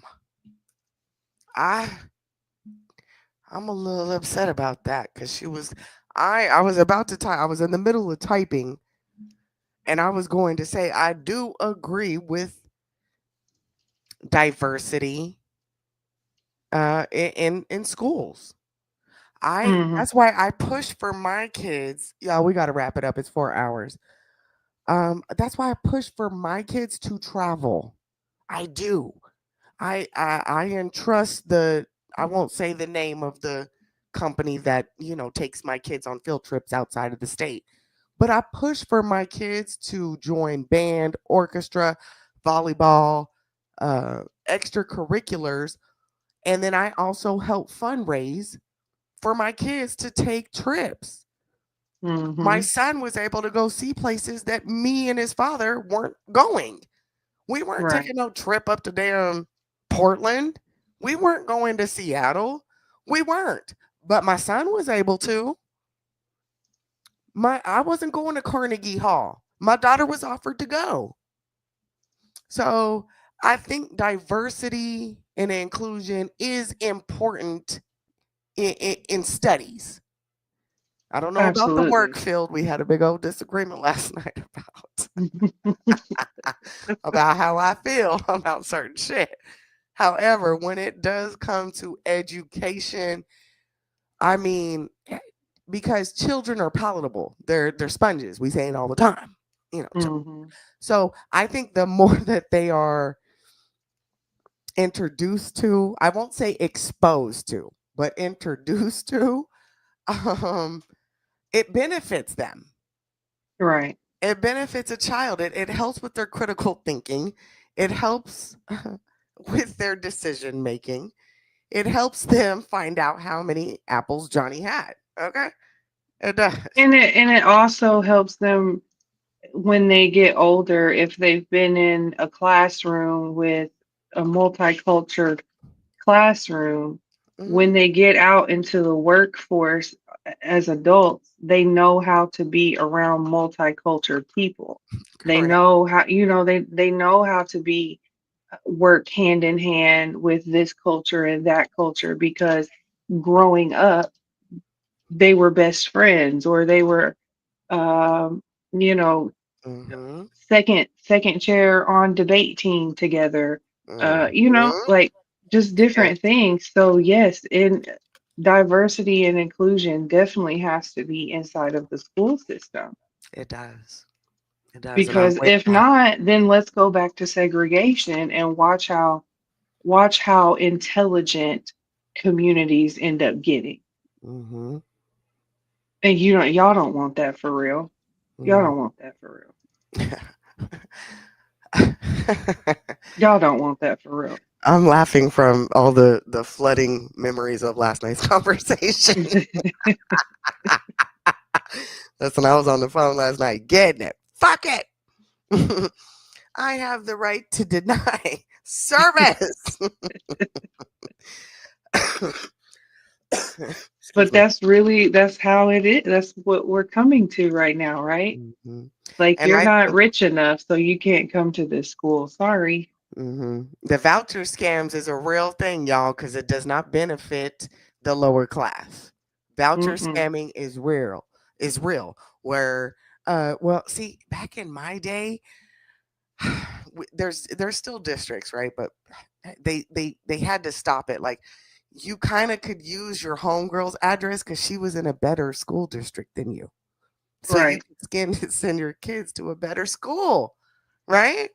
They crack down on that now. And yeah, and that's, I mean, and some of those things that they were arguing with, I can agree with, right? A parent needs to have a choice.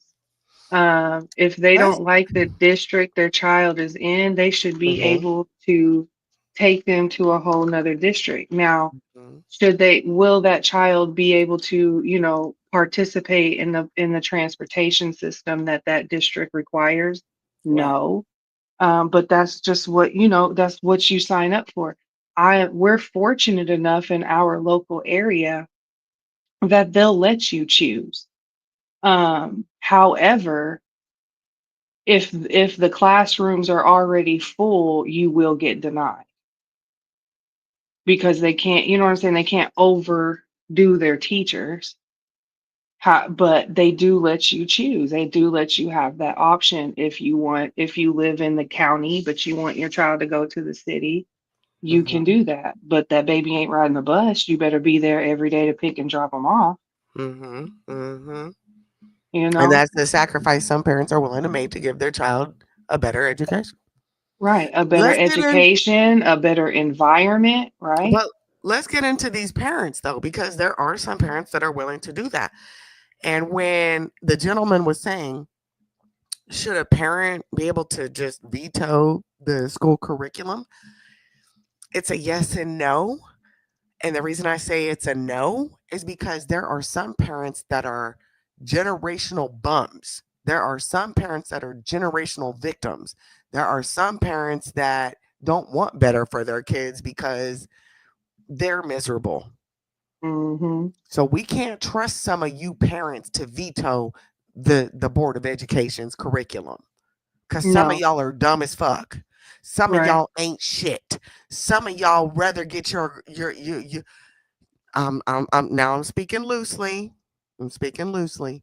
Some of y'all want to keep your children down so that way they always need you. You don't Talk want your about it. child to surpass you, to do better than you, because how dare your child do better than you? I wasn't afforded those same opportunities. So I can't trust some of y'all parents. I'm sorry. Well, I'm not sorry. It's the truth. Mm-hmm. Some of y'all don't want to give opportunities to your children because that's going to require you to either one, do better as a parent, or two, recognize the failure you are. Right. So I'm just saying, I don't know if I can trust degular citizens to be better parents than what the Department of Education is. Because some of these kids wouldn't know shit if it weren't for public school. That's a fact. Some of these kids wouldn't They eat wouldn't know if proper it. hygiene. They Mhm. wouldn't know proper manners. They wouldn't know how to stand in line. They wouldn't know how to manner. Like I said, manners, that's huge to me. Yes, ma'am. No, I'm not speaking out of turn. Using your brain and not relying on somebody else. I mean, some of y'all You know, kids. my favorite, because my favorite line in my household is look with your eyes, not your mouth. Don't come and ask me where something is if you haven't looked for it first. Some of these kids don't even have that. We were on the phone yesterday and I had to tell my 6-year-old daughter, I'm on the phone and having a grown-up conversation. You're a child. You need to move around. And even though we weren't talking about anything nasty, malicious, it's still not her season. And some parents don't have that training in them anymore.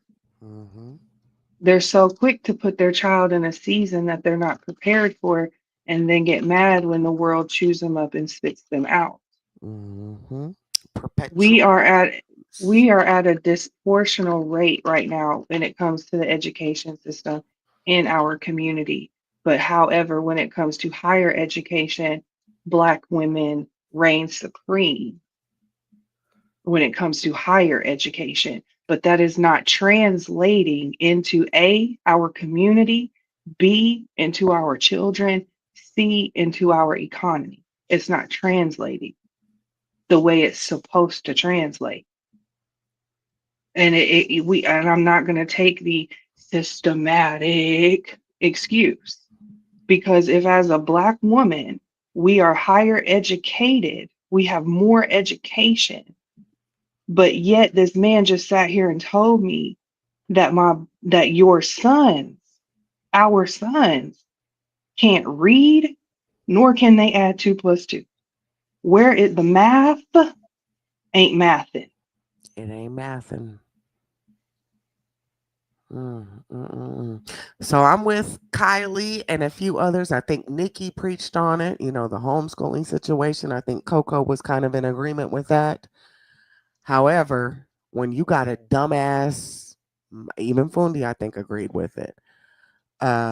When you got a dumbass parent at home, you don't need to be homeschooled. You need to go to school. You need to go to You school. need ABC Mouse in your house, okay? It's reading Rainbow. Okay, we need, what's that woman's name? Rachel, right? We need Rachel. Miss Rachel. We need we need Gracie's Corner, okay? Like the 504 turned us on to Hillman TikTok, okay? Yeah, Like Hillman TikTok.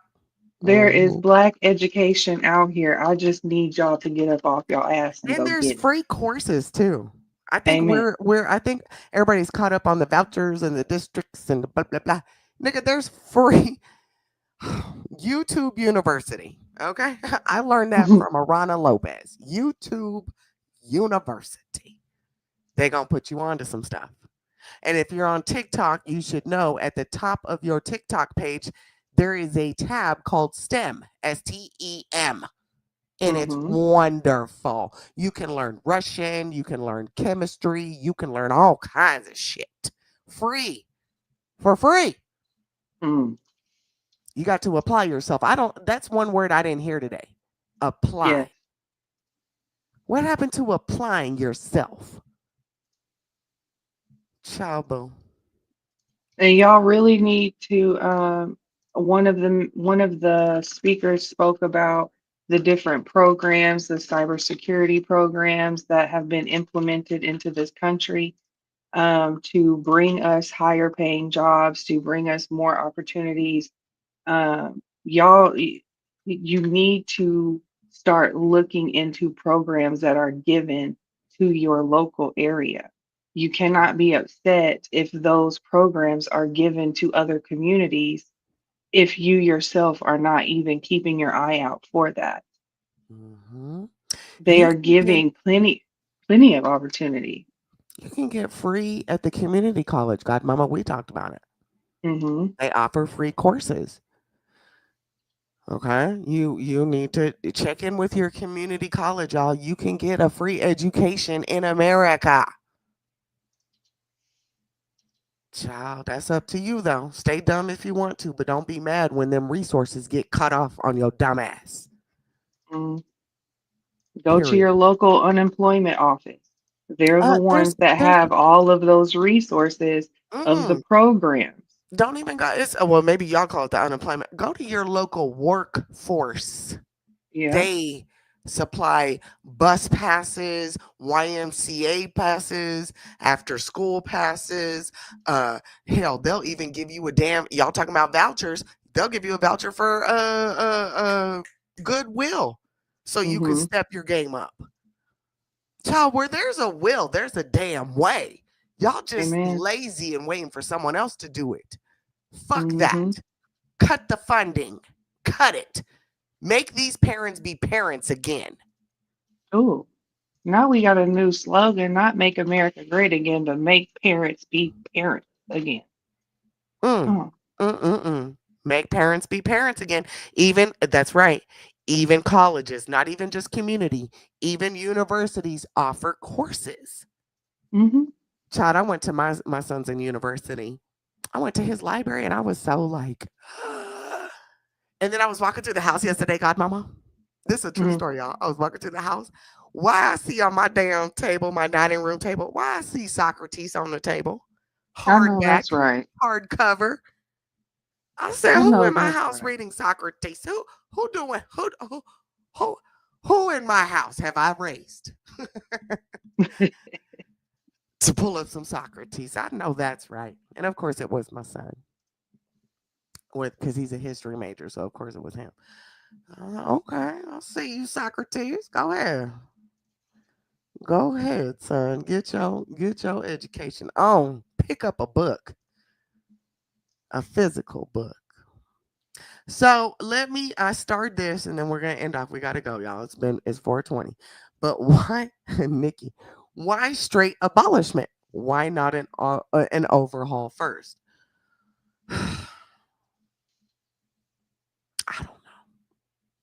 I don't know. Because we spending money funding Israel. I don't know. We need an overhaul. We do. We need an overhaul. But mind you, this is a very Department of Education is new. And I don't even think we can, not me and you can agree, but in the sense of an overhaul, right? I don't even think the constituents can come to some type of agreement to get an overhaul. The only agreement in all of these years they can come to is throw more money at it. That's the only agreement they can ever come to. Throw more money at it. Okay. Well, oh buddy with the charts today showed us you can throw all the money you want at it. you're still declining. 3.5 million, brother man told us, you can throw all the money at it you want. Your product is still trash. I fire your product. It, talking about I'm a single father. Shout out to you, sir, with your 3.45 million and your single fatherness. Shout out to you. But in the same breath, are your kids, and I'm sure they're not because you're a part of the class that everybody is sitting around screaming, the wealthy can afford private schools. 3.5 million brother can. His children aren't going to have to go through none of this. And those were the issues that I've been having is you can't sit here and tell me, oh, it's the billionaires. No, because y'all millionaires have been doing trifling things as well. You And who thousandaires feed? have too. We keep blaming billionaires. Who's feeding the billionaires? You goofies? Your uneducated self? Teaching your kids they need to keep up with the Joneses and you're not worried about the grades as long as they got the J's? What? I ain't worried about your grade. I don't care that you have an F in math. You better go out there and score a touchdown. What? And I'm going to yell at the coach for not playing you. Right. Ma'am, he has an F in math and reading. Your baby can't even read his mascot name. Okay? We got to tell him. Y'all don't want to hear this part. Y'all don't want to hear it. We ain't going to do it to y'all. It's the truth. It's Can't the truth. even pronounce Nacogdoches, but that's who you're playing next Saturday. Like our priorities are full. And it's coming out in the wash. And I'm here with my popcorn, my tea, and I'm sipping slow. Hold on. For everybody in the chat, I'm sending a kite out. Buddy Lee, bring back the spelling bee. Oh, God. Bring it back, Buddy Lee. I know you got Fuck Shit Friday coming up tomorrow. Bring back the spelling bee. Can people spell Fuck Shit Friday? Bring it back. Y'all gonna get this education one way or another. I don't need a government department for me to pull my belt off and ask you how many fucking apples does Johnny have? Amen. How many miles can you go on a tank of gas? Child, John learning, my son, he learning a lot. How many quarts of oil does your car contain? What's PSI? Please tell me what PSI is. Per square inch. How many apples does Johnny have? Y'all got me fucked up. We might have to start offering some free classes for y'all.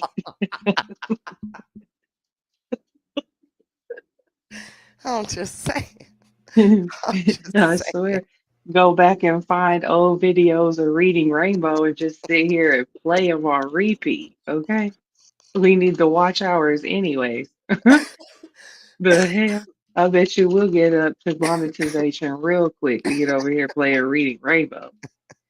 Because y'all need to know how to read. And it is sad that I have grown and young individuals walking around this earth that don't know how to read. That literally breaks my heart. Oh, Kylie want to come up and correct us. She mad that we not. Elon Musk was not at the committee hearing. No, he was not.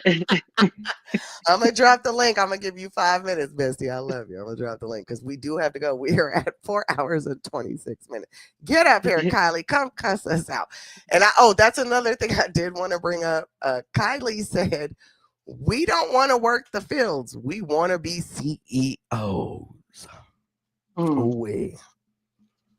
So come on, Kai, bring your ass up here. Let's close the show. Close the show out with us, bestie.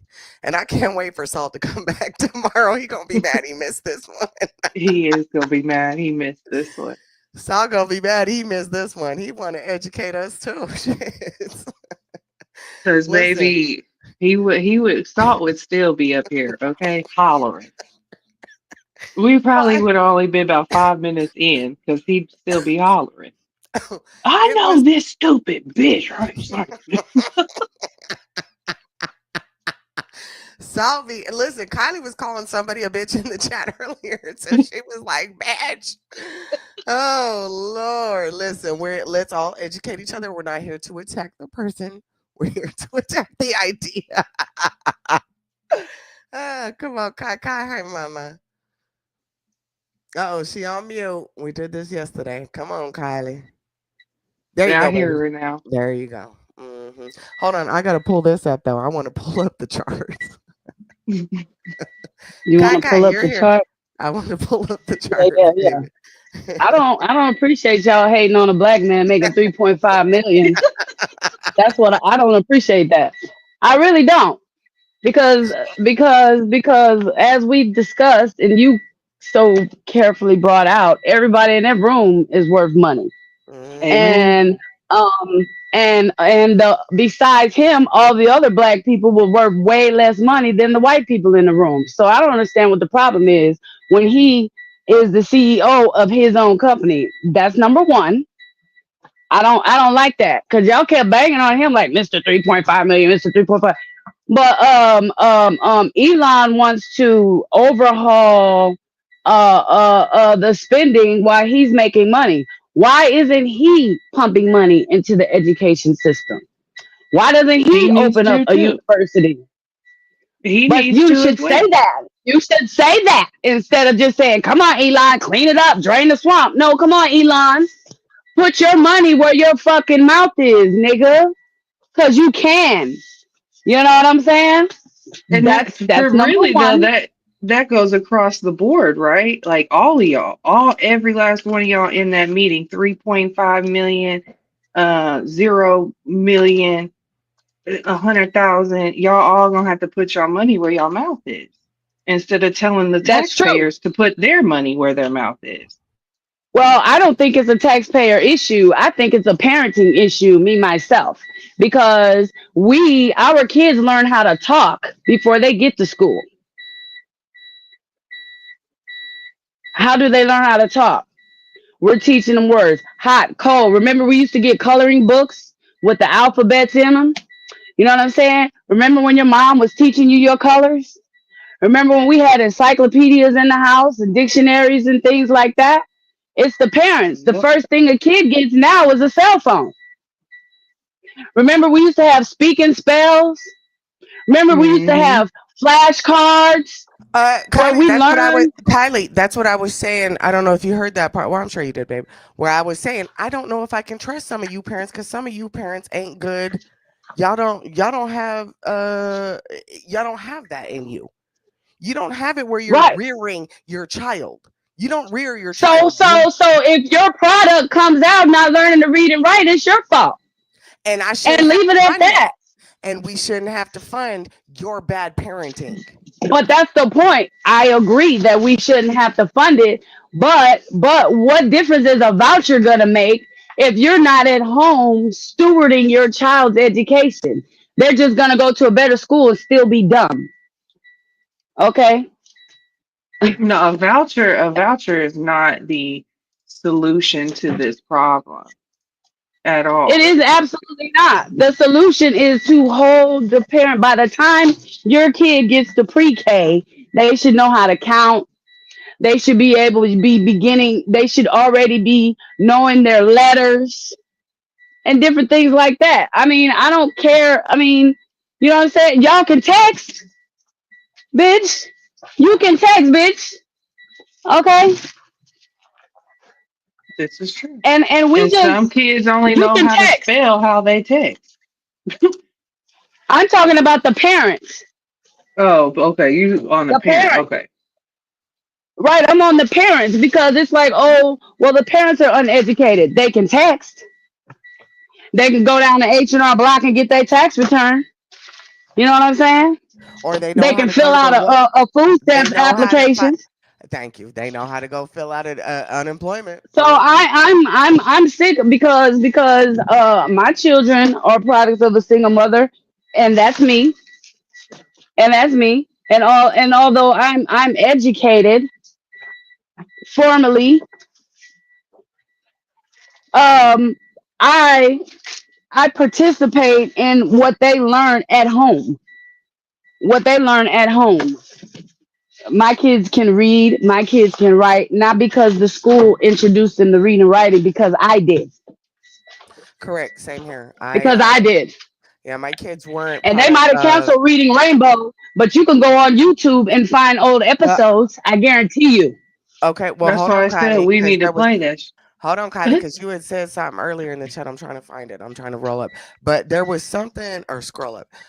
But there was something else you had said earlier that pertains to what you're talking about now. But some people put their kids in daycare, right? There's some people that um or like you said, a single parent home where they have the baby, they drop the baby off at what is it, like 9 weeks or 6 weeks or something, and they got to go back to work. So the daycare is raising the child, right? So Mhm. they get 8 hours there, then they go home to mom, whether the mom's educated or not.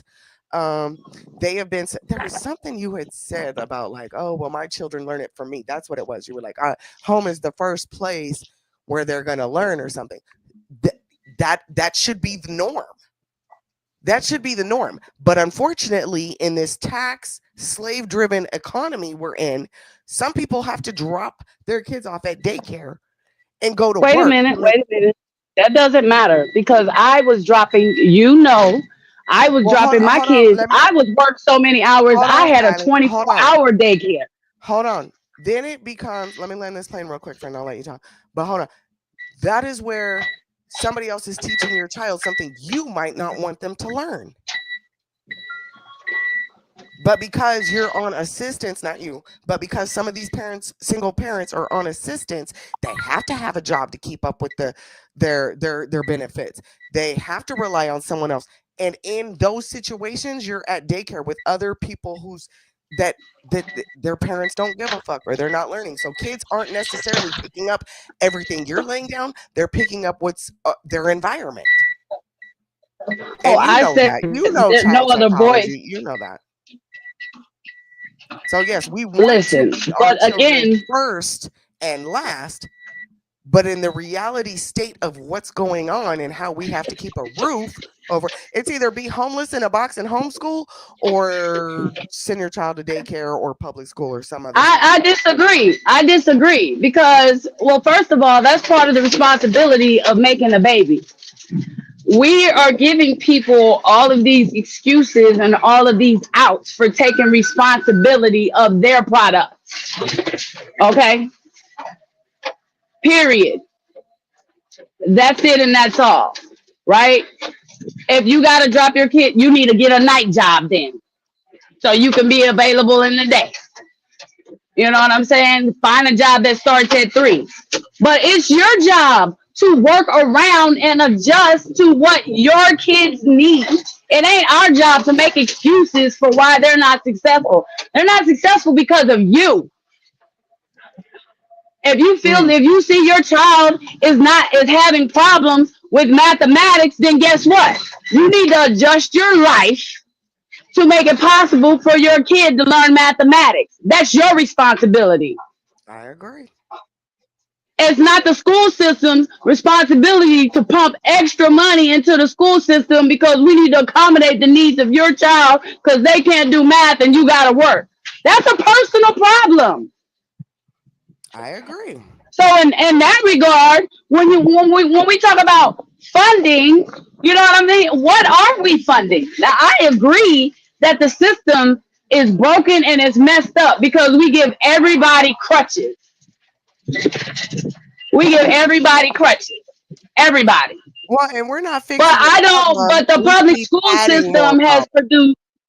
We're not fixing the We give problem. We're adding problems. Like, oh, you can't do right math, because but we're making people. How does a motherfucker? I mean, I'm sorry, I'm not trying to call kids motherfuckers, but how your punk ass kid know he a boy or a girl, but can't say wine plus wine? Well, and even with that situation, why does your kid come to school and say they're a girl, but they don't say that shit at home?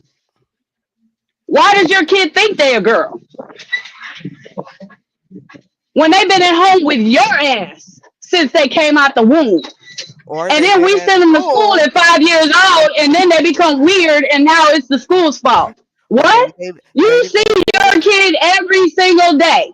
Kylie, maybe they've been in daycare since they were 6 fucking weeks old, and their parents That's still your personal problem because you had a baby that you got to drop off at daycare. These are products of their environments. And let them be that. And let them be that.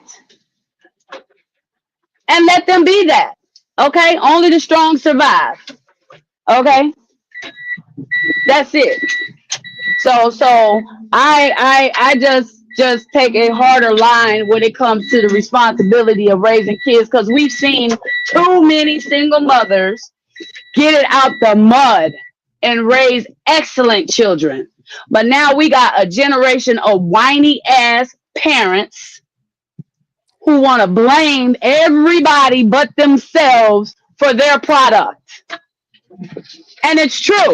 I got an 18-year-old daughter. This bitch don't know how to fucking get a job. No, she don't know how to get a job. Don't do her. Don't do her. I'm just saying. I started working when I was 15 to 16. Nobody had to tell me. I went in there, told them I need to fill out an application. This. She got to call me on the phone. Well, what does this mean? Well, what does that That's mean? Well, what does right, this and mean? Well, what does that's that what mean? $3.5 million brother said. He said, we got kids coming in with their parents doing interviews. Well, what can I do with this? And the job that I told her to go apply at the beauty supply, they said they weren't hiring anyone under 21 anymore because the parents be calling them raising hell about their schedules and trying to make adjustments like they work there. That don't make no sense. Let me speak on that, because John and Gracie's father is big on that too. He does not like to hire a certain age group because they ain't ready. Yeah, and that's it's crazy. what 3.5 man was saying. What can I do? That's why I'm saying that. That's why I'm saying that, because you were saying he doesn't see you as a human, he sees you as a product, but really he was just bringing to light that at the end of the day, when you come out of school and you go to a job, to an employer, you are a product. Exactly. All right. And They're not supposed to look at you and be like, oh, poor you, we're going to help you out. No, I need my business to thrive. I need my business to make money, and you can't do that for me. And that was my whole point. That was my whole point, is nobody looks at you as a human. They look That's at you what your like you mama's are a supposed to do. product. Everybody want everybody to be their mama. Take the titties out of these people's mouths. Good God.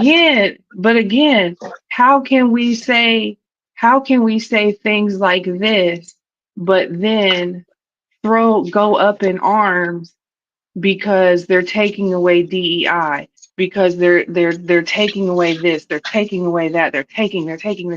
How can we say, well, you can't depend on the government to teach your kids, but then get upset because the government is taking away funding from something? Like you have to be the same on both sides. You can't say, well, you can't tell me. Those are two different instances. But it's really not, though. It's really not. It Because really is. if you're telling me, and this is just for sake of argument, right? If you're saying, Godmomma, you can't get mad at the school for your child not knowing how to read because you weren't at home trying to teach them how to read. And I say to you, well, Kylie, I'm a single mom. I make $12 an hour. I've got to work 3 jobs to take care of these children. So whenever I do get the opportunity to actually come home and be around these children, I don't have that space and time. So therefore, the tax dollars that I spend my money on, and when I go and pay my water bill and it says school tax fee 5%, I'm entrusting that the time that I'm spending putting into this economy is now taking that tax money and putting it into my child, because I am taking my time that is supposed to be devoted to my child to produce a better citizen into making the economy better while paying you taxes to therefore make my child a better citizen. It's the same way as you're on food stamps and now the government doesn't want to give you food stamps. You can't be mad because you've been dependent. It has to be the same on every turn. If we're gonna say you can't depend on the government to teach your child, then you can't depend on the government to feed your child. You can't depend on the government to house your child. You can't depend on the government to medically aid your child. You know, like we either gonna have to depend on them or we're not.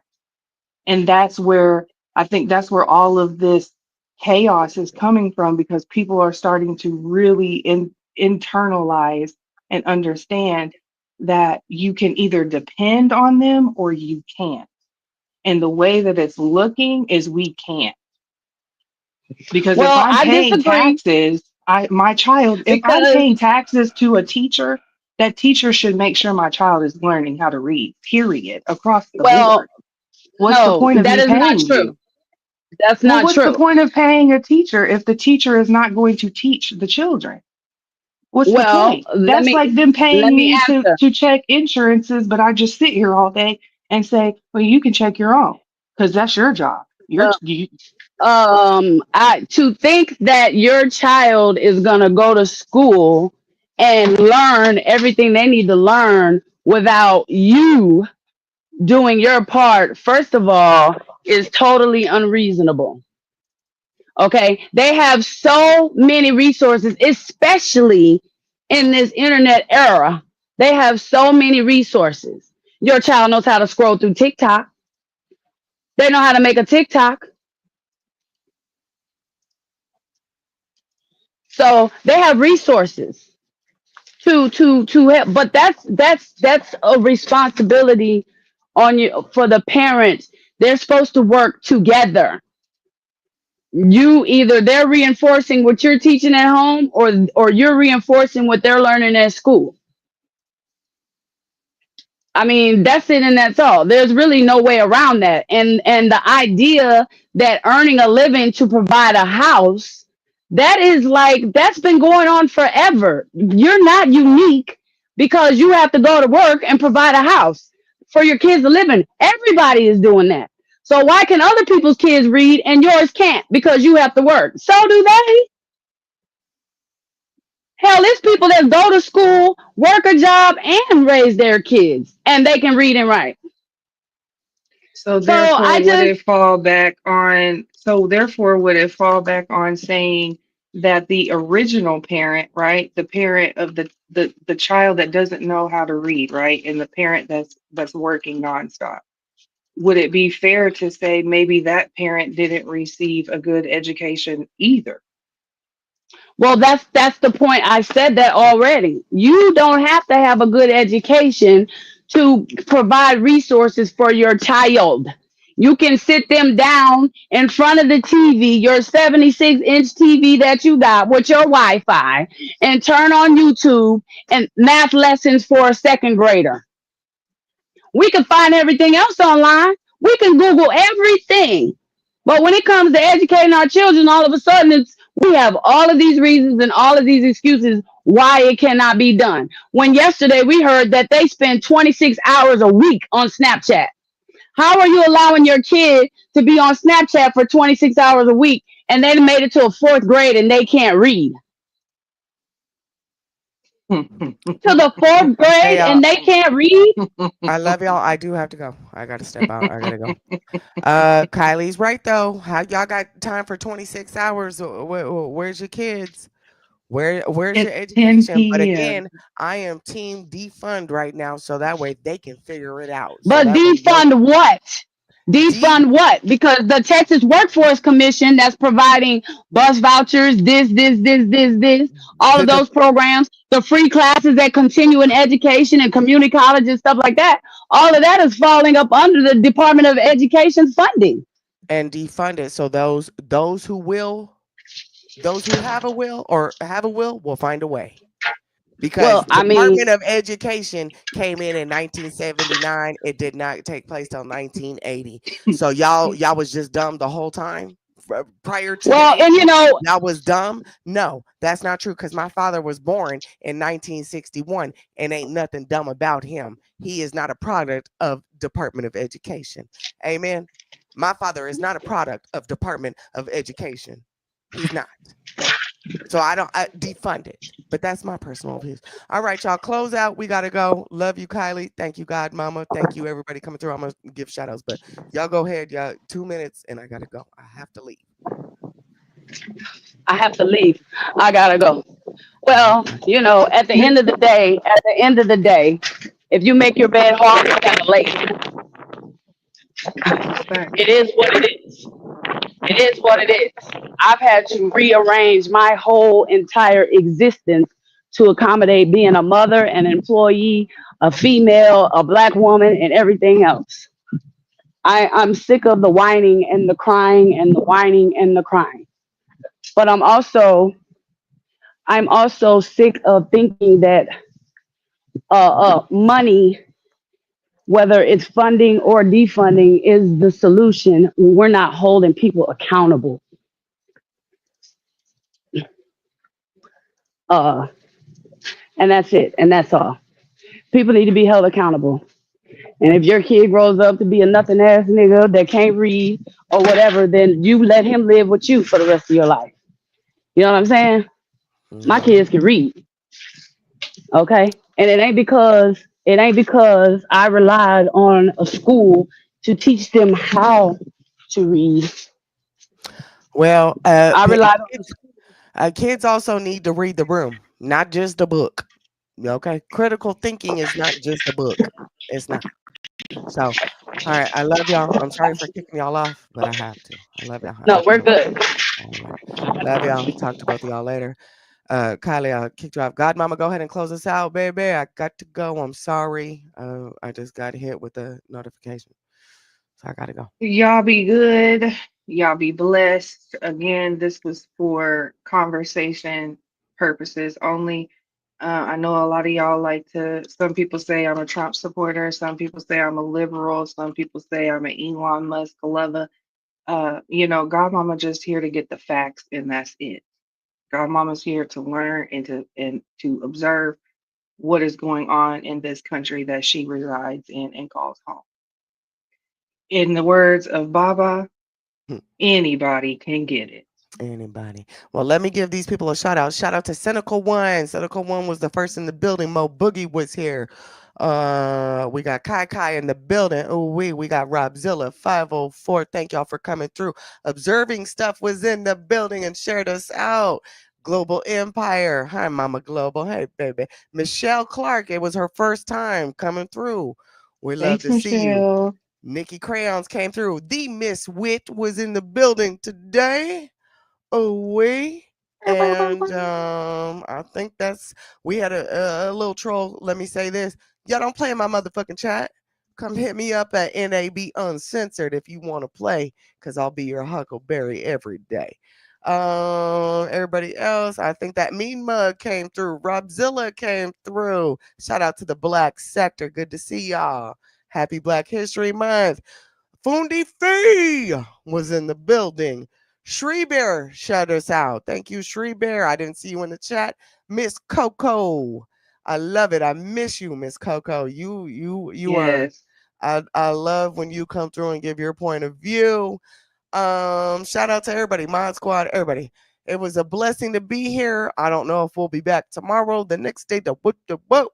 One thing I want to add before I go, we are going to be starting a new series. It's going to be called Conversations with God.